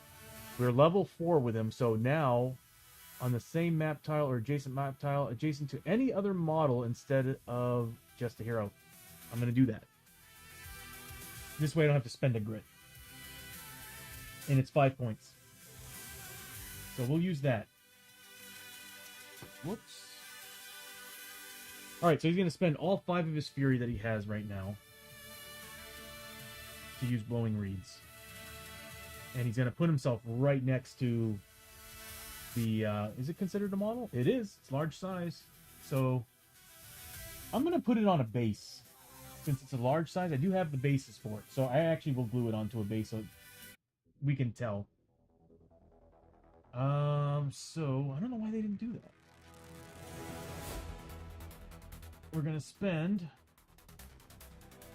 He is icon number 9, so we're gonna spend all 5 of his fury.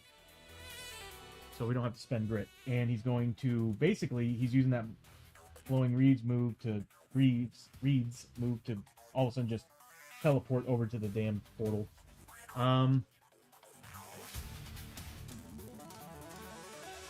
Ending their move. We didn't technically move, did we?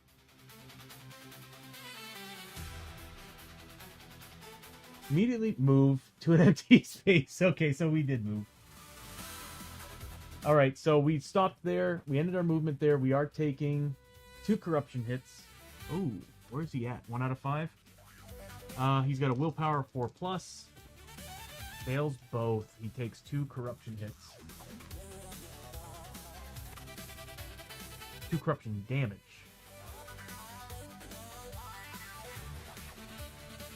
Ouch.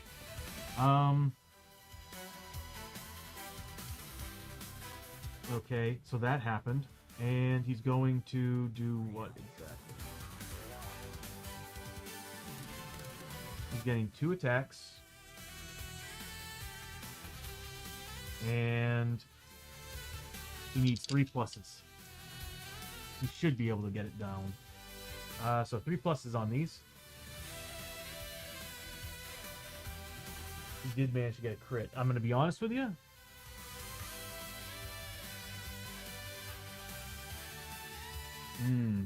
It's going to get armor. I need to re-roll that attack.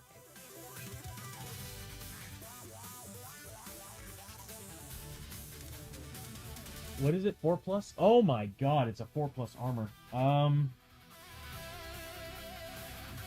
need to re-roll that miss. We need to get as many hits on this as possible. Because all of our Darkstone weapons have already gone. Actually, hold on a minute.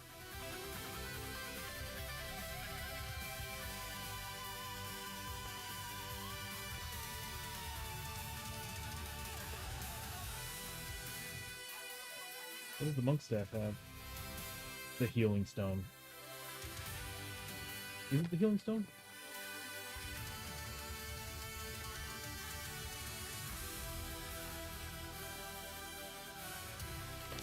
Yeah.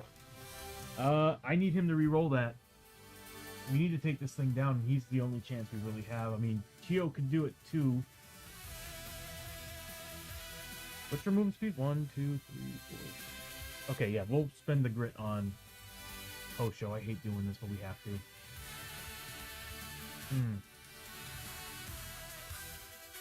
This portal kind of screwed us over.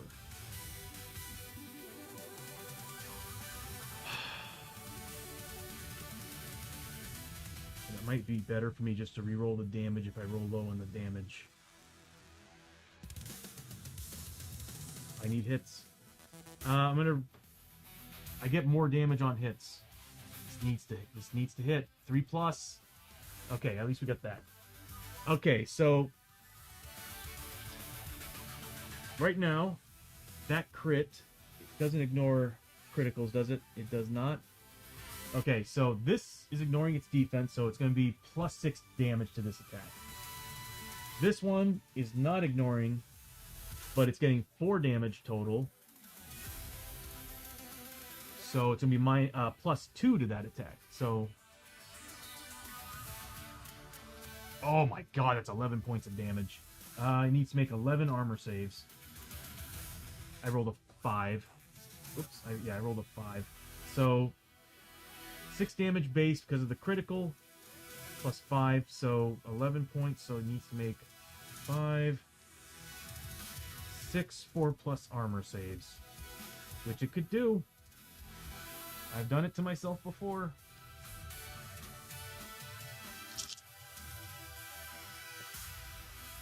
Look at that. Yep, as I figured. It took 1, 2, 3 points of damage.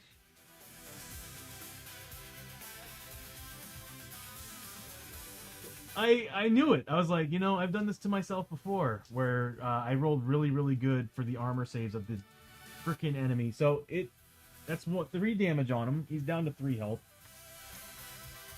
+2 to this roll. 5 points of damage. Yeah, I think he's still alive. Needs 4 pluses. It's got 1 health left. It's got 1 flippin' health left. You freaking kidding me? Chiyo needs to kill it. She's got to. Okay, so it's down to 1 health.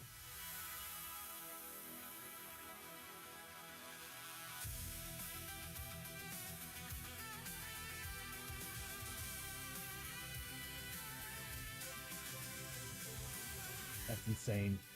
So it's gonna give him 30 and then 2, so 25, so 55 points of experience for Hoshoryo. That's insane. That's insane. Chiyo could mutate. Luckily, she's got a good willpower. That's the end of their turns. It's now going to be Chiyo, and it's up to her to get this done. Luckily, she's got 6 movement points. She's at max grit. She's gonna move up 1, 2, 3, 4, 5, 6, just enough to get there. And 2 attacks. Oh my god. Is there anything I can do? Luckily, she does D8 damage. Oh my god. Is there anything else I can add to this? No. She does extra damage on myth enemies because she's Yamabushi. But I don't think there's anything I can add. Oh, ki! She's got ki! I can add ki damage. And she's actually at 7 ki now. Cannot wait to add that. What would be cool is to automate it. It would be cool for me to automate that.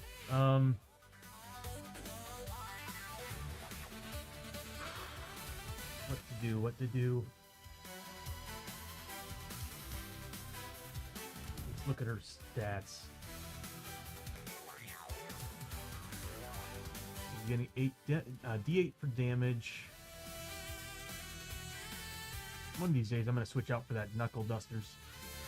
It's one-handed, and I can add another weapon. Is it one-handed?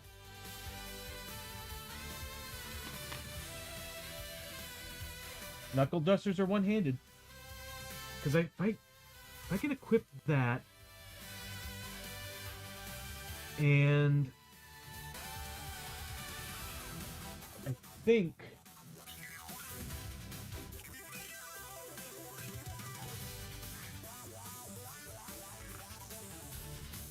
yeah, what I'm going to have to do... Oh, it's +2 combat if I spend a grit to do it. That's why I don't have it equipped. Yeah. Alright, so we're getting 2 attacks. I don't think there's anything else I can give myself here.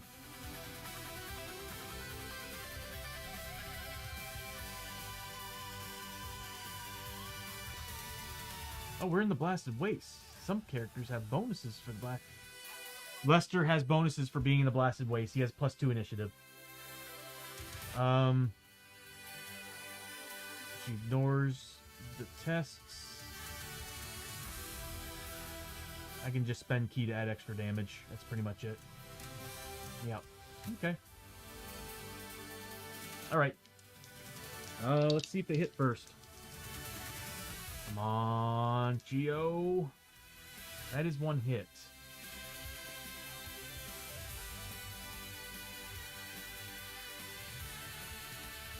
Defense 2. I'll be able to add 3 damage to this, making it a +1 to the damage roll. feel like I need to re-roll the hit. No, I'll save it for damage.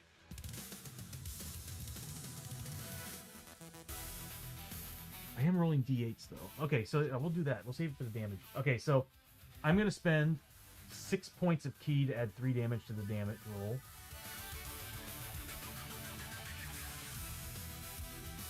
Help if I press the button. Okay, so now we're adding 3 damage to the roll on a d8 because she's dual using 2 hands on the monk's weapon.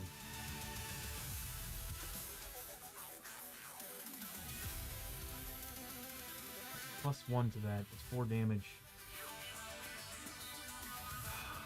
God, that's a tough call. Because I'm gonna go with it.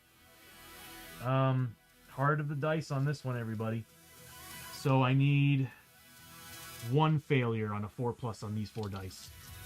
Statistically, one of these should at least be a fail. And luckily it was. That's 3 passes and 1 fail. It only has 1 wound left. Say goodbye to the portal. God, if we failed that, it would have brought in some enemies. Okay, so we're looking at...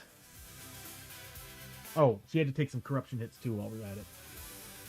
Which actually might have affected the combat. Hold on. Okay, that... I'm going to use that. That was a pass. And another pass. Alright, so she didn't take any corruption hits. Or corruption. So, it's dead. You can get rid of that icon. And that's going to give her 15, so 20 points of experience for Chiyo.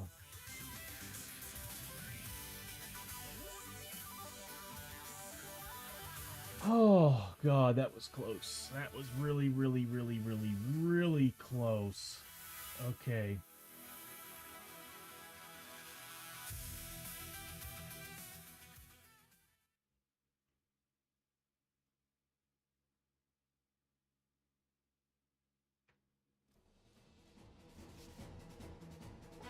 Okay. Awesome. Victory, everybody.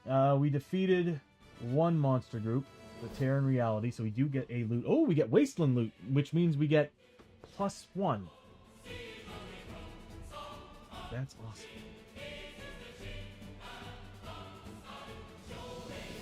So we'll get rid of that. Because, yeah, the general rule we get for being... It might have been actually a good idea to have those enemies come in, because the amount of loot... If it would have spawned some stranglers, that would have been another enemy group, but it would have probably been an endless battle. Alright, so what happens in the Blasted Waste? Whenever a hero draws 1 or more loot cards, add 1 extra. So we do get 2 loots. But from the Wasteland deck. Alright, so here's for Chiyo.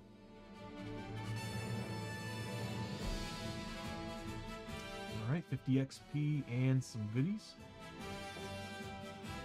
$100. So Chiyo gets 1 Darkstone. Oh no, we're going to the Blasted Waste. There's no place to sell Darkstone here.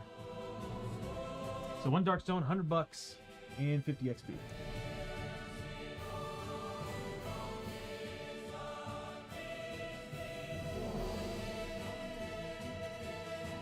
Next up is Hoshoryo.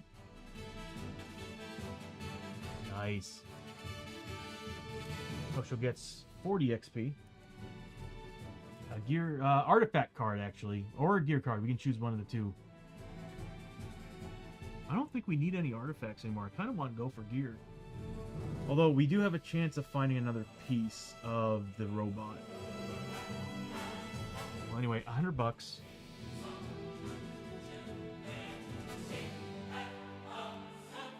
And then we got a gear card or artifact. That's a tough choice because a gear card would be nice. That gives me a better chance of finding the gun belt that I'm after. I think we got enough parts for the robot. So I'm gonna go for gear.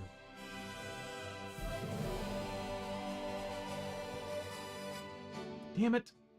We keep finding the Kataginu. I mean, plus 3 health is nice, but... Hold on. What is that for? Shoulders? No.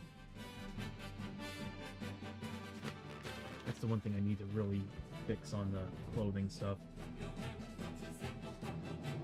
Yeah, she's already wearing shoulders. Okay,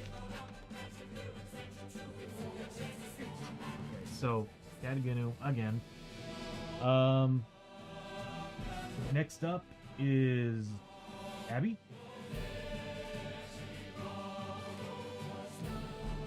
So D6 times 25 in gold. She got stiffed. 25 gold. 40 XP. And 1 Darkstone. I have the hunch we're going to be running into that problem again where we're carrying... Well, we got 4 Darkstone boxes, I think? So we can carry an awful lot of Darkstone.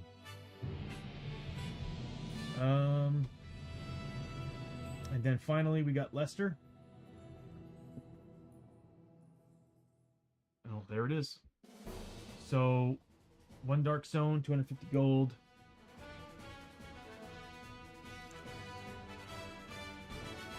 And we got 50 XP. Oh, he's getting so close to leveling. So close yet so far.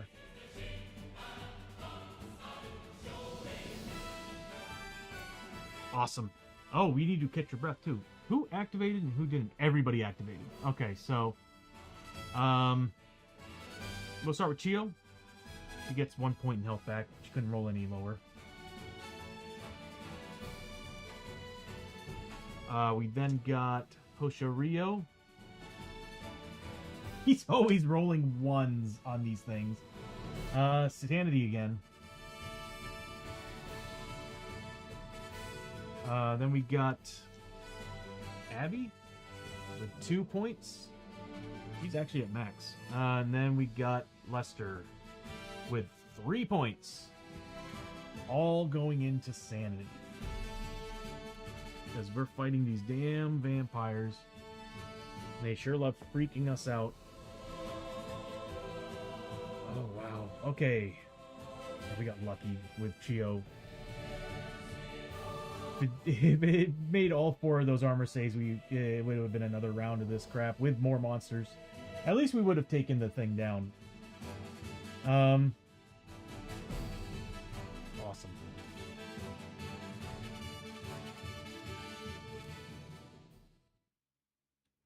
We're not in the mines anymore. We're in the wastes.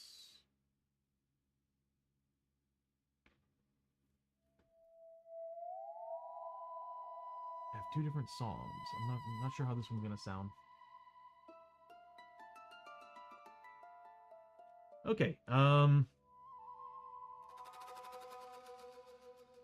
that's the end of the round. Rolling A plus.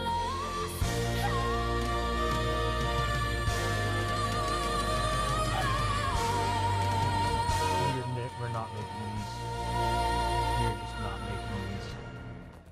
Darkness is escape. Oh, we do have the Norse traveling pants still, so we can get rid of that darkness card if we need to. Let's see what it is. We are in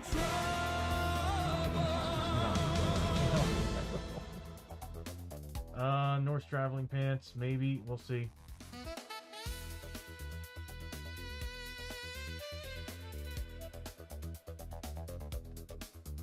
Draw darkness card.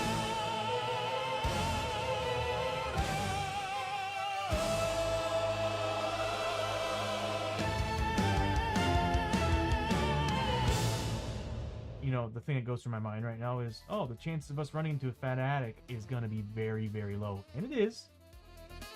But my luck is usually bad. We have so many ways to get rid of Growing Dread. Let's go ahead and see if we can get rid of this Darkness card.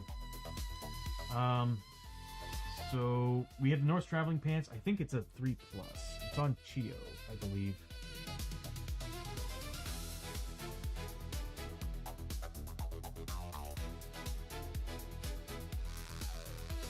Yep, North Traveling Pants. Once per adventure, cancel Darkness card or Depth event on a D6 roll of 3+.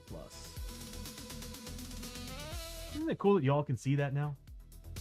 I'm loving it because I don't have to pull those things out. But I am noticing, though, I need to make the sheets either bigger or longer, or I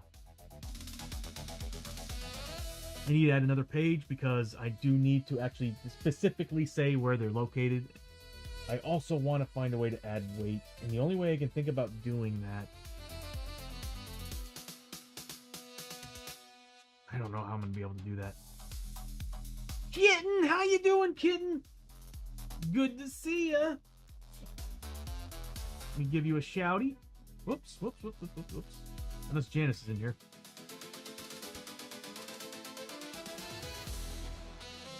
Jingle bells, fibergun smells. Do. Do it. Let's get out this fucking nether, cause it's pissing me off and I'm gonna die. Minecraft. Yeah, but you were playing a lot of that recently. Jump! Blink!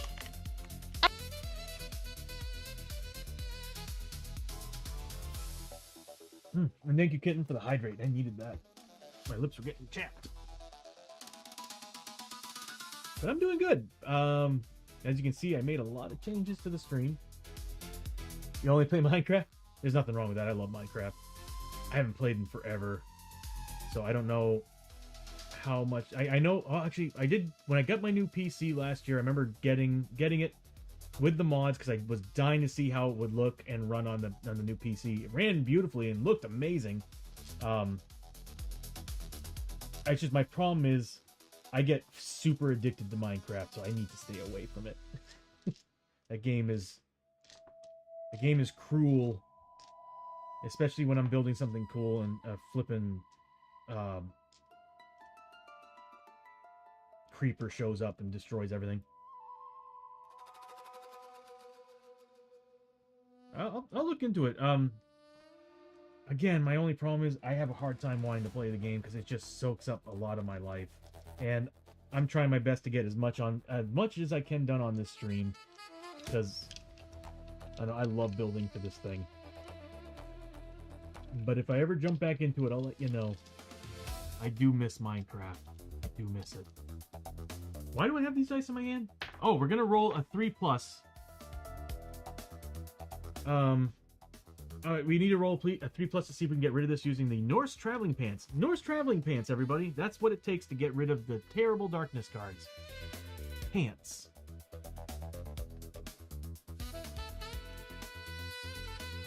Oh no, I'm the same way. I am moving into an apartment on the 10th. Getting out of this RV, thank God, and moving into a apartment with stable ground, so I don't feel like I'm on a cruise ship whenever we get hit by wind, because I live in Texas, North Texas, and we get blasted by winds. And the park that I live in is on a flippin' hill facing the wind. So when we get hit hard. And I'm hoping that we move and get everything settled before tornado season. Yeah, this thing's just shaking nonstop. You'll see it some streams when we get hit. You'll see the camera constantly shaking. Like, see? So that's the beauty of living in an RV in North Texas, is dealing with the wind. And tornado season, which will destroy your RV. Anyway, that's why we have insurance, right? So 3+, we get rid of it. I saw that getting close to falling over on a... Oh, that would have been a 4 or 6, so it would have been fine. We got rid of it. No, I keep saying fanatic. Fanatic. No fanatic. No fanatic enemies with toughness. Bye. Get out of here. You're not welcome. There we go. Get in with a +1 die. Nice. I gotta start using these things. Thank you so much.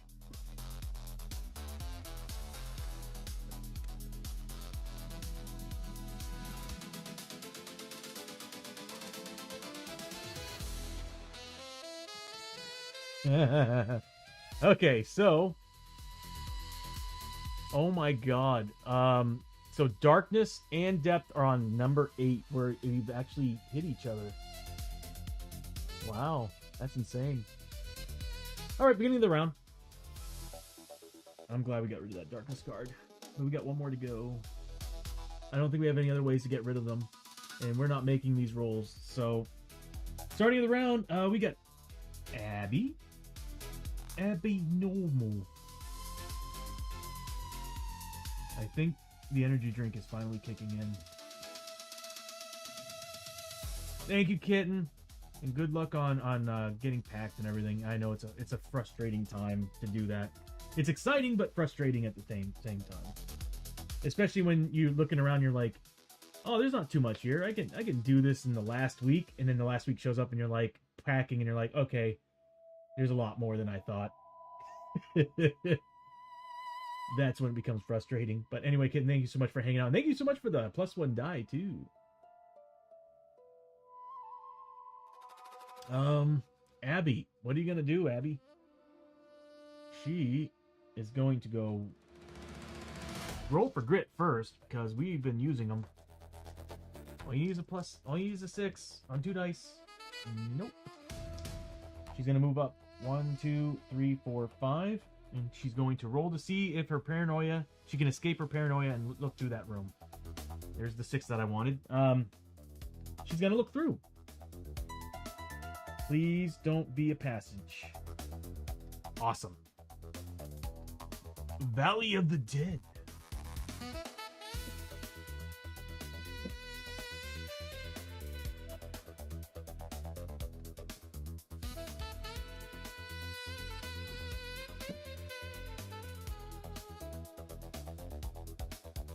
That be it. And again, Janice, I don't know if I said it. Thank you for the shouty for getting. There we go. That is definitely a room, a small one. We'll just kind of maneuver it over here. Although, if we get into a fight, if this is the clue token, I don't remember what we do when we find the clue token. I'll have to look in the book. Or actually, oh, what am I saying? We're doing a standard mission, but with this bonus of fighting vampire.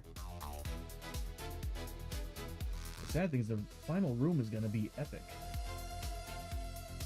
So I'm guessing all the basic threat cards are going to be this, but hold on. Whenever a threat card would be drawn, oh, okay. So actually, it could be the epic fight, or it could be a larger group. No, it'd be the same group of vampires. That doesn't make any sense. Hold on.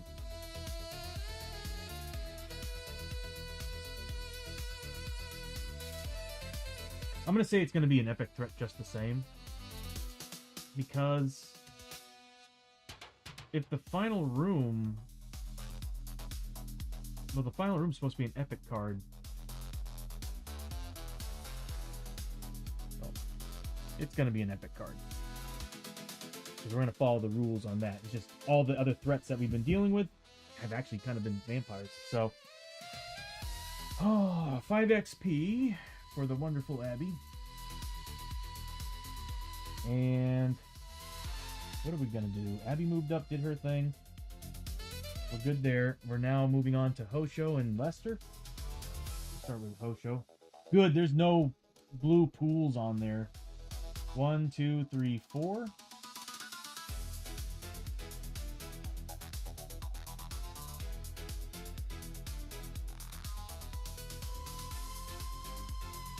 Chiyo.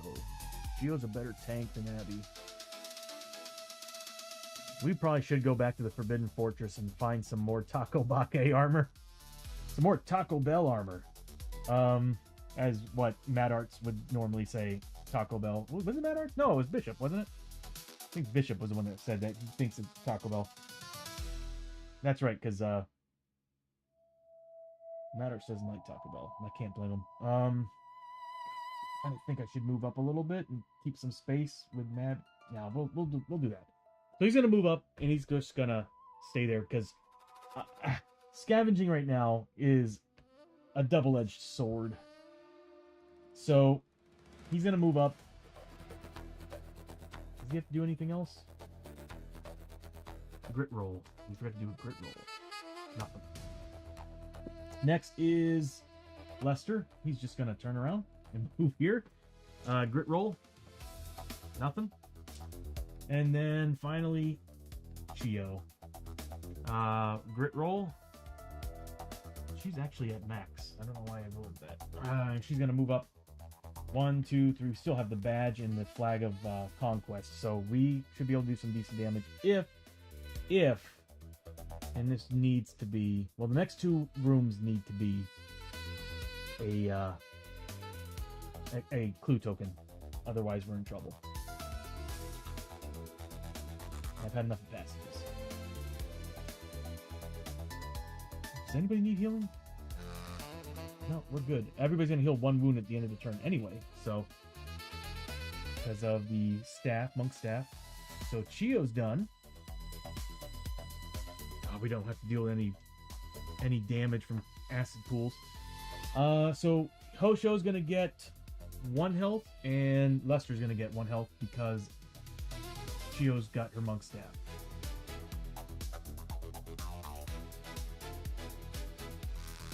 I really gotta find a way to fix those animations because I miss seeing the flares. And I actually kind of want to update it too. I mean, don't get me wrong, I love that flare animation, but there's another animation I want that's just gonna be like this circle that kind of spirals down and then blows up, revealing the number. I want that to happen instead. Don't get me wrong, the flame wheel works surprisingly well. I actually really like it. I might keep it. What do you think, Janice? Should I keep it? Or should I make the cooler animation with a flare, with a sparkle explosion, like a firework? Everybody's healed up. All right, here we go. Is this the final room? Survey says.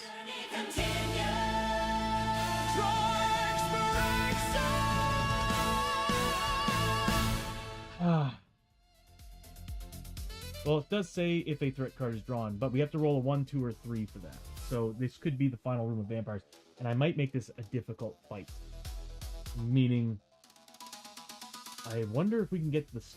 I forget what it's called, but there's a vampire lord, and I might just be like, whatever it is, plus a vampire lord.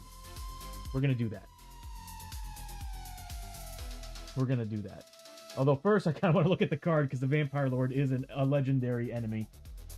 But why not? We're rank 4, right? Or close to it. We could use the XP. Let's do this. Let's make this fun. Okay. Especially when we don't have any acid pools. And we've been just tearing through vampires. So we found the final clue token. We don't have to worry about anything else on there.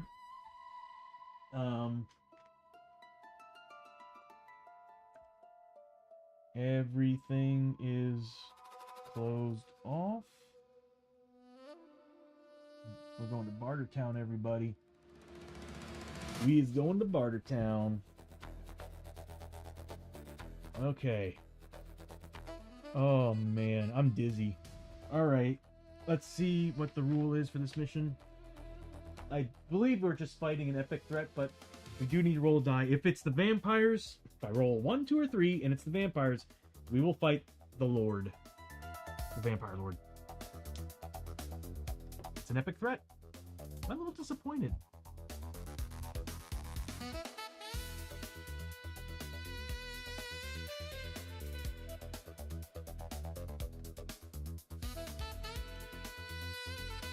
I kind of want to make it the vampires. I mean, that's what we're here for.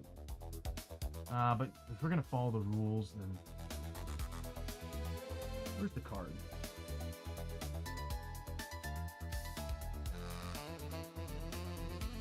Okay, so basically what we can say is that we were hunting for the vampires and we didn't find them. Instead, we ran into a portal that they all ran into and we destroyed the portal. That's basically what happened. So, we didn't find the vampires. But we did take on an epic threat. I am a little scared. And we got these to deal with. Now, we don't have enough grit to get rid of all of them. No, we don't. Damn. We are missing 2 grit. Oh, wait, hold on. Chiyo does have the canteen. Oh, we are in some trouble. Okay, so she does have the canteen. She has one spark on the canteen left. I know that. So we can get, right now, rid of 1. We can spend... You know what would be smart? If I did this. We do have the magic tonic, but I don't want to waste it. We got 4 tonics. No, we got 5 tonics. We could totally get rid of them. Yeah, we totally could. I just don't want to waste the magic tonic. But I might have to. So we can get rid of 1. Ad break in 5 minutes, everybody. So we can get rid of 1. That'll bring us down to 2 on... 1 on each... one on Chiyo and 1 on Abbie. Then we'll have to spend 2 tonics. Yep, we'll have to spend 2 tonics for Hoshoryo and Lester. That'll get rid of another one. Then Chiyo will pop the last usage of her canteen, putting her at 1. We'll use the magic tonic and the last 2 tonics, and we can get rid of all 3 of them. Yeah, we're gonna have to do that. So I don't want to take the risk. They could be really, really bad. Really, really bad. Okay, so let's do that. We are spending every grit and tonic that we have. That's insane. Okay, so... Alright, we're getting rid of all of it. That kind of sucks. There's no other way for me to get it. Nope. So... Who's got tonics? 2 on Hoshoryo. We're spending them all, so... Hoshoryo's got 2, so we're gonna get rid of those 2.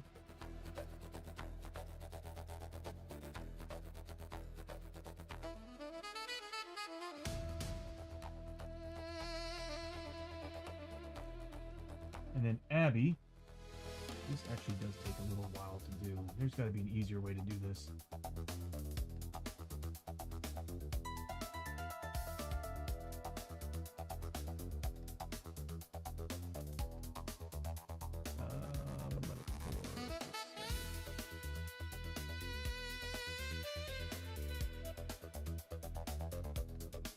One tonic on Lester. And then finally, Chiyo is... Well, I don't know who's getting it. It's anybody other than Chiyo. Well, actually, technically... Well, actually, it wouldn't matter because it would be till the end of the turn. So... It's a waste. Yeah. We wouldn't be able to get the bonuses from it. Oh, well. That's okay. At least we got rid of the Growing Dread cards. And we'll flip them over and see what we would have had to have dealt with. We got lucky here. We kept all the tonics. And we got all that grit at the beginning of the turn. So she popped that. They all spent their grit. I think I have a button for this. Yes, I do. I shouldn't have pressed that. I made things difficult on myself.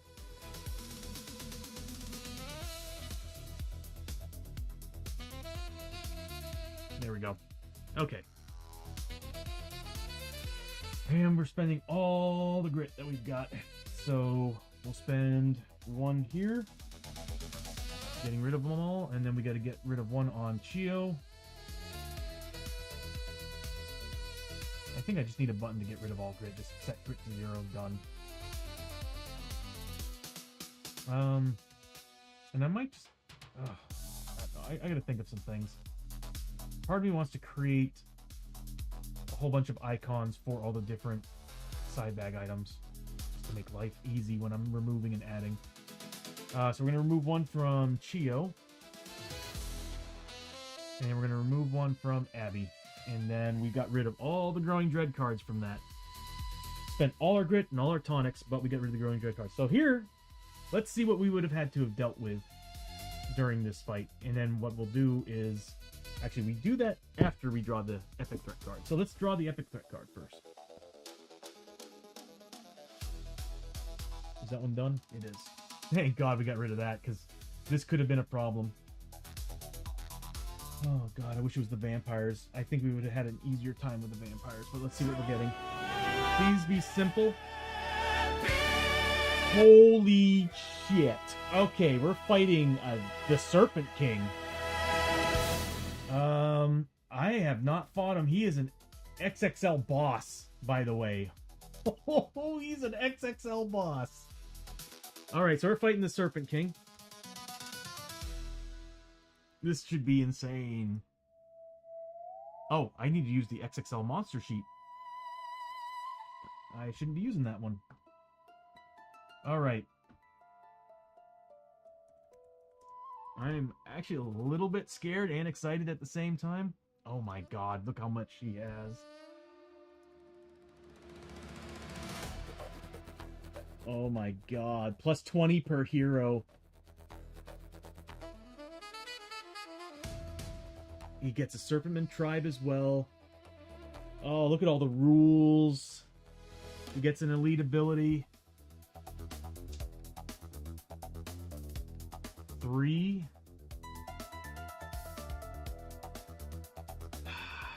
Plus 2 damage on combat hits.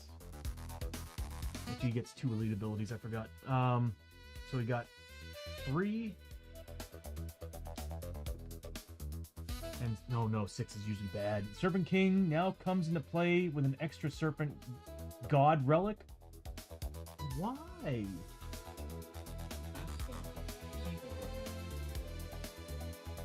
Oh, it's an awesome mini.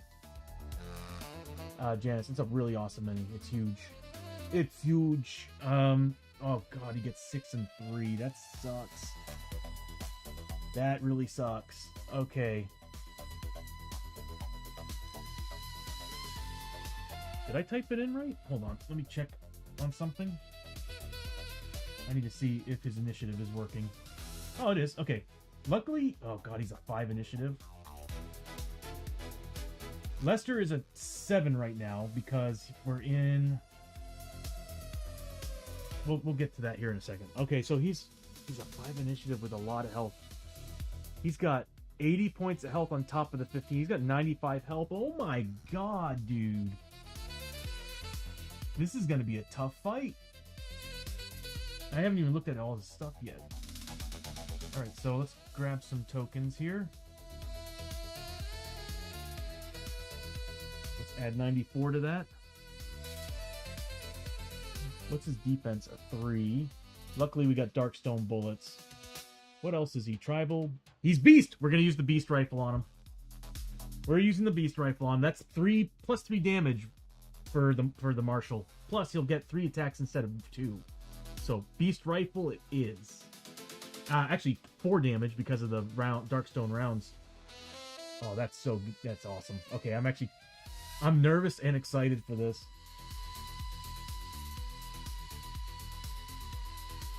Oh, this is crazy. So, we need to add 94 points to this. You know what I might do?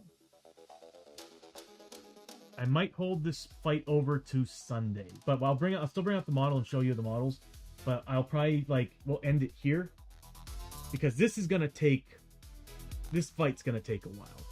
That's a lot of health to get through, especially considering I'm seeing a high defense. If he has armor, we're in trouble, but we'll set it up and we'll get it ready for Sunday, so we'll just get the process going. So we got 6 and 3. I need to write that down. He is Monster 1, and we also need another threat card, too. A medium threat card. If it's Serpentman, that'd be awesome. That'd be hilarious. Alright, so 3. Because I'm also getting really hungry. So on a roll of 3, combat hits are plus 2 damage. Then... I rolled a 6, so Serpent King... Welcome back from the ad break, everybody. We're currently setting up the Serpent King, but I decided that we're going to set everything up so that we can start Sunday stream on the next turn and starting this fight. Because this is gonna be a long fight. And I'm hungry, so we'll probably end it here. But let me set everything up and we'll go over it and then I'll showcase the model. He's huge. In the number 6, Serpent King now comes into play with an extra Serpent God relic.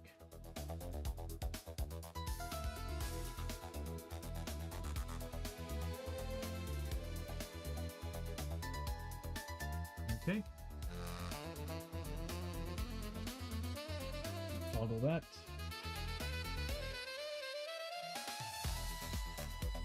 Interesting.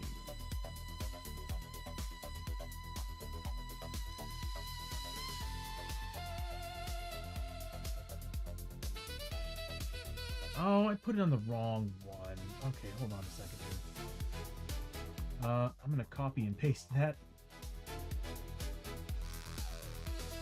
I'm not used to having an XXL monster. So, let's see. Yeah, we fought a few of them. So now, we're dealing with this. So, yep. Combat hits are now +2 damage. Serpent King comes into play with another Serpent King relic. I need to set the word wrap on that. And then we get another threat card.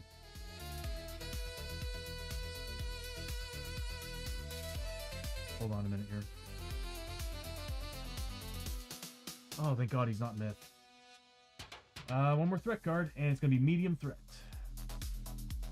Since we're not 6-player, or 5-6-player.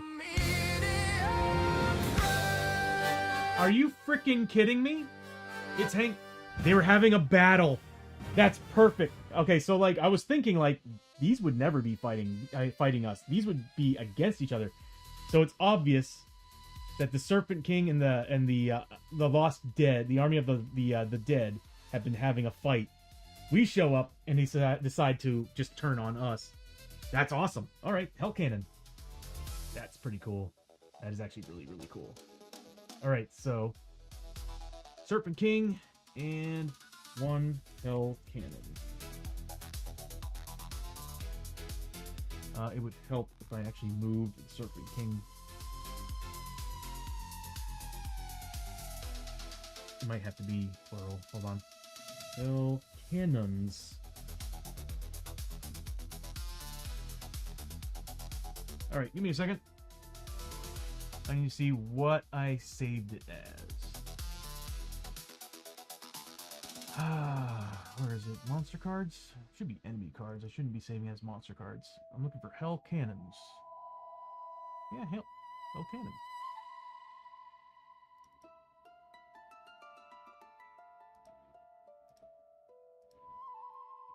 I must have... There it is. Okay. Initiative 1. Good, it's last. We could probably take that out before it gets to do anything. It will be priority, so this way the Serpent King's the only thing on the board attacking. I'd rather have that than have the Hell Cannon bombarding us with attacks. So, that Hell Cannon's gonna go. Doesn't have armor, does it? Nor criticals, though. Unless the attacker is adjacent. It does get 2 elite abilities. Double 2. That's not good. Ranged hit rolls are now going to be a 3+. Oh, actually, it wouldn't do that. If it was a reinforced carnage, then it would get double. So, we have to re-roll. So, 4. Spectral Skull Shot. Anytime a hero takes damage from the Hell Cannon, they also take D3. Ooh!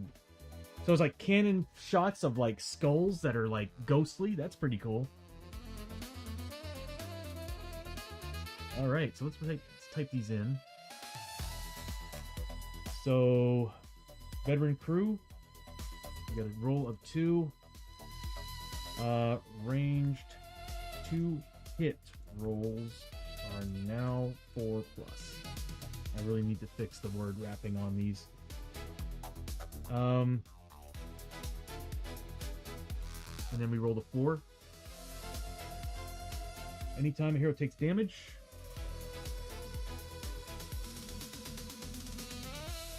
from the Hell Cannon, They also take D6 for hits. It would be awesome if I could actually get a JSON file to do all this work for me. But I don't mind typing. It's a lot better than what we've been doing. Okay, so that's what we're dealing with. We got a Hell Cannon and the Flippin' Serpent King. That's actually kind of awesome. I'm pretty excited for that. I'll get the models. Do we need to set anything else up? Everybody healed up from the staff. There's nothing else that happens. So it's just an epic fight from here on out. Okay, so let me go get... Yeah, let me go get the models. I'll be right back.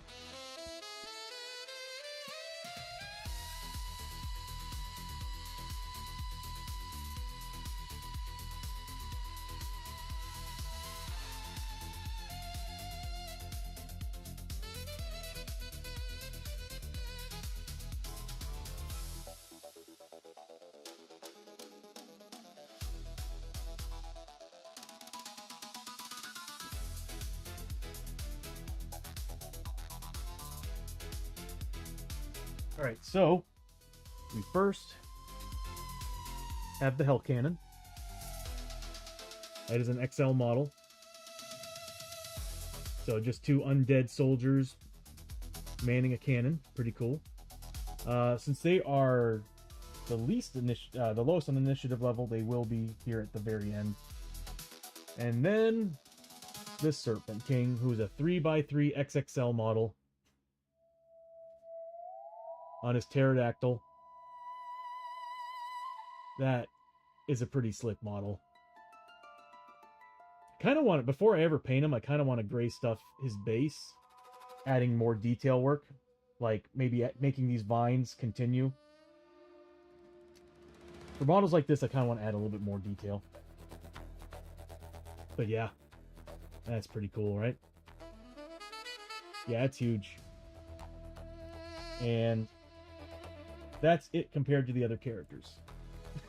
The nice thing about this model is that it's actually easy to put them on the board, because there's a lot of models that stretch out so much on the board that it's hard to get the other, your player characters next to them. It has so much pizzazz. Yeah, right?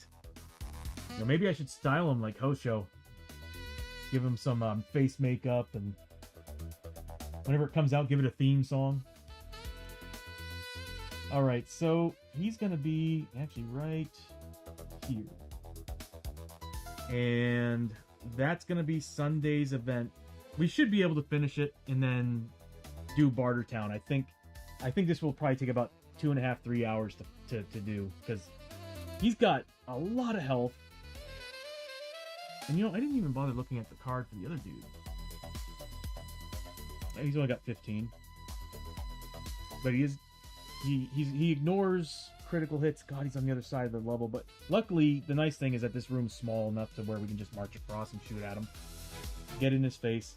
Unfortunately, there's only 2 spaces there. So whoever's going to go there needs to make sure they can do the damage. And that's going to end up being Hoshoryo, probably. Here, I'll put that over here. Hold on a minute here. If the Hell Cannon has no target in line of sight, we're always going to be in line of sight, because this room's kind of small. Problem is that I think he does blast damage, yet grape shot. If there are adjacent heroes, fire grape shots doing D6 rounds, D6 wounds, ignoring defense, each of them.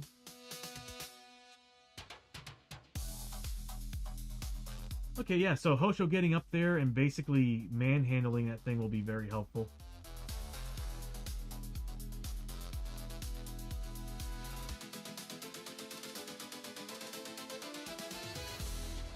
They're fear level 4. Oh my god.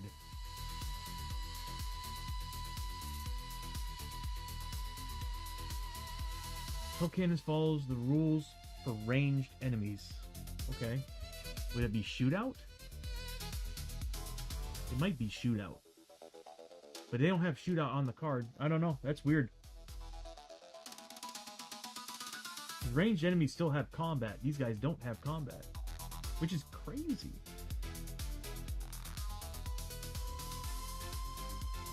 Okay. Well, that's what we're going to be dealing with on Sunday. Should be actually a pretty fun battle. I'm really looking forward to this. This is pretty much the answer I've been looking for when it comes to because I get this hunger right now for a challenge mode fight, and this is kind of it, to be honest with you. We fought vampires all the way up to this, and then we run into this. This is a serious epic boss fight right here. It would have been a lot cooler if he was followed by his own men. Oh, let's go ahead and gear him up. Let's see what we have to look forward to. We do need to see what gear he's getting. All right. Oh, he has Unspeakable Terror. Flight, of course. Warring King. Serpent King rolls his full combat against every adjacent hero. 5 combat at 3 damage. He does 15, potentially 15 damage. Oh my god. Full combat against every adjacent hero. He also comes into play with, well, in this case, because of the 6 we rolled, 2 Serpent King God Relics, so we'll have to get that. The Katari attack. Anytime any hero that starts their activation adjacent to the Serpent King gets 3 hits that do d6 damage. Good god. We need to kite this guy around. You know what's nice about this? Starts their activation. Yeah, it wouldn't bypass pullback, I think. I'll have to look into that. So I'm thinking about the soldier ability pullback, and I'm like, would that kind of overgo start of activation? No, it wouldn't, because pullback is technically during... I think it's... I'll have to look it up. Alright, so let's see what we get for abilities on this guy. I'm going to look for items. There they are. I've never fought the Serpent King. This is going to be cool. And we need to choose a Serpent team as well, so I need a faction card. Serpent God Relics. Oh god. The fact that it has God in there, he gets 2 of them. So it definitely means he fought another Serpent King and won. Faction. I'm looking for Serpentmen faction.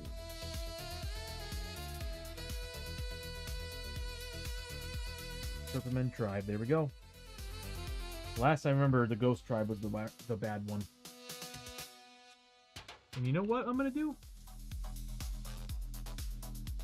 We'll do a poll.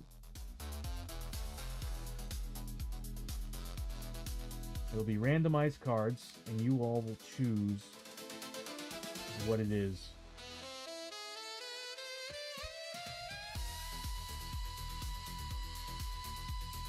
Okay. Choose a couple from the center.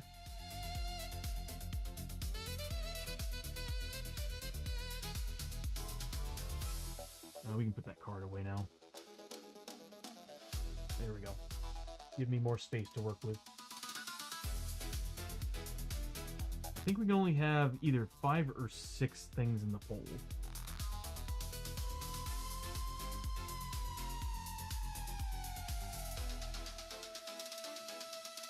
Yeah, 5 things. Okay, so I will take that one. So it's gonna be 1, 2, 3, 4. You know what? We'll do this. There we go.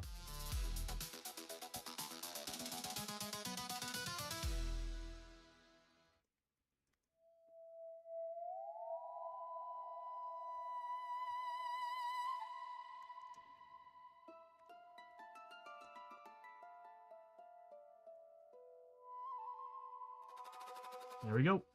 Pulls up. It's either 1, 2, 3, 4, or 5.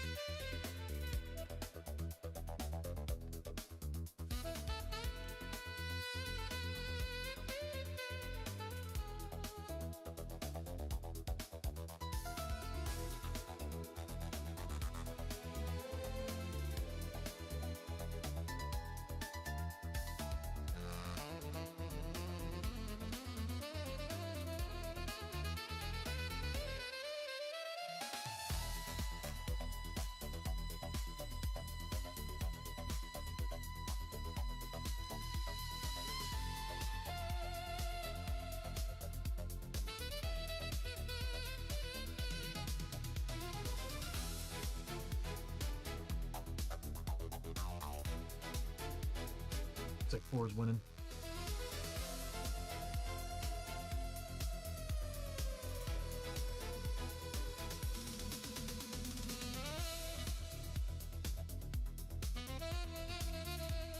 So Janice, they said they're going to be doing a community night tomorrow night. Are you going to be joining us?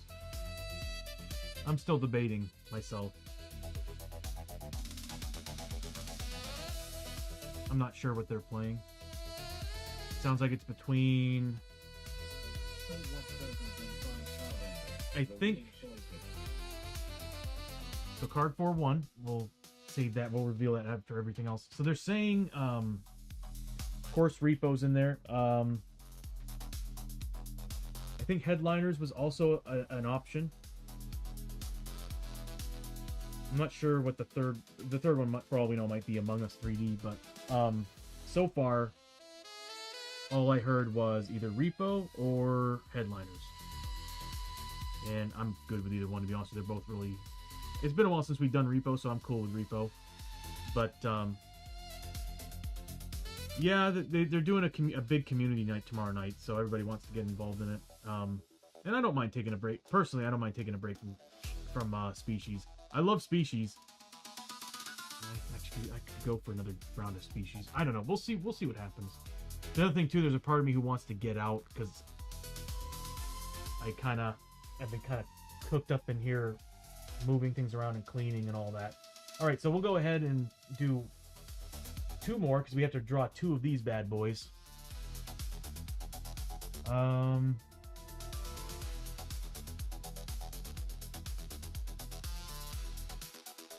I don't really have any plans either, but I do, like I said, I kind of want to go out and do something. I haven't been to the club in forever. It's just I know that the last time I went out, it cost me quite a bit of money because they started charging for parking, and it was not cheap either. For 3 hours, it was 25 bucks. And then, of course, the drinks, when I got inside, were between $13 and $22. So I'm kind of like, well, they're there. They're always there. They're on Fridays and Saturdays, and they've been trying to get me to go out again, but I'll be honest with you. Politically, I've been trying to avoid them because we don't agree. It's not just that we don't agree. I just don't like supporting what their beliefs are, and by going, I feel like I'm doing that. I just feel dirty, you know? I don't feel right. So I'm still debating on whether or not I want to go. And if I'm gonna go, it's just gonna be for me. Like, I just want to go and just relieve some stress, or just go out and do something physical. Yeah, well, I've got you all, but like when it comes down to like going out and doing things, yeah. The unfortunate thing is that being in Fort Worth, Texas, a majority of my friends or people I know are definitely on a side of things that I can't back. And I just don't feel right about it. 1, 2, 3, 4, 5. All right, the poll's up for the next one.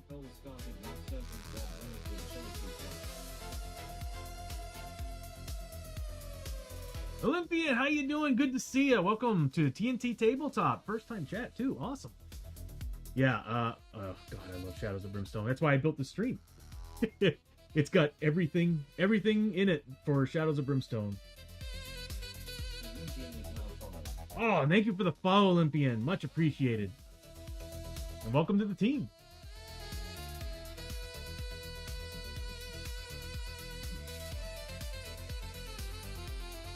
Yeah, we're a little extra on TNT Tabletop, if you've noticed.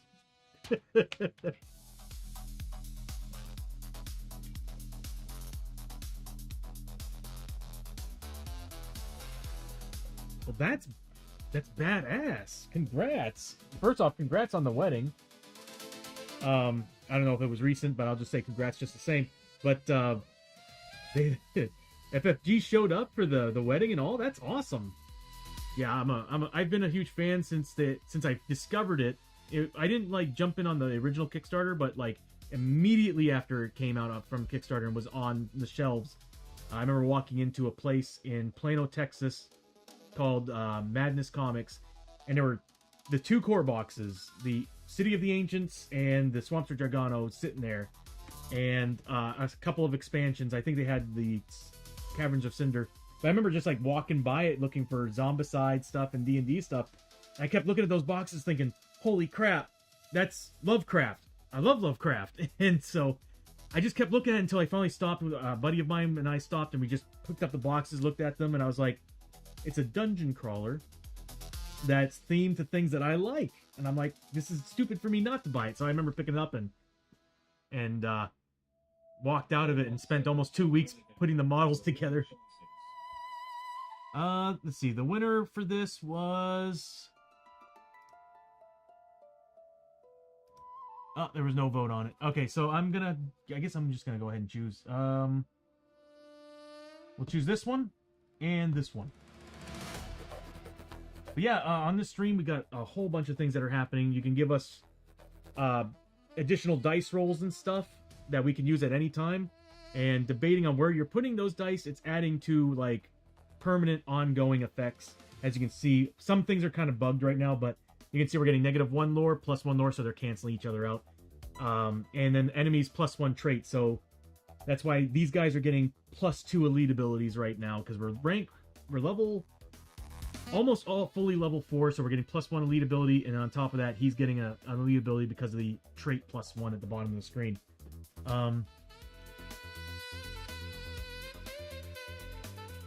We got caught up around the same time. The frogs were at Emerald City. Oh, the Emerald City Comic Con, yeah. And they get go all in. Nice. Any promos I'm missing? Actually, I'm up to date on everything. Anytime they do promos, anytime they do Dice Fest, all that stuff, I've got the Knight, the Gladiator. I've got pretty much everything up to date so far, including the promo packs, and I always make sure I jump in on it when they do their website promos. Let's see. So yeah, so we're not going to be doing these cards. So he's got this for the Serpentman trait. Oh, any extra promo cards, like the winning cards. No, I don't have any extra cards, no.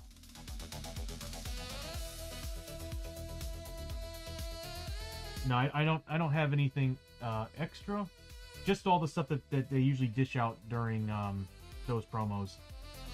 But yeah, I don't carry anything extra.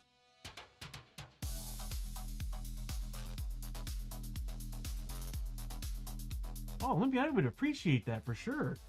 But I'm not 100% sure what I'm missing.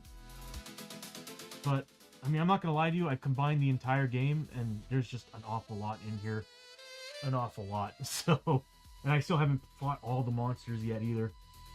But I appreciate it, and you know, if you ever feel like it, you can jump in on our Discord, and there's like a group of us, like there's Bishop and a few others who play Shadows of Brimstone that like talking about it as well. I think we're also, yeah, Bishop and I are also on the FFG. Well, we jump in on FFG Discord just to see what we see. A lot of beautiful painted models on there. Sometimes we'll paint models on here too, but I'm currently in the middle of moving, so I'm just playing the game. And as a matter of fact, you jumped in at the right time. We're taking on the Serpent King and a Hell Cannon. We're currently in the middle of a basic mission that brought us to the Blasted Waste, and on top of that, we have the mission was currently a vampire adventure. So we've been fighting nothing but vampires, and in this we didn't roll well for the vampires, and now we're just fighting an XXL boss.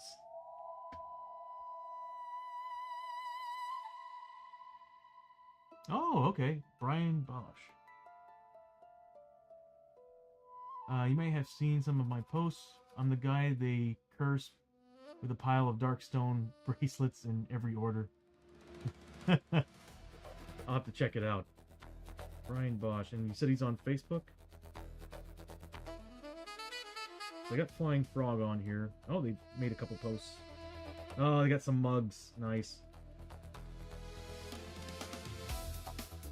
Brian Bosch.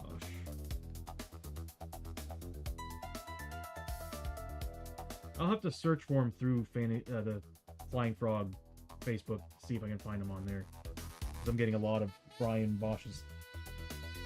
Runs a lot of giveaways in their channel. Oh, okay. I'll have to check. I'll have to definitely have to check them out. Thank you for the heads up, because definitely like to be a part of that. But yeah, I primarily built the stream just for fun. I just enjoy playing Shadows, and I like promoting, in a sense, promoting the game. So, because to me, this is like as I tell everybody all the time, this is basically Diablo but on a board game. So, the relics that he's getting. Oh, thank you, Olympian. Yeah, there's if you want to see, I got a whole bunch of stuff I built in on this stream.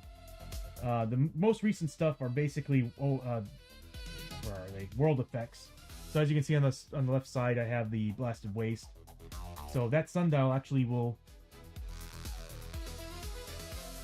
Yep, exactly. I always say it's basically Diablo but in a board game, but it's the Old West, feudal Japan, Norse mythology, and conquistadors taking on the Lovecraftian horror.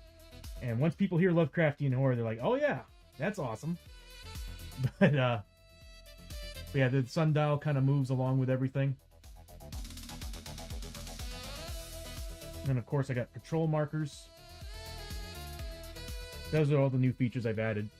And then of course at the bottom of the screen I got a whole mess of stuff that interacts with the stream. So all the player sheets can come up, so you can actually see all their stats, and it's all based on initiative order too. So as we're going up and down initiative order, it's not working because I'm in probably the chat room. There we go. Initiative is not working. Oh, because I'm below their initiative level. So yeah, as it's going through their initiative, it will raise and lower them based on who's next. So I put an awful lot of work into this stream, but it's been a blast. Let's see, all players on, turn them off. There we go. So, and then of course at the top screen you have the depth track. Right now we're both darkness and depth on 8. So, and all the notes that I have for like all the ongoing effects are at the top of the screen as well, as you see it scrolling. So there's an awful lot to this. I even have like the monster cards in here when we need to call them. And then I also have like 10 different, a whole bunch of different, I better put that one away, we're going to need that. But I have basically what I call universal cards, which are used for threats and darkness. So we can call these out, and we can kind of keep them hidden and then remain in play. So yeah. Yep. It's been a work in progress. Bishop! 5.5 hours. Yeah. Yeah, you do, man. As a matter of fact, I'm about to reveal what we're about to take on. I'm ending the stream, but on Sunday we'll be picking back up against the Serpent King. Hell Cannon. The Serpent King has 95 health, by the way. But we haven't revealed the cards yet. So, the Serpentman tribe that he's part of. It's green card, of course. The Diamond Scale tribe. So, perhaps the most cunning and fierce of the tribes, the warriors of the Diamond Scales are hungry to the core, disciplined and deadly. They work. I can barely read it on the screen. The monitor I have over there is not great. Actually, I think the color's dying on it. So they're going to be getting +1. Oh, he's getting +1 combat. So he's at 6 combat at 5 damage now. No, it's 3 damage at 5, so he's at 6 now combat with that. Formation, immune to critical hits. Oh, come on. Oh, there's no other Serpentmen, so that's not going to matter. Awesome. So that's what he's getting for the Serpent ability. And then he's getting the 1 out of 2, because we rolled a 6 on his elite ability. So that means he's getting 2 Serpent God Relics. So the first one is the Scepter of Zuzao. During this enemy's normal melee attacks, each hero must reroll their first successful defense roll. Oh, that is horrible. He attacks everybody adjacent to him, too. And then the next one. The Eye of Hinib. This enemy always counts as having... No! He's got cover!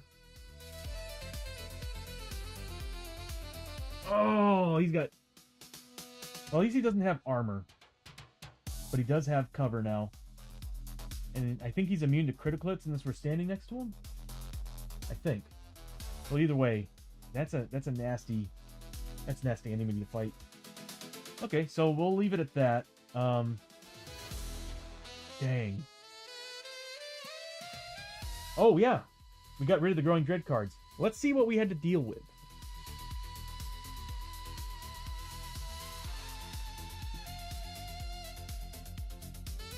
Ancient Mysteries. The shadows that surround this place are filled with writhing tendrils of evil, offering whispers of ancient mysteries and forbidden knowledge. The darkness moves one step. I'm glad we got rid of this. It moves one step forward in depth track. If this moves onto a blood splatter, okay, that wouldn't have mattered, but still, we're not doing well on darkness right now. Because we're in... Well, we're in 8+. Actually, we are down one spot.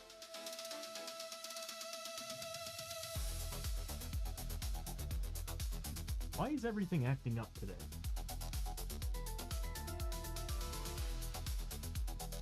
Hold on a minute.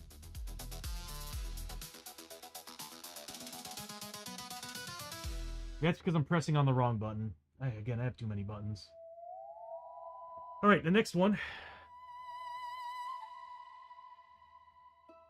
A Fool's Errand. As the realization sinks in, you come face to face with the knowledge that you shouldn't have come here. For the remainder of this adventure, all enemies do +1 damage. And I'm glad we got rid of that. Because the fact that he can attack every adjacent hero with 6 attacks now at 4 damage a pop, that suck. And then finally, and then of course the cannon. Dreaded Knowledge. As you look out into the darkness rising all around, you begin to understand that no amount of soldiers or firearms could hope to hold back this evil for long. The darkness moves one step forward in the depth track, which would have given us another darkness card. If this moves into a blood splatter, which it would have, every hero takes d6. I'm glad we got rid of that. I'm glad we got rid of all of them. They're all bad.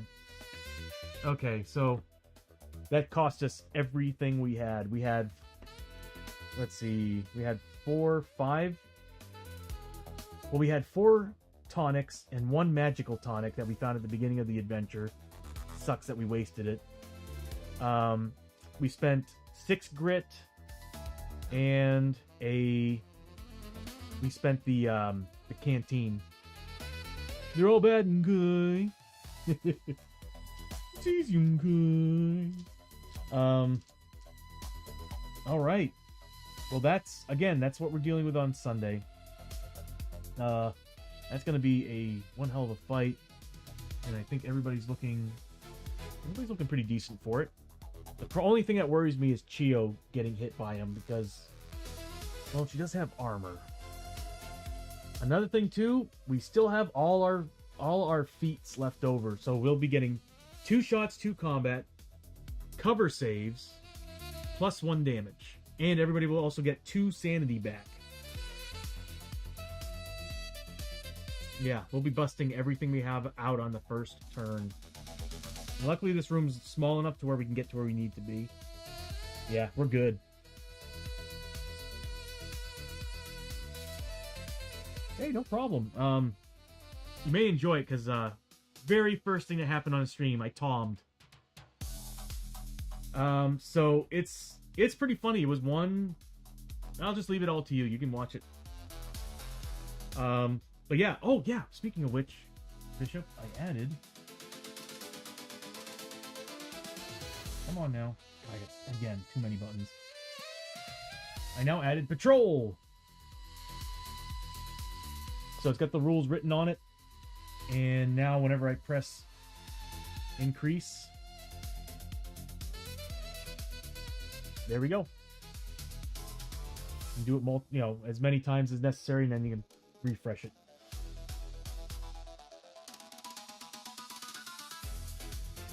And then there you go. So we now have the patrol one on there, so I can get rid of that.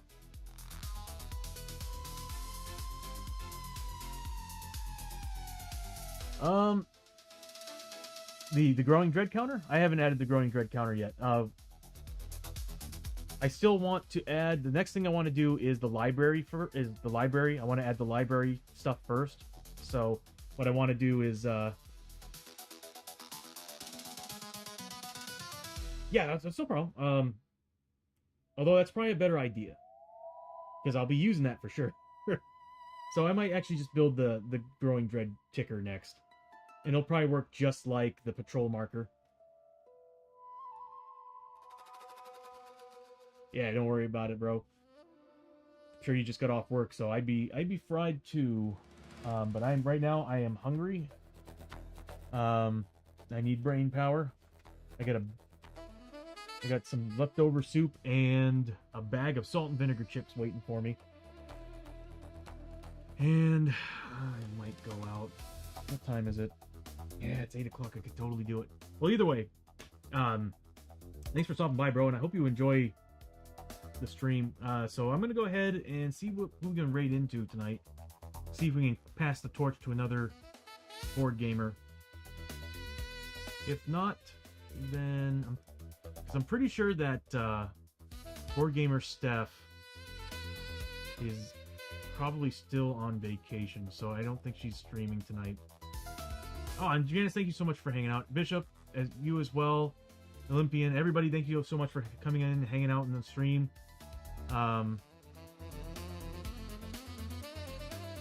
We'll pick this final battle up on Sunday, and I think we should have enough time to finish it, and then probably do Bartertown.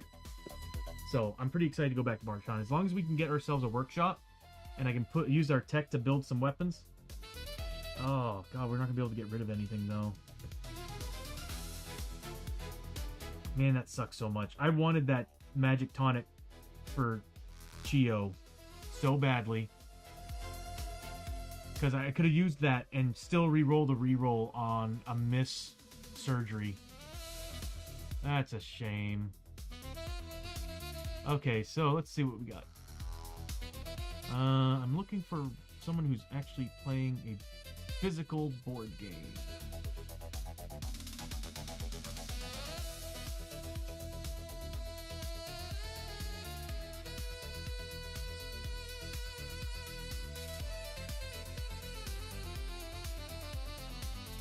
Go to same category. Give me 1 second here.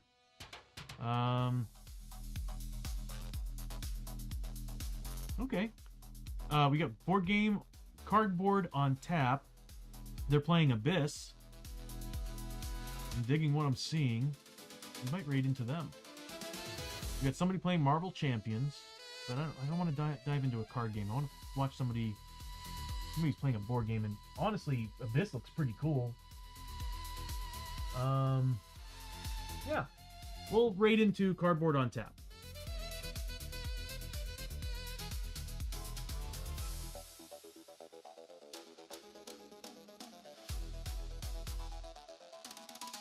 And if I can get this rolling here. Oh, and thank you, Janice, for the raid message. We love you. Okay, so we're gonna start the raid, and until Sunday, well, I'll see you all on Sunday, and until then, you have yourselves an awesome Friday and Saturday evening. You all take care.